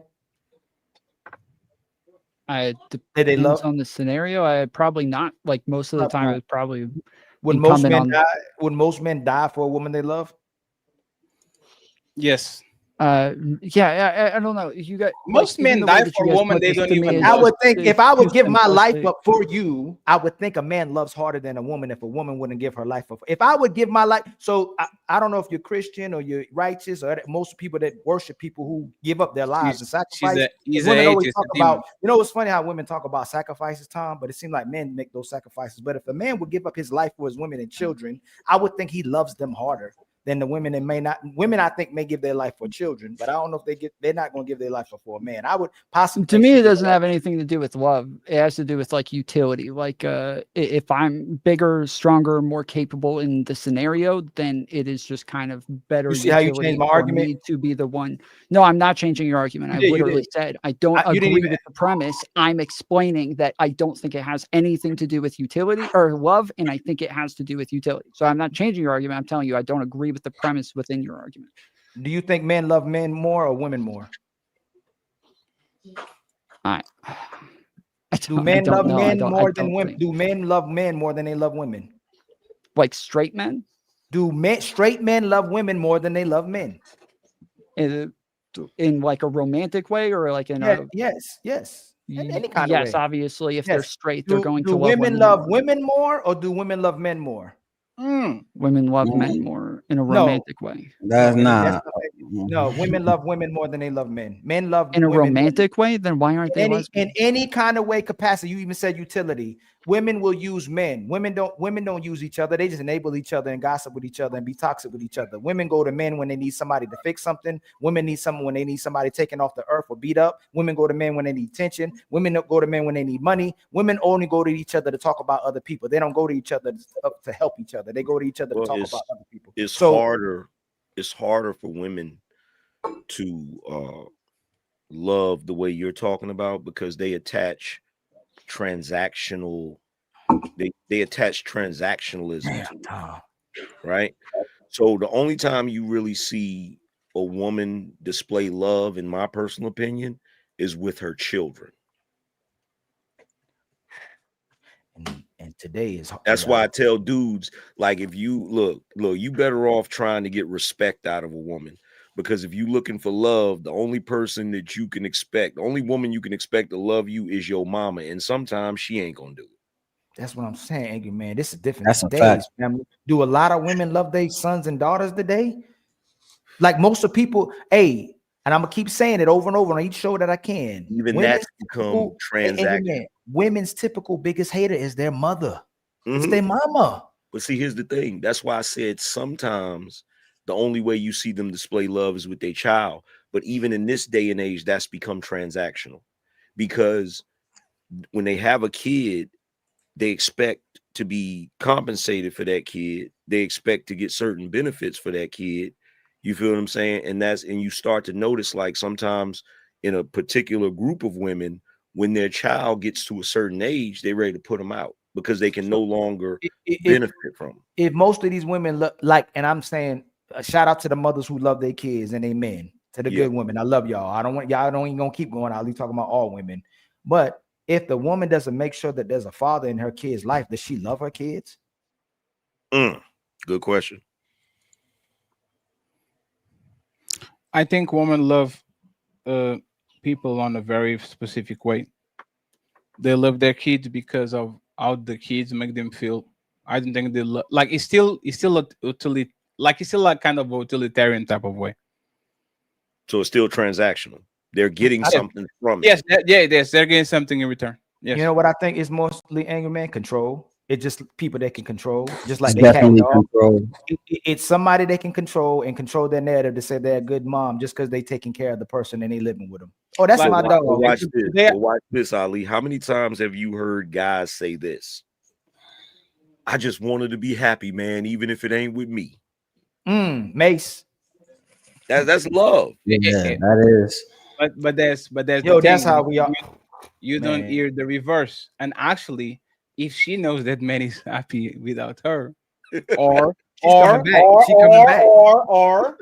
the kid is happier with the stepmom and the new brothers and sisters and all that shit. Oh, you are in a world of trouble. There's no, hey, Tom, like, because we are kind of like on the other side, right? Even though I'm a lefty politically, but when it comes to like like relationships and shit, it's very rare to see a woman being happy about other people without her, regardless. It be the friends, either be the husband, either be the kids. I think it's very, very, very rare. And like, this is actually the show of love. If I love my son and my son is very happy with his mom, and there's like hey bro, there's a stepdad over there, dude's getting good grades, he's making sure he's taking care of business, all that. Hey bro, good luck. Appreciate you. That's a good job. I don't know. Just to me, I think a lot of this is like very. I think you guys ask questions that are like leading down a line in a very like narrow frame. Like I was talking about at the beginning of the stream or of the show that I think that women overall are very bad at accepting the way that men love and accepting like the way that they want to show appreciation, the way that they want to do these things. Whereas like generally when people look at like the way that relationships are supposed to work or the way that people are supposed to show love, they do it through a very feminine lens where it's supposed to be the way that women want it to be, and that like it's very hard for people to accept the way that like men love and look at these things differently. We're different biologically. We have different brains. We have different wants and needs. But I like the way that you guys talk about it. It just sounds like you guys have trouble accepting the fact that women love differently. And that they have Who a said different that? way of thinking. Damn, you did it again. Who I said said that? I said that. Hey, 1 I second. said, There's no need to be. No, as you said no. you said we One sec, had. Ali, We one said second. No, yes, I said it's that's what it actually the sounds like. opposite, Yes. Tom. It's actually the opposite. We understand it, and we're not fighting it at all. We're just because I'm explaining something doesn't mean that I agree with something. If I say that a woman will love a child, or love a man, or love a dog, like actually, let me say, women love animals. Like they really love dogs. Ooh, we like the most genuine thing Man's that best I friend. can I see women loving is motherfucking animals. They will They don't cry love if 'em. they go to the supermarket and see a baby. Oh, this baby puppy. Right? I actually think that's the most crystal clean way of woman loving things is dogs or cats, whatever the animal is. When it comes to kids, when it comes to friends, when it comes to men, I believe that woman don't love on an altruistic way. It's always channeled to my belly button. It's always channeled to the solipsism. I am this main actor on this movie, and these things around me make me happy, make me feel love. I love them back and all that. And it is what it is. I don't think it's us fighting woman's nature or saying that they are evil for it. I think we can kind of agree if we are at war and Russia invades Ukraine, most of these women are not going to die for Ukrainian soldiers. They are going to procreate with Well, the Russian winners. it's well. And I Here's think the, this is what it is. It's, well, it's life. here's the thing. Here's the thing, because you're kind of going to a place, Tom. It seems like you're going to a place where you're trying to say that we're not understanding women.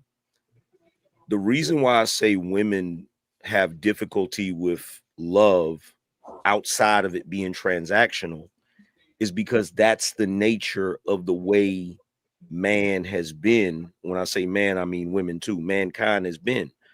All throughout history, women have needed men to do certain things. So love is always, when women are dealing with men in a romantic sense, love has always been attached to some sort of transactional situation. So this is why women will view men that don't do certain things, and it's like, oh, he doesn't love me, because he didn't do this, or he didn't buy this, or he didn't do XYZ. They've always viewed it from a transactional situation.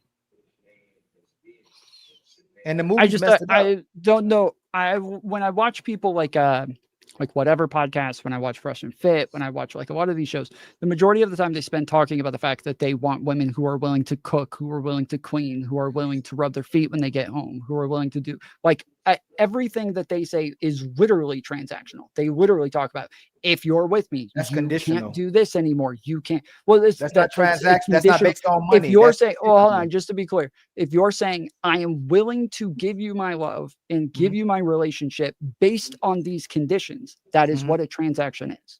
Okay, That but is here's the the problem with definition what of you're saying. transaction. Here's the problem with what you're saying, because you're leaving something out. If you're going to bring up Fresh and Fit, if you're going to bring up any of the red pill guys, the reason why they are saying this now is in response to the fact that men have been loving women for an extended period of time without requiring anything. This is why they're saying this. They're saying this because it has gotten to the point where men feel that women are not reciprocating certain things. We're talking about the social contract. There has been a long time where men get with women, they don't expect anything out of them. So in this day and age, when you're looking at red pill guys are saying, okay, well, you know what? We need to actually start having a standard the same way women have a standard. So that's a response to women's transactional nature. That's the reason why they're saying that. But typically, if you go back before red pill, if you go back before feminism, men got with women without any expectation of what the women were going to do. There are guys right now that have plenty of money. They'll if they see a woman in the drive-thru that they think is beautiful, that woman is working in the drive-thru at McDonald's. If he wants to talk to her, he's going to talk to her. He's not going to expect her to do anything. He's not going to expect her to cook and clean. He's not going to expect her to do anything except be there. But throughout the course of time, though, men were taught to protect and provide for women, and women were taught to cook and take care of a home. Like it was her job to take care of the home. But there's the point, they don't have to. They didn't do it because they really wanted to. They did it because it was the best part of the deal. I don't want to go outside at 6 p.m. Agriculture. Like, I rather go to the river. I'd rather go to the river and watch these men clothe than go to the river and have to catch a motherfucking fish. I'm not going to do. I'm going to the river. In my experience and the people that I'm around, that's just not the case. Like the women that I'm around, how is that not the case? Of them are cooking and cleaning. By far, the majority of them. You're gonna do what Angry Man just said. You're using feminist talking points. Who are these women you're around, Tom? Then you should be in relationships. If all these women you're around are cooking and cleaning, and you saying all your relationships are failing, and you're around these women, why you ain't marrying none of these women or being with these women that are cooking, clean, and do all these things? Do you think that my only requirement is that they cook? No, you keep changing the argument. No, that's not what he's asking you. Keep changing the argument. You're making a tomfoolery. You are doing straw mans and red herrings this entire debate. Okay, let me repeat back to your argument. Let me repeat it back so you can tell me if this is correct. Stop doing that to me. I didn't you say won't allow like good faith conversation. You won't allow I do allow it. Tom. Why. You're being disingenuous. Then let me repeat your argument. I don't have to repeat. I don't have to repeat it. You said something about. No, I want to repeat. You said you're around. Argument, you said you're around all these women. Wrong. You said you're around all these women that's cooking and cleaning. That's what you said, didn't you? And I said, why aren't you in relationships with all these women that you're around that's cooking and cleaning? What is the problem? I am in relationships with women who cook and clean. You said all your relationships failed, Tom. He said he couldn't make them happy. And yes, okay. So hold on, stay there. So you said when I said, do you think my only requirement is cooking and cleaning? You said no, that's a straw man. But now you're saying, why would all your relationships fail if they cook and clean? You are saying that my only requirement is cooking and cleaning. You are saying that. Don't say you're not saying it. You are saying it. Hey, Tom, you do all this, the pay gap, the leisure, all this. You make a statement and then you backtrack it and repackage it to make it something we're not saying. Deductively, that is literally your argument. Deductively, if you are saying no, Tom, that's your argument, Tom. That's your argument. Okay, so just let me. If deductively, if yours, okay, that's fine. You can correct me when I'm done. I am going to say it anyway. You already made a statement. I'm going to say it. No, I didn't. Making statements that didn't even come anywhere close. Stop making statements that we're not making, and then get upset when someone's reacting to it. Stop saying what we didn't say. Say what I said. I'm not getting mad. I'm trying to tell you what you said, and then I want to hear you respond. I didn't say that. You said. No, I didn't say it. I haven't even said it yet. I haven't even said it yet. No, you're just making it. You're going to repeat it. Just like Angry Man said earlier, you keep repeating what you're going to repeat what you said. I haven't said anything yet. Okay, repeat what you said, and it better be what I said. Go ahead. Yep. So you said, why, if they are cooking and cleaning, are you not in those relationships? I said, so do you think the only requirement is that? Did I say that's their only requirement? They have to cook and clean. Did I say that? I'm in the middle of explaining. Did I say that? I know. That's how women debate. I already said. Did I say that? You changed the argument. I'm in the middle of explaining it. That's not if the you're argument. Too emotional to like, I can't argue with you. If all these you're women have to do is cook and clean for you to be in relationships. You got to wait a second for me to repeat back to you what happened because you're not. Because you're not willing to listen. No, you're having a bad. I'm not. You haven't even let me. I haven't said this once. I have not said this once. Go ahead. I know you. I have not. I have not gotten through a full fucking thing. Okay, so just nod your head if this is correct. You said, Tom, all these women are cooking and cleaning, and I said yes, and you said if that's the case, then why aren't you in relationships with them? And correct, and I said that is not my only requirement, and you said I never said that. And then later you said again, if they are cooking and cleaning, then you should still be in relationships with them. Deductively, you are saying cooking and cleaning is the requirement to continue being in a relationship with them. So you can correct me on where this is miscommunicating, please. I didn't say none of what you said. That cooking and cleaning stuff is a response to women saying they want a traditional man. So if you want a traditional man, we expect these women to do traditional roles, right? And in addition to that, when you talk about transaction, right? So back in the day, the entire reason that women were doing the things like that when they got in a relationship with a man is them being transactional. So it's like, okay, well, he goes out and works and he does this and he does that. So I need to do these things. But in a lot of cases, that was something that was expected of women, that was taught to them by other women. Men didn't necessarily have an expectation of this. There are plenty of men that were in love with women, and it wasn't like they said, well, if you don't do XYZ, I'm not gonna love you. That's not the way that worked. However, on the flip side, you have women that won't, they won't be in love with a guy if he doesn't have a job, if he doesn't do this, if he doesn't do that. So the entire point that I was trying to make is that the reason why they have difficulty with love is because they attach it to transactional situations. Men don't typically do that. If a guy falls in love with a chick, he's in love with the chick. It doesn't matter. There's plenty of guys right now that's in love with women that don't cook, that don't clean, that don't do any of that shit. You feel me? But it's rare when you find a woman that's in love with a guy and she's not getting anything out of the situation. Yep. And they're not having sex with them. They're not cooperating with them. They're not catering to them. They're not supporting them. They just have this situationship. And like Eggman said, it has to be the case that it's always been like this, because the men don't typically leave as long as you don't cheat. But even when they cheat, the men are still staying even when the woman cheats. But women are telling you, die hard, I'm not going to be traditional. I'm not your mama. I'm not going 50%. I'm not a maid. I'm not oppressed. This ain't the patriarchy. And you keep fighting back the rhetoric by going, is that the only thing? Like, we're telling you, men still love women based on their preferences that they don't get. They still don't get the preferences. They'll still love women. But when women expectations are met and standards are met, they still don't love the man back.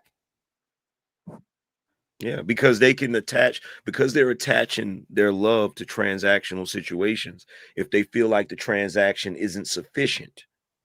So if it's okay, you took her on a trip, you took her to Turks and Caicos, but she wanted to go to Paris. You feel me? And women will literally say, oh, well, he doesn't love me, because if he loved me, he would go above and beyond. What is if a man without a job is not a man, what makes a woman not how is a woman not a woman? Because everybody keeps talking about a real man. What is a real woman? What makes a woman unqualified? If a man has to have a job to be a man, what does a woman have to have? And if someone's asked, nothing. There's no responsibility. And that's the point. Like, culturally, it's always been like that. And that's the reason why women will say things like that. The reason why women say things like that is because to be a man, there are requirements. You have to be, look, a woman is a human being. A man is a human doing. If you want to be a man, you have to do shit. You can't just exist. Hey, I'm copying that. I'm making a video. I'm making a quick video tomorrow, so I'm gonna post that. That is like one of the biggest differences. A woman is a human being. I like that, Eggman. You came up with that. No, I didn't. That is one of the biggest differences that like feminism made within society, is that feminism made it to where like women taking on more masculine roles and doing more masculine things became a lot more normal. Whereas like men doing very feminine things, that is not normal. That will never be normal. And so women can both play the feminine role and the masculine role and kind of switch back and forth and do whatever it is they want. And they can just live in whatever role they feel like playing. And they could go work a job, and they can go, be their own person and be very independent. Whereas like, yeah, men will always kind of generally have these like very narrow masculine roles that they are expected to what are all these single men? Hold on, Eggman, hold on, please, hold on.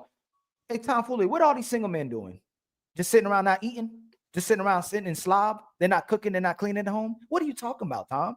Like those are feminist agenda top points you're making. So you're saying that's feminine. How is it feminine if men are already cooking and cleaning for themselves? How does it become feminine? How's that a feminine? I didn't say you that. did. You said that's feminine trait when a man's cooking and cleaning. Why are you looking crazy? Y'all didn't hear that too? Do I need to? I didn't hear it all. I said the words cooking and cleaning. I heard him say that. This is what I heard you say, Tom. Lord have mercy. Hold on. I'm gonna try to put it in a nutshell. You tell me if I'm wrong, Tom. You were basically saying that men have a very narrow scope of what they can do that is considered masculine. They can't really go outside of that, and it will be considered feminine if they do, right?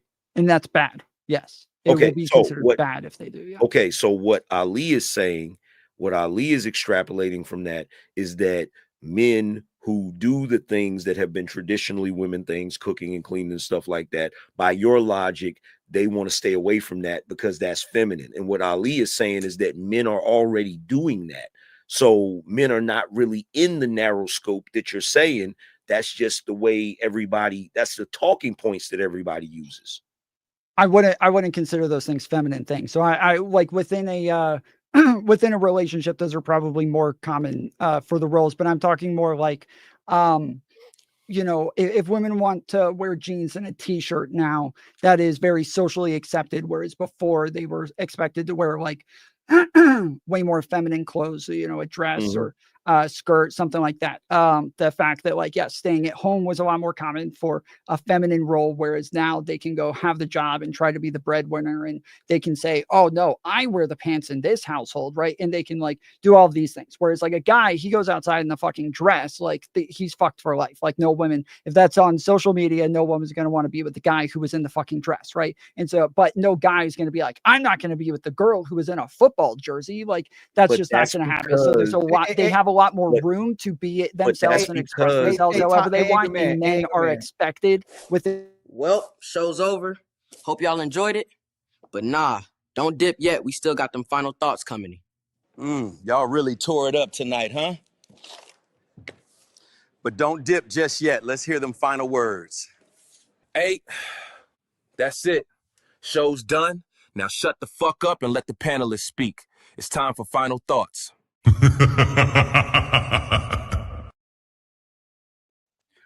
I'm just gonna ask one question and we're going final thoughts. Hey, tomfoolery, what is it for? Well, Ali, do statements, not questions, please, Ali. No, but I don't know. Hey, Fatty, he said men doing feminine things now. That's all I'm asking. And I'm leaving it alone. What is it for men? What is it men doing that's feminine? Leaving it alone. He said it. And I'm going, what is it that men do that's feminine, Tom? They don't. That's what I'm saying. Men don't really. They don't do feminine things. I'm saying. Yeah. What is it? No. Stop right there. Stop. No. Stop right there. You said men don't want to do or don't do feminine things, right? What are feminine things? Like wearing a dress is one example I gave. Wearing a dress is another example. You see what he's doing? That's a bit extreme. That is extreme. He know he won't say cooking and cleaning. He know that's what women's supposed to be. He's not gonna say cooking and cleaning. He's gonna say that's what men are talking about not doing. Okay, no. Okay, no. I'll give that. We're talking about men don't want to do feminine things like being a dress. That's horrible, bad faith argument. First off, it's not. Okay, Ali, first off, that is the example that I gave the first time. It's not bad faith. It's what you're arguing against. You just refuse to listen. You are no. Hold on. No. I'm still in the middle of my fucking statement. I'm going to say, I'm going to leave if he's just going to fucking spurg out every time I start talking. You won't allow me to fucking talk. You will. I'm talking to Fatty now. I can't keep. Hey, Tom, I love you. I can't you doing. Hey, Tom. Hey, Fatty. Tomfoolery literally said that men don't want to do feminine things, and when I asked them what the feminine things are, putting on a dress and skirt, that's so extreme. You know you're not talking about that, but to keep from being wrong and knowing that I got you in the fact that you were saying cooking and cleaning, you're going to say put on a dress. Why would we talk about men putting on a dress? Obviously, they wouldn't want to put on a dress. Why are you bringing up dress? What is the example? What is the example I gave up the first time when I brought it up? One second. Everyone that is going to touch on the mic is going to make a statement and it's going to be quiet. There's no more questions. There's no more back and forth. Go ahead, Tom. The very first statement that I made was women have had more a wider expectation of gender roles that they are able to fill within society. The examples that I gave is they can go, they don't have to wear dresses, they don't have to wear skirts, they can now go and wear jeans and t-shirts and football jerseys and shit. That was the example that I gave. Instead of him arguing against that, he made up a new argument for me to argue against instead of actually arguing against the one that you were talking about working. You were talking about going to the work field being masculine. I didn't say anything about work. I didn't say anything about work. I didn't say shit about work. You're just lying now. You're just lying. I didn't say shit about work. I didn't say fucking shit about work. You're just lying. We can roll back the tape. How about you and I stay and we'll you and I stay here and we will watch the tape back and see if I said shit about work. We'll watch it. You stay here. Wearing pants makes a woman. Yeah, you're not going to stay. You don't want to stay because you make up fucking arguments to argue against. You're not going to argue against what I said. Okay, so So I'm gonna make the statement and I'm gonna dip out, right? Thank you very much, sir. Okay. Oh, and by the way, angry man, let me actually complain about this shit. This shit doesn't work. What? Isn't this supposed to be like a retainer of like either Otter Coal or something like that? What Yeah. brand is it? Is You that got a it off Temu. Is that a Stanley? Like $12. That's not a Stanley cup. You got to get a Stanley. That's crazy. Stanleys are really good. That's crazy. I was very happy about it. You got to get a Stanley, bro. $30 and up. There's one other that's really good. What's the other one? I forget. It's like a camping mug. That I got mine from Amazon for $15, bro. Yeti. Yeti. and Stanley. Ooh, that's the Yeti goat. and Stanley. Yeti is the goat. Stanley is second. That's crazy. I put this shit on. I put the liquid on it. Oh, it's going to be cold when I get it. Like, what the fuck? So go ahead, man. So my statement before I go is this. It's not that women have more freedom in gender roles. It's that women have rebelled from adhering to their part of the social contract. The only reason they're able to do that is because the effects of them walking away are not immediate the way it would be for a guy. For us, if we walk away from our typical gender roles, it causes a more catastrophic situation immediately. One thing I will say, Tom, you were kind of disingenuous because none of the things that are considered typically male roles, women don't have to dress like men in order to do those roles. They don't have to dress like men to go to work. They don't have to dress like men to be protectors. They don't have to dress like men to do any of that stuff, right? So what Ali was trying to say is that for men to do things that are considered typically women jobs, such as child rearing, cooking, cleaning, keeping a home, you feel me? That's what he was talking about. And to go to wearing a dress, that's a bit extreme because women don't have to wear overalls to go to work. You know what I'm saying? So I think that's what he was trying to say, just to provide some clarity or whatever. But I know what he was trying to say. Other than that, you feel what I'm saying? It's kind of ridiculous, and you're right about the fact that men do have a more narrow scope of what we can and can't do without, there's no such thing as a house husband, and any guy that's a house husband is going to get clowned. So that's where I was going. Yeah, I get that. I get that part of it. You feel me? And once again, thank you. Other you than that, want to say anything more? Having me, you know what I'm saying? And friends, if you guys want to know about studio equipment and all that, Angry Man has a Patreon level for content creators, $50. Go ahead and go and check it out. Okay. Once again, OG, I appreciate you, sir. Try to make y'all proud.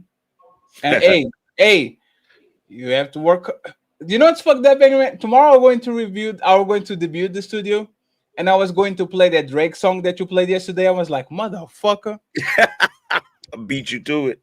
I was like, what the fuck is it? Oh, and I noticed too. I know, like, I can help you with the sneaker thing. The sneaker thing, you're gonna have to hold it at a certain point, kind of like with the light bulb back there. I started to get that light bulb, and I know you got that light bulb because of my moon, didn't you? I got no. You know what I got? That I got the Majin Buu, the flying Majin Buu. That's going to be on the light bulb. Yeah. I just put it on the back because it's yellow. I wanted the Majin Buu, but the thing is, the light bulb is just a flick and it goes to the same place. The Majin Buu and the shoe, every time I disconnect that shit is a war to put them back on place. So I'm like, nah, I'm not even going to try. Yeah. So but you know what? You got to get you a if you ever, because like when you start doing a studio, I'm gonna tell you right now, you might have an issue where your breaker box trips. Yes. Get you the backup thing, the little backup battery thing that you plug in and plug everything into that way, especially those things, because I used to catch hell with that moon. Every time the breaker jumped, the moon would fall. The moon would fall. Yeah. To me, it was the shoe. The shoe just leave the poop, poop, poop. Yeah. Can I make my last petty statement with the video where he said that they're going? Oh no, Ali! No. I gotta do it. Let me go first. He went from feminine to the masculine too. They Yeah. putting the pants on. So I just got to do it. I'm sorry. Damn, CEO, you see what this man there? Hey, go ahead, Ali. You got. Y'all, can you put the screen up real quick? That's my statement. Absolutely. We're going to Nino Nation afterwards, friends. You can see it. Yes. The fact that like, yeah, staying at home was a lot more common for a feminine role, whereas now they can go have the job and try to be the breadwinner, and for a feminine role, whereas now they can go have the job and try to be the breadwinner, and they can say, oh no, I wear the pants in this household, have the job and try to be the breadwinner, and they can say, oh no, I wear the pants in this household, the job and try to be the breadwinner. And did you say anything about a job? Did you say it? I didn't say that. And you literally said they put the pants. You literally said they put the pants on. You literally said now I can put the pants on in the house. You literally said, Tom, don't say that. It's right there. You said they going to work. That's the. Do you think wearing the pants means actually wearing pants? Oh my! I'm sorry. You see what he does? Okay, See, okay, no, that's okay. No, that's my fault. Okay, so that's my fault. That's my fault. We're not doing that no more. That's my fault. That's my fault. To me, you know what wearing the pants means that you're in charge in the house. Watch what else he says. Watch. See, he keeps conceding to it. Watch what else he says. Hold on. Is it still? I think this is a cultural difference in my culture. Oh no, I wear the pants in this house. You're in charge in the house. So if you're wearing the pants, it means you're in charge in the house, and that it doesn't mean that you literally wear pants. So I wasn't saying you're literally wearing pants. You see, he just said he was talking about pants, but he meant the gender role. Rewind. I literally said right before that they stopped wearing dresses and skirts and they started wearing pants. Rewind. I literally did. That is the argument that I said. Women started wearing pants to be taken more seriously in the workplace. Gender role as in wearing now they get to wear the pants in the house. You're saying they literally wearing pants? Yes, literally wearing pants. And no. There's two different arguments. At one point, I said they started wearing jeans and they instead of wearing skirts and dresses. And then at another point, I said then they start working more jobs instead of staying home. And they say they wear the pants. When you say wearing the pants in the house, do you mean that's a masculine trait, or do you mean literally they're putting pants on themselves? I mean, when I say wear the pants, I'm saying they are in charge in the household. To wear the is that pants a masculine role? You're in charge. Is that typically a masculine role? Okay, exactly. Yes. So that's what I said. Exactly. Okay. Wait, no, you did not say that. You said washing dishes. I didn't say shit about washing dishes. Let's get my boy CEO so he can get out of your friends. Go ahead, CEO. You got this. I know you got this, CEO. I love you, Tom. Hey, Tom, you know I love you, right? No, I am going to have a clip of every single thing that you said you never said tonight. I will have a whole compilation of he never said this clip. He never said this clip. That's going to be epic. Oh, it's going to be epic. And make sure you show all your flip-flopping contradictions and where you're actually doing word salads and where Ali not doing word salads. And you said, hey, you can make a person happy. You can't make a person happy. You can make them happy. No, you can't make them happy. Make sure you show that. Thank you very much, Tom. I appreciate you, brother, for fighting. Thank you for fighting the good fight. Mr. CEO in the building. CEO, bring your friend on Sunday. Pull up I told her about it. I wasn't even sure if I should send the link without asking you, but I saw you was busy. And I was like, she wouldn't mind another lady. Tom, new name, Tom Petty. I think you should go from Tom Foolery to Tom Petty. I think that'd be much better. and maybe we'll change to Peeping Tom. And by the way, Tom, on Monday I start the White channel, which is the political channel. Make sure that you get me network with your people, please.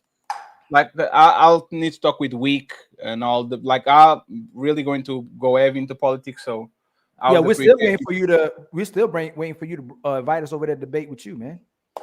Tom is I'm getting ready to start doing panels on my side. That is something that I talked to Fatty about as well as. That's what I said to Fatty. I said I'm going to start doing panels and I'm going to try to get. Come over. You know we good. You know we're good sports, man. I'll come over there argue with you too. You just come over. We'll come over there. And you actually did a great job the day that you put all those panels together. It was actually a great job. So Tom, that's your Instagram.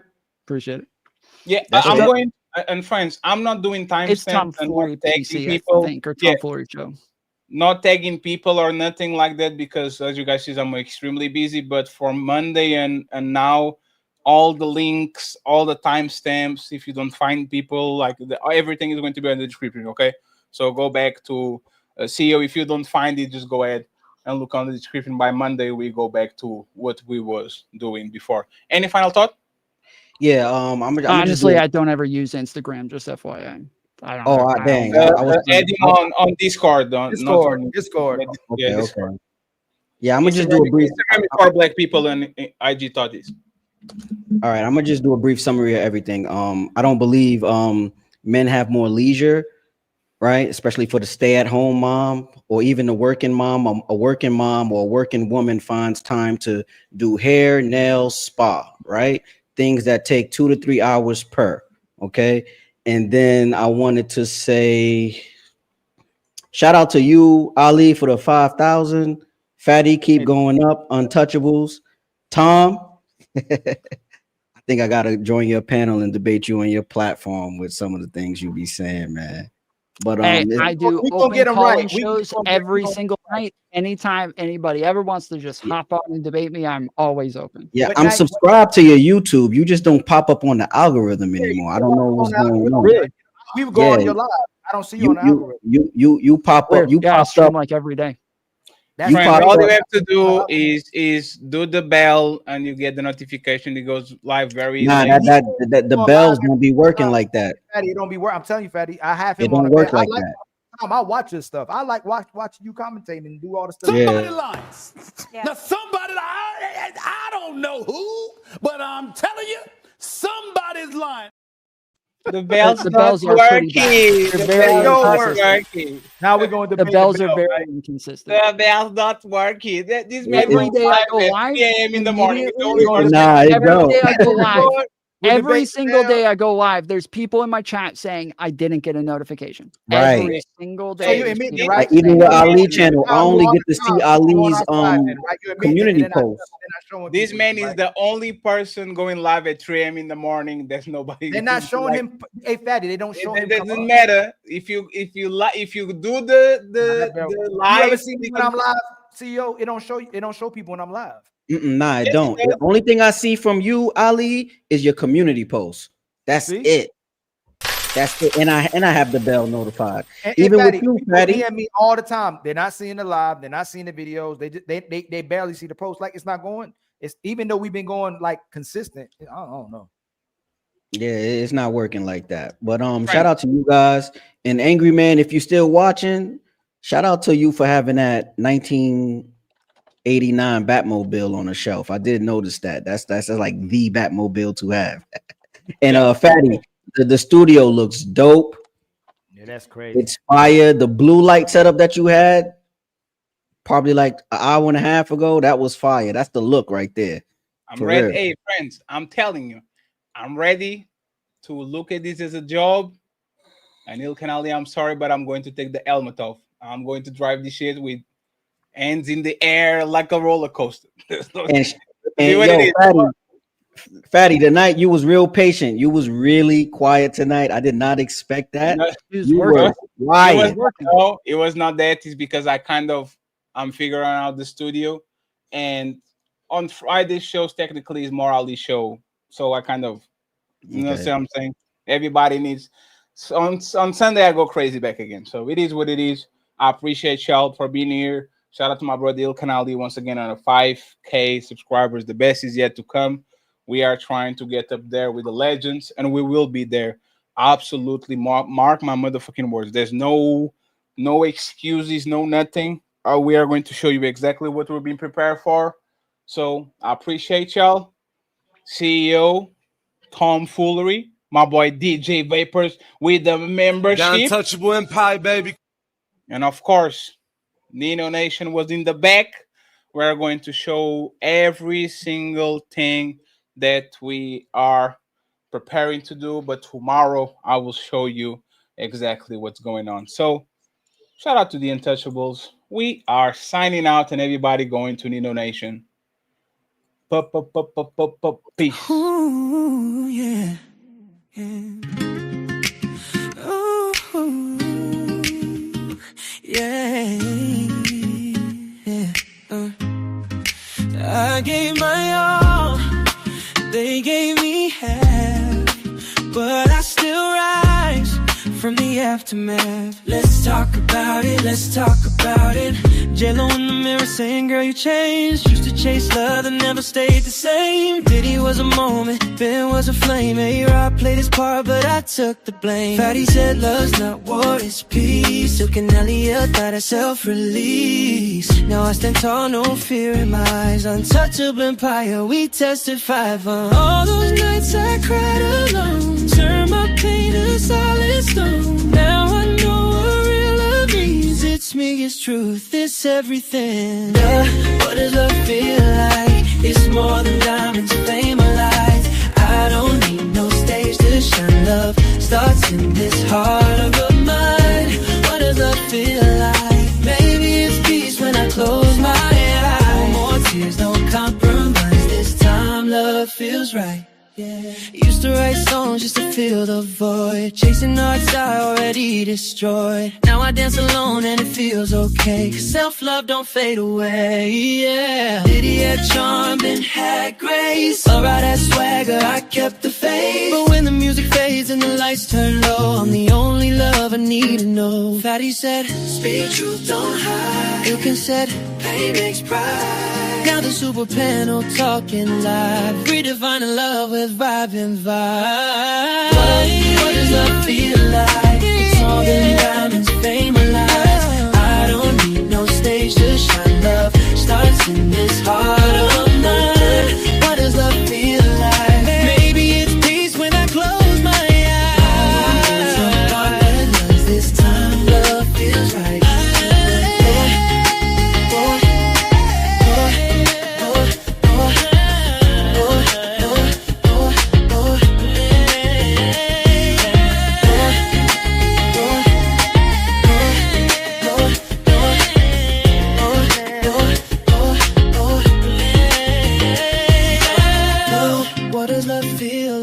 It's power, peace, and sleepless nights. I lost myself but found my fight. Untouch your empire, hearts ignite.